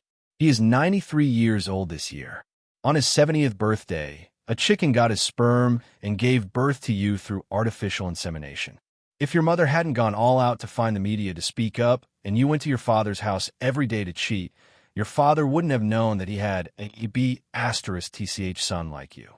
Zhou Yaozu's mind buzzed, and he blurted out, You, how did you know?" He had just taken a plane and sat in the wrong seat. How did he get exposed? The people in first class looked at Zhou Yaozu with different expressions. Many of them curled their lips in disdain. Zhou Yaozu wished he could take a condom and put it on tightly. You're good. I won't lower myself to your level." Zhou Yaozu flew into a rage out of humiliation. He pushed the tall and thin man away with a flick of his arm and walked back to the back of first class near the toilet to sit down. He shrunk his neck and hid himself. Everyone watched the commotion for a while before looking away. Lu Yuan and Zhao Liangzi sat together and shook their heads with a laugh when they saw this scene. Zhao Liangzi chuckled and said, "President Lu, isn't this brother of yours too amazing? Did he research the backgrounds of all the people in the first-class cabin?" Lu Yuan smiled and turned his head away. He's a cautious person. Of course, he has to know himself and his enemy before he can fly at ease. Zhao Liangzi scratched his head in confusion and said sheepishly, "The airport security is already strict enough. Mr. Lu, are you still worried?" Lu Yuan smiled, but didn't say anything. He picked up the business magazine on the plane and flipped through it casually. The tall, thin, and unassuming man sat down next to Gun Yinji. Gun Yinji had just been annoyed by the man with the oily hair and powdered face. Now that the man had not only been chased away, but had also been humiliated in public, she felt very happy. She leaned over to the man sitting next to her and said, "Sir, may I know your name? Thank you so much for just now." The tall, thin man didn't seem to expect Gun Yinji to take the initiative to speak to him. He was very nervous and straightened his back in his seat. He didn't look at her and only nodded casually.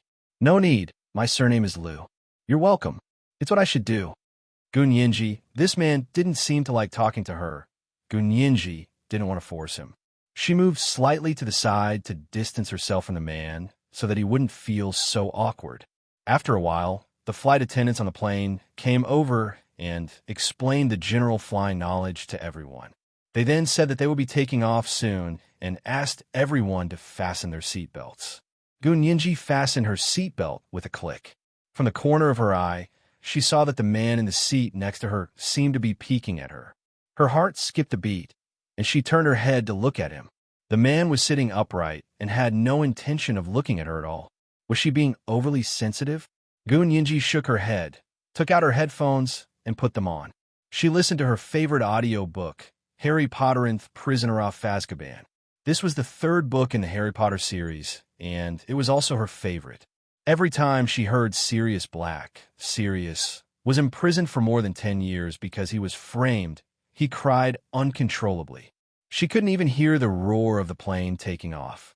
She was immersed in the ups and downs of the plot. When she heard the part she was most familiar with, she couldn't help but cry. Just as she was listening nervously, someone suddenly poked her arm gently. Gun Yinji instinctively turned her head to see the man sitting next to her, handing her a pack of delicate tissues. He looked at her with concern. Gun Yinji came back to her senses and took off her headphones. She wiped her tears with the back of her hand in embarrassment and said, "I was listening to the book and was moved, so." The man grunted and stubbornly handed the tissue to her. He said somewhat awkwardly, "This is made from blueberry juice mixed with 100% Hawaiian sandalwood pulp. It's edible and has no added pigments. It doesn't cause any damage to the skin. Its water and oil absorption properties can reach 98%. It's the best ratio known for water and oil absorption. It can't be 100% absorbed. It's not good for the skin either." Gun Yinji was embarrassed. "Uncle, this is just a pack of tissue. It's the kind of thing that has to be thrown into the trash can after using it. Do you want to explain its production parameters and performance indicators?" She was still in a daze when the man had already stuffed the tissue into her hand. His eyes sparkled as he looked at her, as if saying, praise me, I'm amazing." Gun Yinji held the tissue, her bright eyes crinkling. Her curvy lips curved into a happy smile as she politely said, "Thank you. This tissue is amazing. I wonder what brand it is. I'll buy it in the future." The man's eyes lit up even more. "You really like it? But you haven't used it yet. How do you know it's as good as I say?" Gun Yinji was speechless. If it weren't for the fact that she could sense that the man had no ill intentions, Gun Yinji really wanted to slap the tissue back in his face. How could this person speak like that? Every word was so sarcastic. Gun Yinji looked at the man as she tore open the tissue, took out a piece, and pressed it on her face. Huh, it did feel good. She carefully touched the tissue with her hand, feeling its unusual softness and toughness. She simply wiped her entire face with it. Seeing that there was a layer of dirt on it, she couldn't stop praising it. This tissue is really good. It can even be used as a facial towel. The man finally breathed a sigh of relief and asked very seriously, "Do you like to use it?" "I like it." Gun Yinji flipped through the packaging of the tissue, but she couldn't see the brand or the production date. The man saw her flipping through it and knew what she was looking for. He said, "I made this myself. I only use it for my family. It's not sold outside. Since it's not sold in the market, why are you showing it off?" "Uncle, are you really not messing with me?" Gun Yinji pursed her lips and forced a smile. She said fakely, "If that's the case, then it's even more precious. You can't buy it even if you have money." However, the man didn't seem to hear the ridicule in her words. Instead, he said happily, "It's okay. I'll let you use it. I don't need your money." Gun Yinji was speechless. One who was unaccountably solicitous was hiding evil intentions. She was a little scared. She quietly moved to the side and put on the headphones. She said politely, "How can I accept that? I'm not used to using tissues like this. All right, I'm going to continue listening to my book. Thank you for your kindness." "Thank you." She crossed her arms and closed her eyes, putting on a "I'm not the one" look. The man looked at her in shock. After a while, he looked away resentfully and stared blankly at the back of the seat in front of him. He didn't speak again. He didn't say a word until he got off the plane. Lu Yuan sat on the other side of the aisle. He wanted to talk to him several times, but the man pursed his lips tightly and didn't speak at all. It wasn't until the plane landed in H City that the man suddenly stood up and was the first to rush to the cabin door. Gun Yinji had just taken off her headphones when she looked up and saw it. She frowned slightly and didn't say anything. Lu Yuan sighed and stood up to say to her, "Lawyer Gu, please don't take offense. That's my brother, Lu Jin. He doesn't know how to talk, but he's a very good person. If he offended you in any way, I apologize on his behalf." Gun Yinji was relieved when she heard that it was Lu Yuan's younger brother. She let out a big sigh of relief and said, "CEO Lu, why didn't you say so earlier? I was really embarrassed just now." It's fine. He's just like that." Lu Yuan smiled and helped her pick up her suitcase. "Let's go down together." Gun Yinji nodded. "I'll go apologize to him first. I was too rude just now."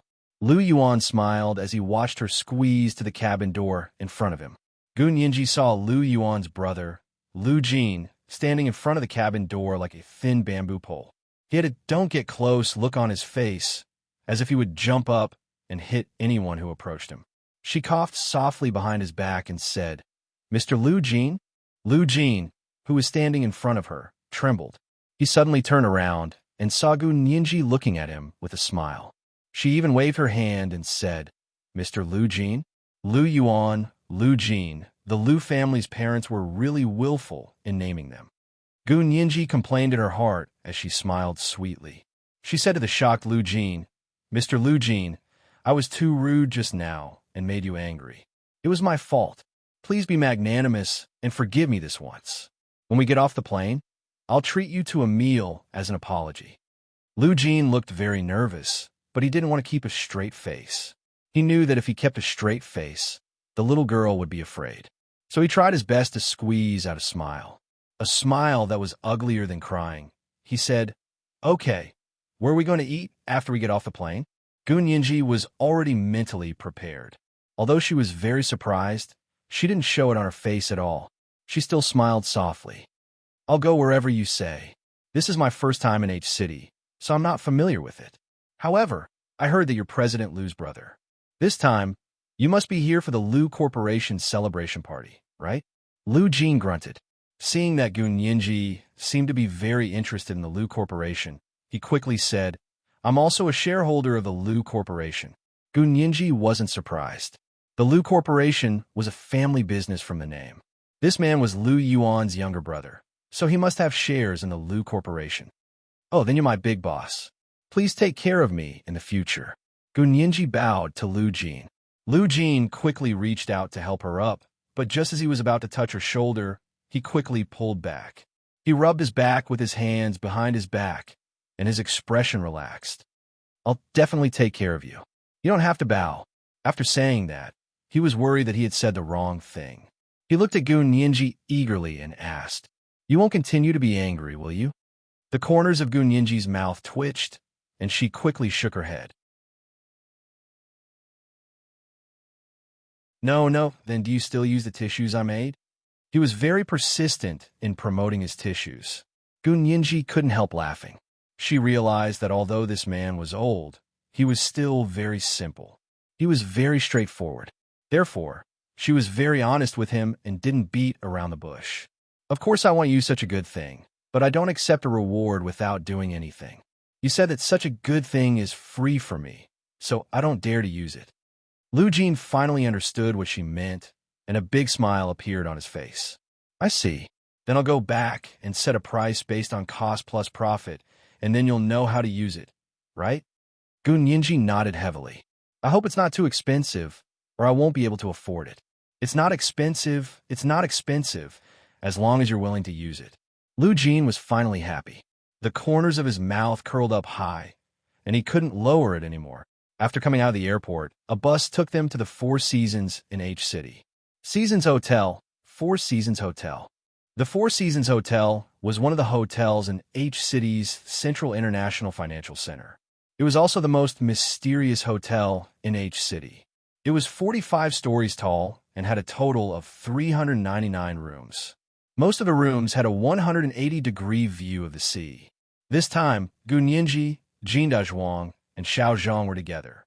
After entering the Four Seasons Hotel and getting a room card, Gu Nianji followed the group upstairs to find a room. Her room was on the 36th floor, the same floor as Jin Dazhuang and Xiao Zhang.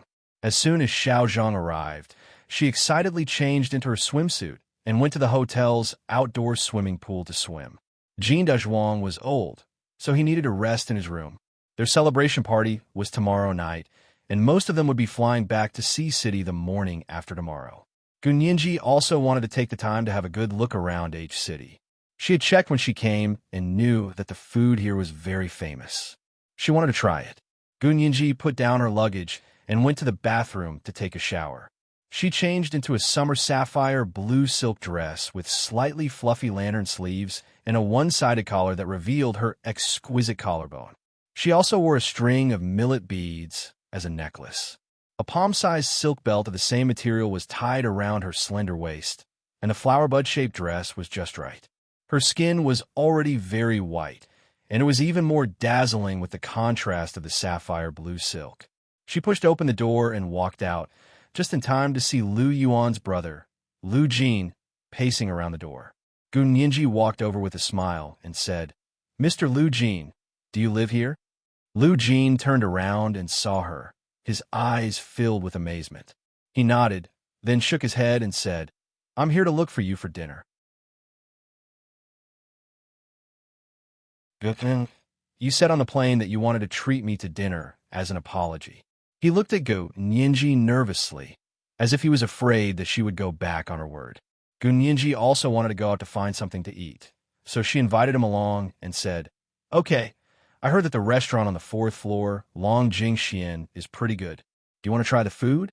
Lu Jin nodded repeatedly and said, Okay, let's go to Long Jingxian first. Then I'll treat you to Caprice on the 6th floor for French food.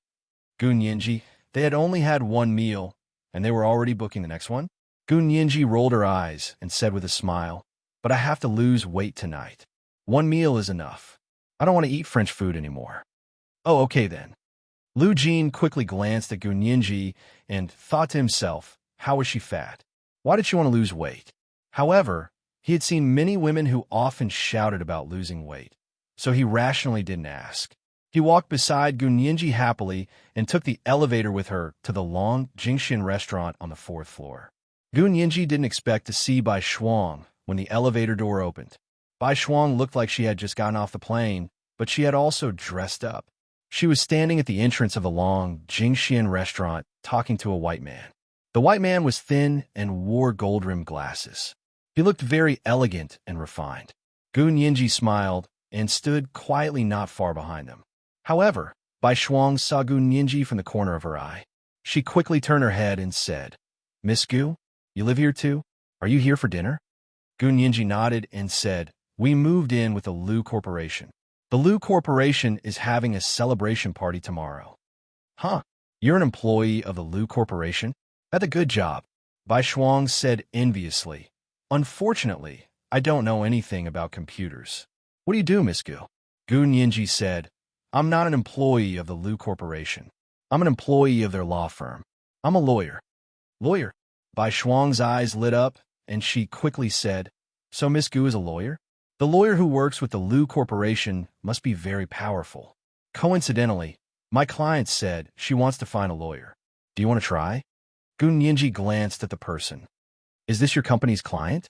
This was today's chapter of 4,500 words. Chapter 1511. The road is long. The road is short. Well, there were no updates today. The previous chapter was slightly revised. You can download it again and read it. P.S. Thank you to the leader of I Am Master Rashi for the 10,000 Chidian coins yesterday. Mwah, everyone little angels.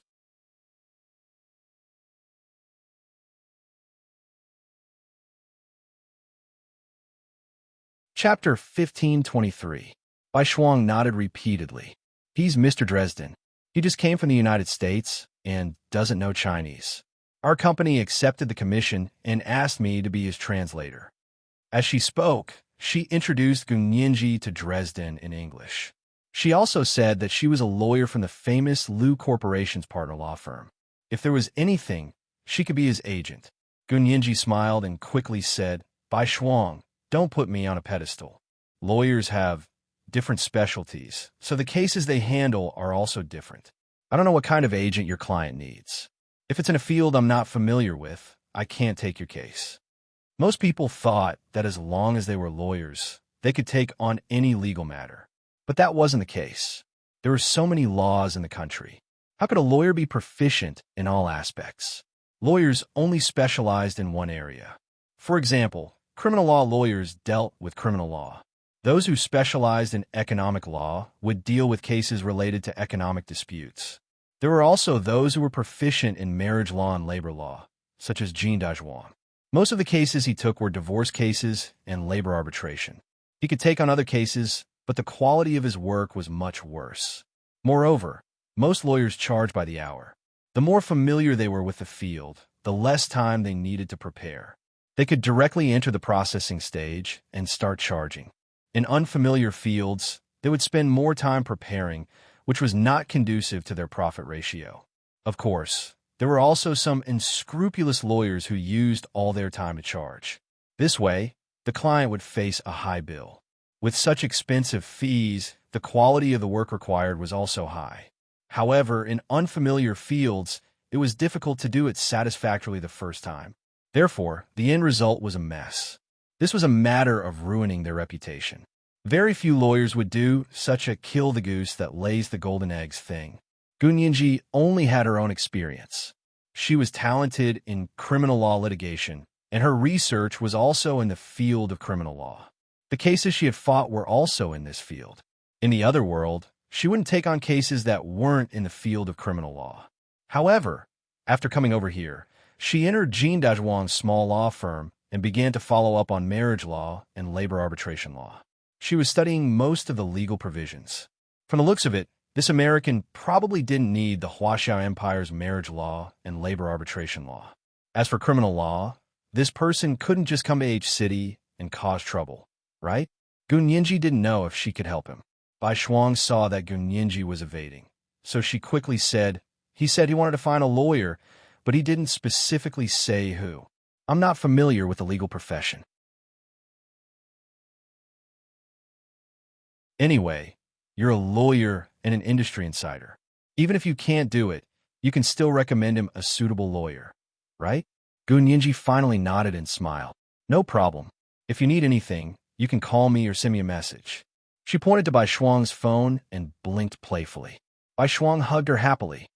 That's great. Thank you, Lawyer Gu. Dresden watched silently from the side, his expression a little nervous. He pushed Bai Shuang and said in English, Are you done? I am starving. Are you finished? I'm starving. Bai Shuang let go of Gun Yinji and waved at her. We're going to eat. Keep in touch. Gun Yinji waited for them to go in before asking Lu Jin, who was standing next to her, Mr. Lu, do you mind going in for dinner? Lu Jin quickly said, I'm fine with it, but if you don't want to go, we can go somewhere else. Gun Yinji had just gotten off the plane, so she was actually a little tired. She just wanted to eat something and go back to sleep, so she couldn't be bothered to find another place. As long as Mr. Lu doesn't mind. I heard the seafood here is pretty good, Gun Yinji said as she and Lu Jin entered the entrance of Long Jingxian. It wasn't even lunchtime yet, but there were an unusually large number of people here for lunch. There was a circle of people sitting in the lounge area at the front desk, waiting to go in. However, Bai Shuang and the American said a few words to the lady at the front desk and were quickly let in. Maybe they had an appointment? Gun Yinji didn't mind. After the people in front of her were sent to the lounge area to wait, she walked up to the front desk and said to the lady there, Hello, do you have any seats for lunch? She spoke in authentic Mandarin, and her pronunciation was perfect. It was obvious that she was from the north. The lady at the front desk lowered her head and typed away on her computer. She said coldly in the H-City dialect, Sister Bay, what are you talking about? Gun Yinji, she didn't know much about the H-City dialect, but she could roughly tell from her tone that her attitude wasn't very respectful. Gun Yinji's drowsiness was chased away by her, and she immediately became energetic. She thought that if she spoke English, the restaurant's front desk lady might be more enthusiastic because Bai Shuang and the American had received an unusual reception from this front desk lady. Was the restaurant bullying the customers because she spoke Northern Mandarin? She then glanced at the diners waiting in the lounge area. Almost all of them were Huaxia people, and from the looks of it, they were all tourists from other places. As for the white men who came in behind them, they were quickly let in. Gun Yinji didn't believe that these people had all made reservations. She instantly realized that she had been discriminated against by her own people in Huaxia. She was really a snob. If Gun Yinji tolerated it, she wouldn't be Gun Yinji. Just as she was about to lose her temper, Lu Jin, who was standing next to her, pulled her over and stepped forward to block her. He said rudely to the front desk lady, Hurry up and take us in to eat, or I'll file a complaint against you immediately. Don't pretend that you don't understand Northern Mandarin. When I came here, I investigated your restaurant. You've been promoting Northern Mandarin learning for 3 years. If you don't understand Northern Mandarin, you can't work. He was still speaking in perfect Northern Chinese. The front desk lady's heart trembled. She looked up in surprise and saw an unprepossessing middle-aged man standing in front of her. He frowned and had an impatient expression on his face. He gently tapped on the front desk with one hand, revealing the Vacheron Constantine watch on his wrist. The front desk lady didn't dare to pretend that she didn't understand him anymore. Her already small eyes narrowed into slits, and she said enthusiastically in broken Northern Mandarin, How many seats do you want, Mr. Sun? 2 by the window. We need to have a view of the sea. Lu Jin was very impolite. We're hungry. We'll serve the food right away. Okay. Marson will be here soon. She quickly found a waiter to come over. Johnson, take the 2 of them to table A over there by the window. The waiter had a good temper. He smiled and bowed to them. Please follow me. His Northern Mandarin was much more authentic.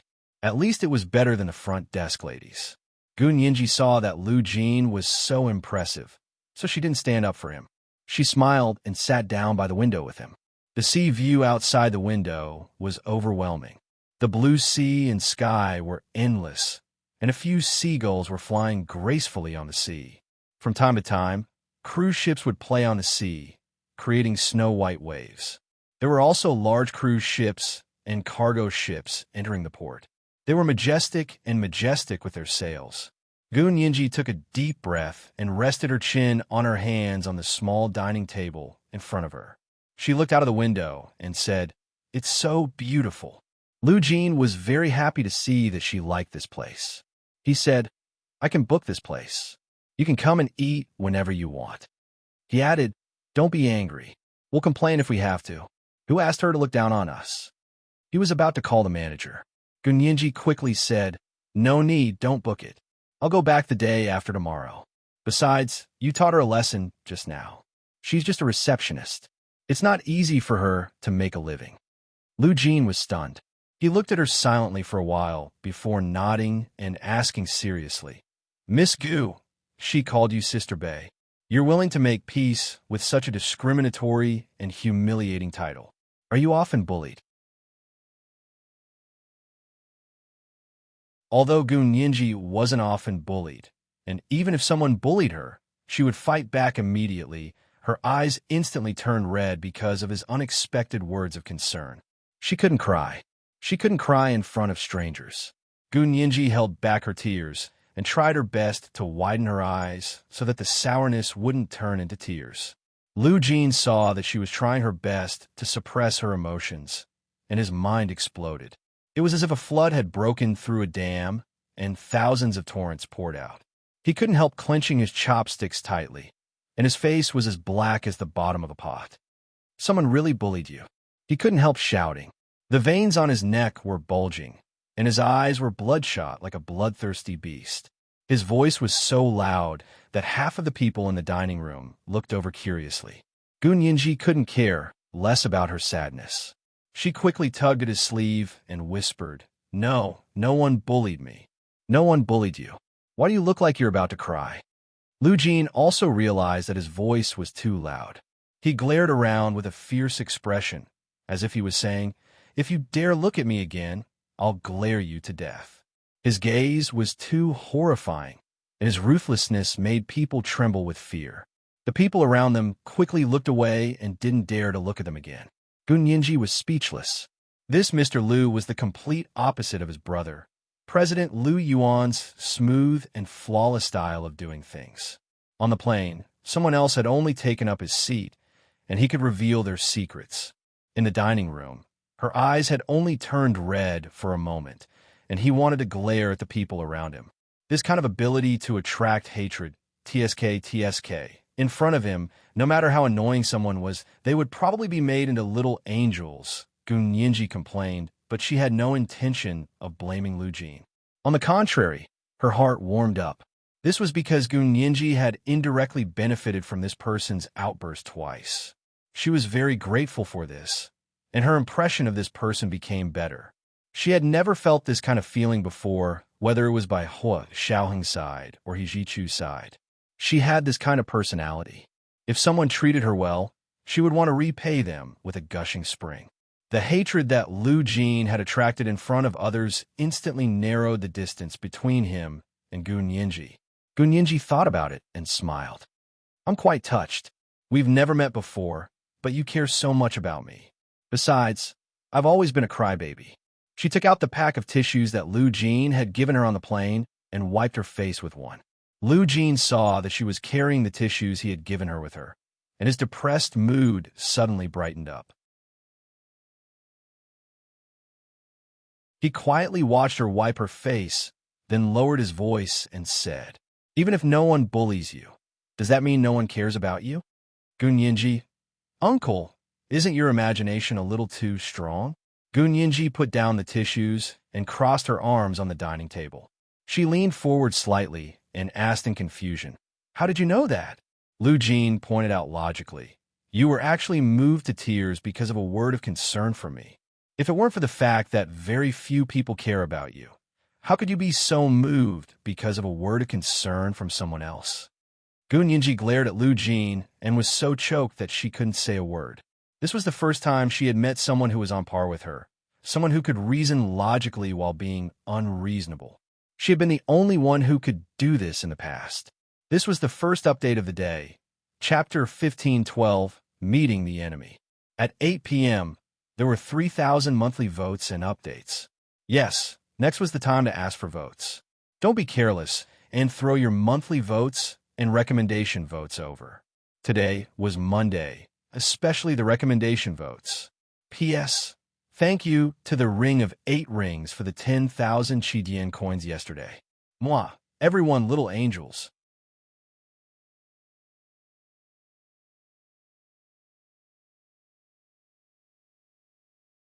Chapter 1524. Why aren't you saying anything? Did I guess right? Lu Jin was even more nervous. His tone was slightly impatient and angry. It seemed that as long as Gunyinji nodded, he would tear those who didn't care about her into pieces. Gunyinji felt a little uncomfortable.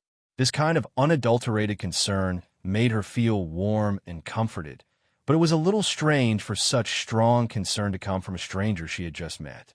When she was growing up, Hua Xiaoheng always reminded her that there was no such thing as a free lunch, and there was no such thing as a free lunch. She had to work hard to get what she wanted.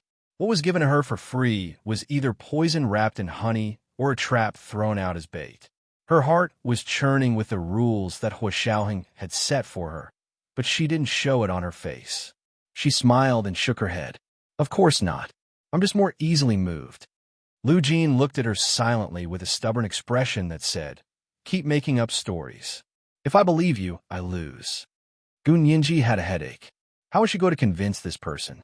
After thinking about it, she said softly, "Mr. Liu, there are actually a lot of people who care about me.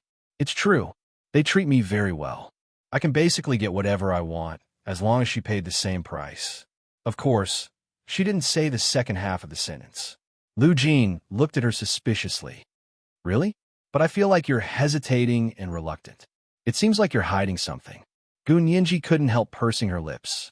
She was very worried that she would accidentally say what she was keeping in her heart. This person was too sharp. Although his words weren't pleasant to the ear, his observation skills were top-notch. Gunyinji was annoyed, and her eyes darted around. She looked up and saw the waiter coming over with the menu. She quickly said, "Oh, I'm starving. Let's see what's good here." When Gunyinji said she was hungry, Lu Jin's thoughts immediately went astray. He quickly said, "Then hurry up and order. Don't you want to eat seafood? Let's see what seafood specialties they have here." Long Jingxian was the only Michelin 3-star Huaxia restaurant in H City. It did have its own delicious specialties. Before they ordered, the waiter brought the appetizers. They were free and available at every table. Gunyinji looked at it and licked her lips. It was indeed a high-class restaurant. The appetizer was pickled cucumber and abalone. A delicious abalone was placed on top of a few slices of tender cucumber. Just the color scheme alone was enough to whet one's appetite. Gunyinji took a bite of the abalone, then didn't hesitate to order the abalone and chicken crisp platter, dragon with jade pear fragrance, crispy fried lobster balls, French duck liver stuffed crab, and celery mixed green melon dumplings. The main dish was Long Jingxuan's signature lobster fried rice, and the dessert was poplar sweet dew. After ordering, she looked at Lu Jin embarrassedly and said, "Did I order too much?" Lu Jin shook his head seriously and said, "I've calculated the amount of food here. The food you ordered is only enough for you to eat until you're half full." "Oh," Gunyinji raised her eyebrows. "You've eaten here before?" "No." Lu Jin shook his head honestly. "I calculated it from their menu and the calories of every dish on their menu." Gunyinji, the waiter's eyes were almost popping out of his head. He had worked here for so many years, but this was probably the first time he had seen someone calculate the amount of food from the calories of every dish on their menu. Then, "Should I order more?" Gunyinji looked at the price of each dish, and her heart thumped. She hoped that she had brought enough money for a meal. It was too expensive. Lu Jin flipped through the menu and quickly ordered 6 gold foil seafood dumplings. The menu says that there's fish maw, ginseng, and mushrooms from Japan. The nuclear leak in Japan has been quite serious in the past 2 years. Food raw materials from there can't be served on our table. If I measure it, I'll sue your restaurant for treating human life like grass. The waiter's legs began to go weak, and he wanted to kneel down. Gunyinji listened with relish and nodded repeatedly. "That's true. We don't eat mushrooms from Japan. The mushrooms from Yungue in our country are very good." Then she reminded the waiter, "Remember, if you don't explain it to the chef, we won't comply." The waiter nodded repeatedly. I'll remember. All food raw materials from Japan couldn't be used in the dishes ordered by this table of customers. Lu Jin continued to order 2 organic Australian black and white lobster balls with scallions, 3 baskets of scallop dumplings, and an appetizer platter with barbecued pork, roast duck, roast suckling pig, and jellyfish skin. He explained to Gunyinji, This platter isn't actually healthy. The fat content is too high, but because the amount is very small, I'll still order one for you to try. The roast suckling pig here is unique, so it's worth trying." Goon Yinji's saliva was about to drip out, and her eyes shone with the light of a glutton who had seen delicious food. Okay. I like to try delicacies from all over the world." Lu Jin looked at the menu again and said, 4 servings of lobster fried rice, and 2 servings of each of the dishes she ordered before. "That's enough." Goon Yinji silently calculated the bill. This meal would cost about 5,000 yuan, and she would spend almost a month's salary. Just as she was wondering if she still had the money to go shopping and buy some local specialties, Lu Jin had already handed the menu back to the waiter and said, "This meal will be signed under the name of the Lu Corporation." The waiter's eyes lit up, and he quickly said, "May I ask if you're a senior executive of the Lu Corporation?" Those who had the authority to sign the bill were all senior executives. Lu Jin took out his business card. "I have the authority to sign." Goon Yinji blushed and quickly said, "This meal is on me. Don't be like this. It's not good if others find out." This was eating and drinking at public expense. If Hua Xiaoheng found out, he would probably break her legs. The waiter ignored Goon Yinji and left happily with Lu Jin's business card. Lu Jin frowned and looked at Goon Yinji. "What's wrong with that? As a shareholder of the Lu Corporation, can't I even sign the bill?" Goon Yinji began to reason. "Mr. Lu, don't be like this. We agreed that I would treat, so I ordered these dishes. If you were the one treating, I wouldn't have ordered them. Besides, we already agreed. What do you mean by going back on your word?" Actually, if Lu Jin had taken the initiative to treat her to a meal, she definitely wouldn't have come. Lu Jin felt that it made sense and said regretfully, "Then this meal is on you, and the next meal is on me." Goon Yinji, she decided not to dwell on this issue. She could manage this meal for 3 days, whether it was her appetite or her wallet. Goon Yinji smiled at Lu Jin and didn't say anything else. The two of them made up their minds and began to enjoy the food quietly. The waiter brought the dishes over one after another. It was only then that Goon Yinji realized that the so-called dragon with jade pear fragrance was actually a combination of shrimp and pear. The shrimp meat was delicious, and the pear meat was sweet and delicious. It was wrapped in a little powder and steamed together. Both foods retained their natural taste, and when mixed together, the aftertaste was endless. She ate the delicious food in small bites and sat upright. When she ate, she chewed carefully without showing her teeth, and, of course, she didn't smack her lips. Her demeanor was dignified and elegant. One look at the way she ate was enough to tell that she had a good upbringing and must have come from a good family. It was also said that in a rich family, only after 3 generations did they know how to eat and dress. The way Goon Yinji ate was enough to convince people that she was a lady from a wealthy family. At that moment, no one thought that she was an orphan whose parents had died.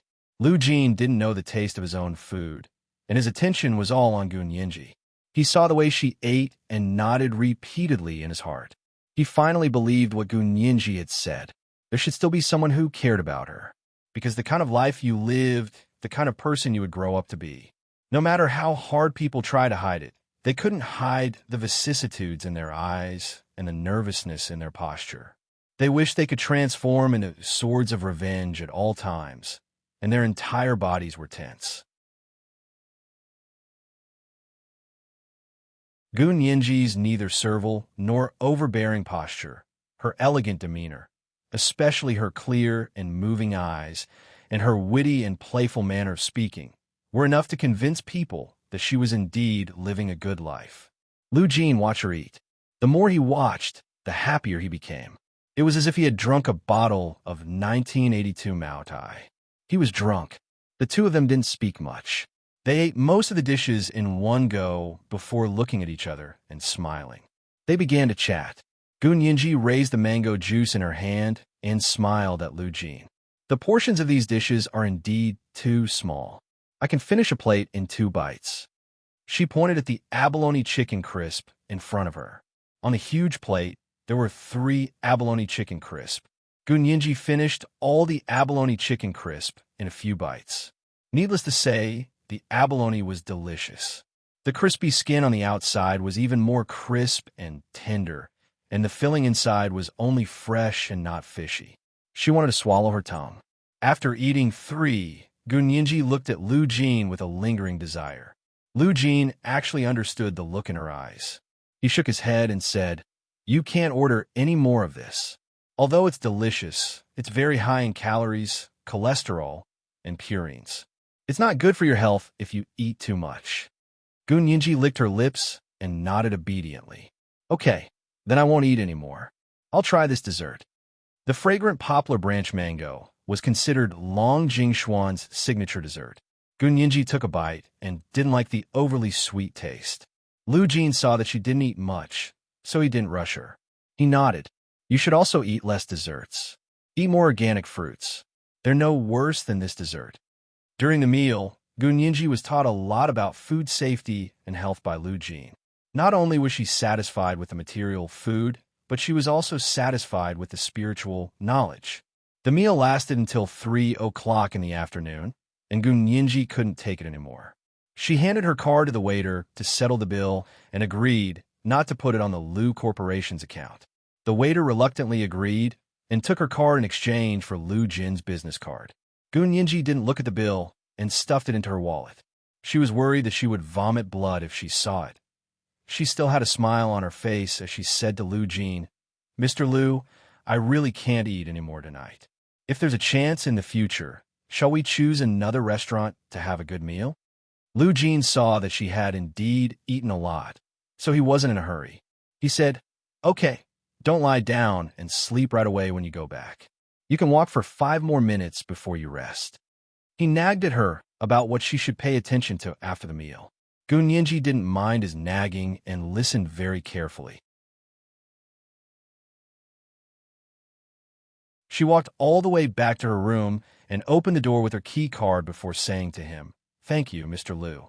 I had a good time today." It had been a long time since Lu Jin had spoken so much in one breath. It was rare for an obedient person to not only not hate him, but also listen very seriously and not perfunctorily. He was so happy that he was almost humming all the way back to his room. Lu Yuan and Zhao Liangzi were discussing important matters in the inner room. When they heard Lu Jin come in, they fell silent at the same time. After a while, Zhao Liangzi was puzzled. "CEO Lu, your brother can sing?" Lu Yuan. The next night was the Lu Corporation's grand celebration banquet. Gunyinji changed into a formal black dress and only wore a necklace of natural seawater wild pearls. The pearls were full, and each one was the size of pinky finger. What was rare was that each one was almost exactly the same size. The pearls were shiny and complemented her delicate and fair skin. Walking into the beautifully decorated banquet hall, Gunyinji found Xiao Zhang, who was eating the buffet with a plate. She smiled and said, "Aren't you a celebrity chaser? Where are those celebrities?" Xiao Zhang had gone out shopping during the day and hadn't eaten all day. She was waiting for the celebration banquet buffet to fill her stomach.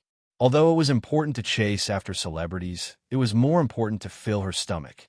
Xiao Zhang chewed on the fragrant lobster fried rice and said incoherently, "I think they're over there. I saw a few celebrities surrounding Miss Xie just now." Gunyinji asked nervously, "Miss Xie? Which Miss Xie?" "It's Prime Minister Xie's niece, Xie Qingying." Xiao Zhang looked around and found traces of Xie Qingying.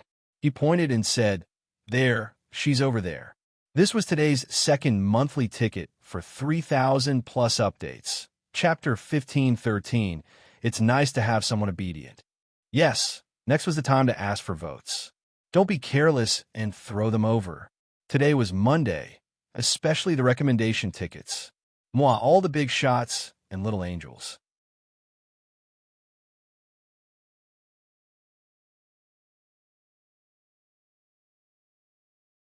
Chapter 1525. Under the bright crystal lights in the celebration banquet hall, Prime Minister Xie Beichen's niece, Xie Qingying, was wearing a sapphire blue fishtail evening gown that revealed one of her fair shoulders. She wore an Indian-style ruby necklace around her neck. Her eyes were also relatively large, and she had put on heavier eye makeup, making her eyes look even bigger. She looked a little like a white Indian Brahmin caste beauty. She held a glass of red wine in her hand and was talking to a group of handsome men and beautiful women around her. Gun Yinji looked at the little black dress she was wearing and felt that she was a little disrespectful. If she wanted to find a chance to talk to Xie Qingying among the group of upper-class men and women dressed in pearls and jade, her outfit was really not good enough. But it was too late to go back and change now. Moreover, she hadn't wanted to be in the limelight before, so she hadn't brought any branded custom-made evening gowns. What should she do? She held a glass of orange juice and pretended to be nonchalant as she walked over to Xie Qingying. She only wanted to find an opportunity for her to talk to Xie Qingying. Standing about 3 meters away from Xie Qingying, Gun Yinji saw that the people around her seemed to be about to disperse, so she quickly walked forward. However, she had only taken a few steps when a group of people rushed up from behind and squeezed her to the back. "Hey, what are you doing? In a hurry to reincarnate?" Gun Yinji staggered from being pushed by a young man and almost fell to the ground. The man turned around to look at her. He saw that she was dressed plainly and didn't wear expensive jewelry. Although her figure was hot and her face was delicate, she wasn't qualified to listen to his apology. He glared at her and had already squeezed to Xie Qingying's side. He gave her a generous and decent smile and behaved courteously, as if the rude man who had randomly bumped into others to squeeze to the front didn't exist at all. The corners of Gun Yinji's mouth twitched. She picked up her phone and took a picture of the man. A gentleman's revenge was a dish best served cold. She was the vengeful Gun Yinji. After waiting for a while, the group of people dispersed, and Gun Yinji quickly walked over to Xie Qingying. Unexpectedly, she had only taken a few steps when another group of people surrounded her from behind and overtook her. This time, it was a young woman in a custom-made Dior evening gown who squeezed her out. Not only did he reach out and pull her away, but he also seemed to have stepped on her. Gun Yinji had never experienced something like this before. When she was with Hua Xiaohong, she had never attended such events. She had attended such banquets with Yi Zhichu in the United States before, but with Yi Zhichu by their side, it was always others who came over to fawn over them.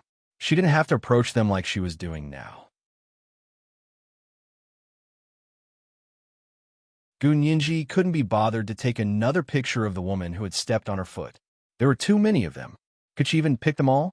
Although Gun Yinji was tall and beautiful, she didn't have the right to speak to Xie Qingying in the eyes of these snobs, who only respected clothes and not people. She could only wander around with a glass of orange juice in her hand, waiting for a chance to jump over. Lu Jin and Lu Yuan stood in a VIP room on the second floor, waiting for the celebration banquet to officially begin. Through the large glass window of the VIP room on the second floor, one could see everything that was going on in the hall on the first floor. Ever since Lu Jin entered, his gaze hadn't left Gun Yinji, who was wearing a black evening gown in the hall on the first floor. He observed her for nearly 10 minutes and asked Lu Yuan in confusion, "Why do you think Yinji kept circling around Xie Qingying within a 2-meter radius?" Lu Yuan, actually, he didn't want to answer this kind of daily math question. However, Lu Jin looked at him eagerly, obviously hoping that he could answer this question. Lu Yuan had no choice but to droop his eyelids and say, "Isn't it obvious?" She wanted to talk to Xie Qingying, but she couldn't squeeze in, so she had to circle around outside. Lu Jin immediately put down the red wine glass in his hand and tugged at the bow tie around his neck. His expression was ugly. Why didn't Xie Qingying talk to her? Yinji was the most beautiful and polite girl among all the guests today. She didn't talk to her, but she insisted on chatting and laughing with those idiots. Why did you invite such a brainless socialite? Lu Yuan, how is Xie Qingying brainless? She graduated from Q University's School of Journalism and Communication and from Columbia University's Masters in Media.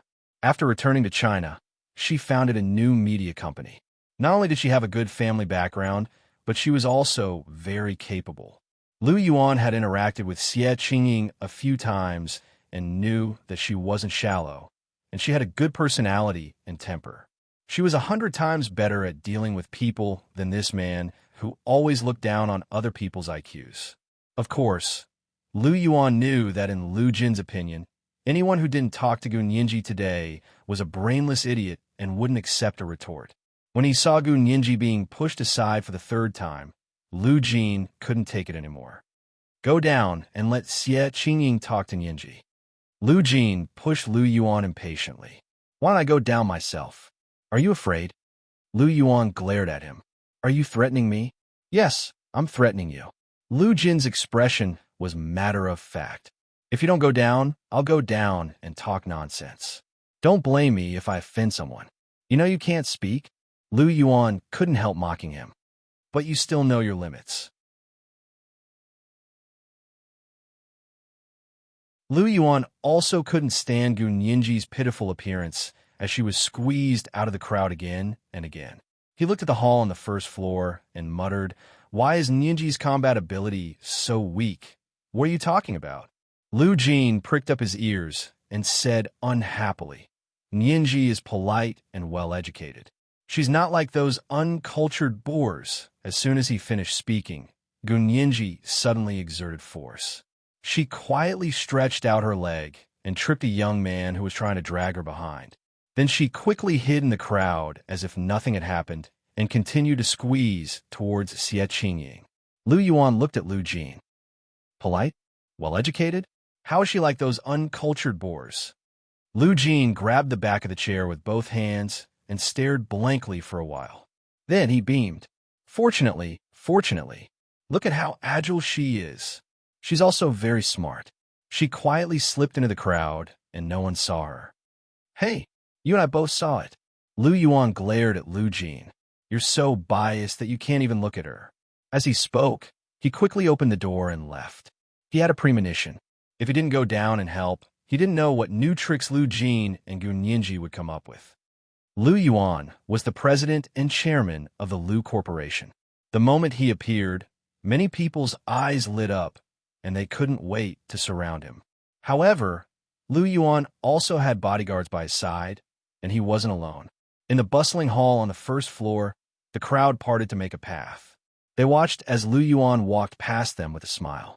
Finally, he came to the side of a beautiful girl in a black dress. Lawyer Gu. Lu Yuan reached out his hand. I'm very happy that you came to this celebration party today. Gun Yinji? What was going on? However, she glanced over and saw that Xie Qingying had already looked over. Her mind raced, and she subconsciously reached out and held Lu Yuan's hand. She smiled and said, President Lu, you're too kind. Lu Yuan smiled and leaned over.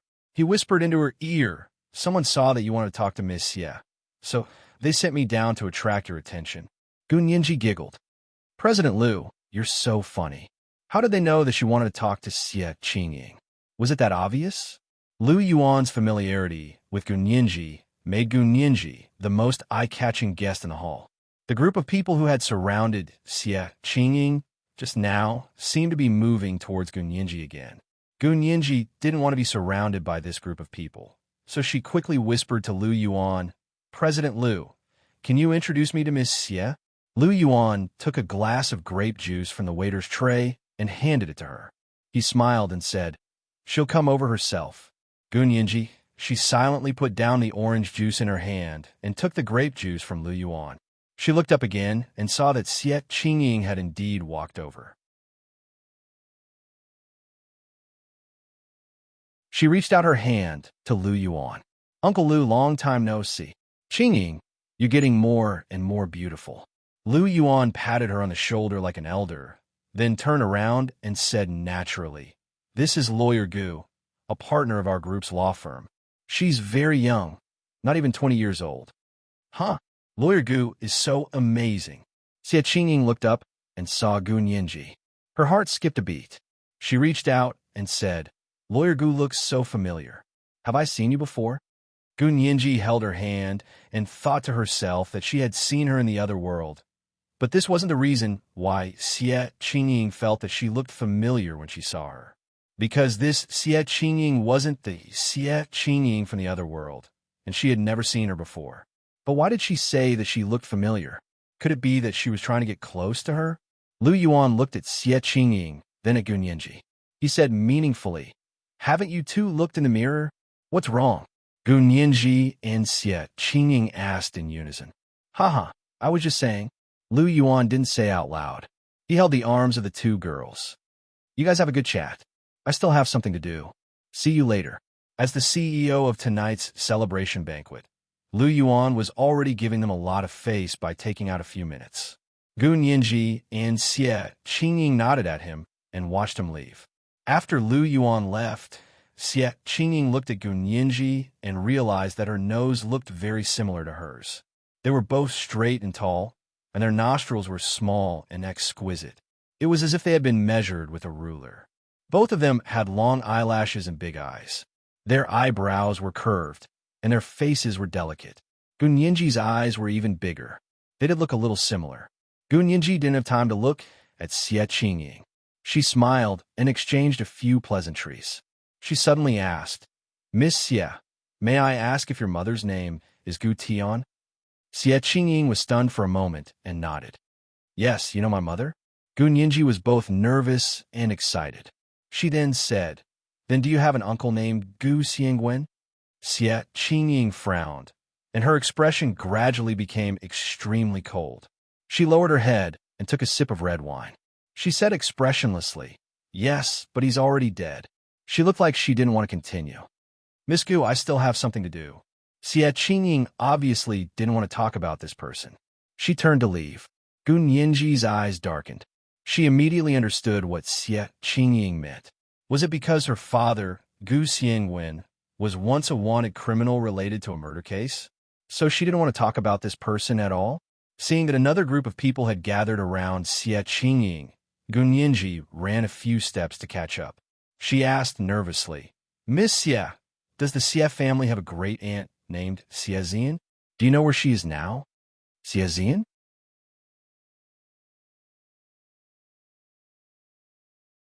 Xie Qingying stopped in her tracks.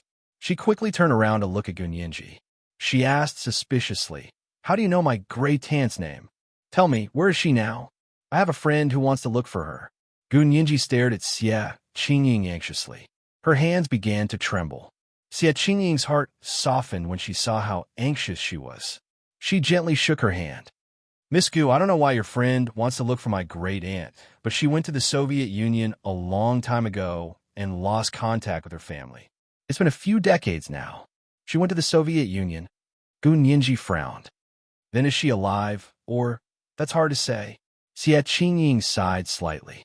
"As a family, of course we hope she's still alive, but she went through that war. Basically, the chances of her being alive are not high." Gun Yinji carefully analyzed Xie Qingying's words and muttered, "You mean you don't know if she's alive or dead? If she's alive, why hasn't she contacted her family for all these years?" Xie Qingying asked in return. "A few years ago, our family sent people to the Soviet Union to investigate her whereabouts, but we couldn't find any definite answers." This was the first update of the day. Chapter 1514, Too Biased to See. There would be an extra update at 8 p.m. Yes, it was time to ask for votes. Don't be careless and throw your monthly and recommendation tickets over. Moi, everyone, little angels, that you're tuning into the Romance Rendezvous YouTube channel.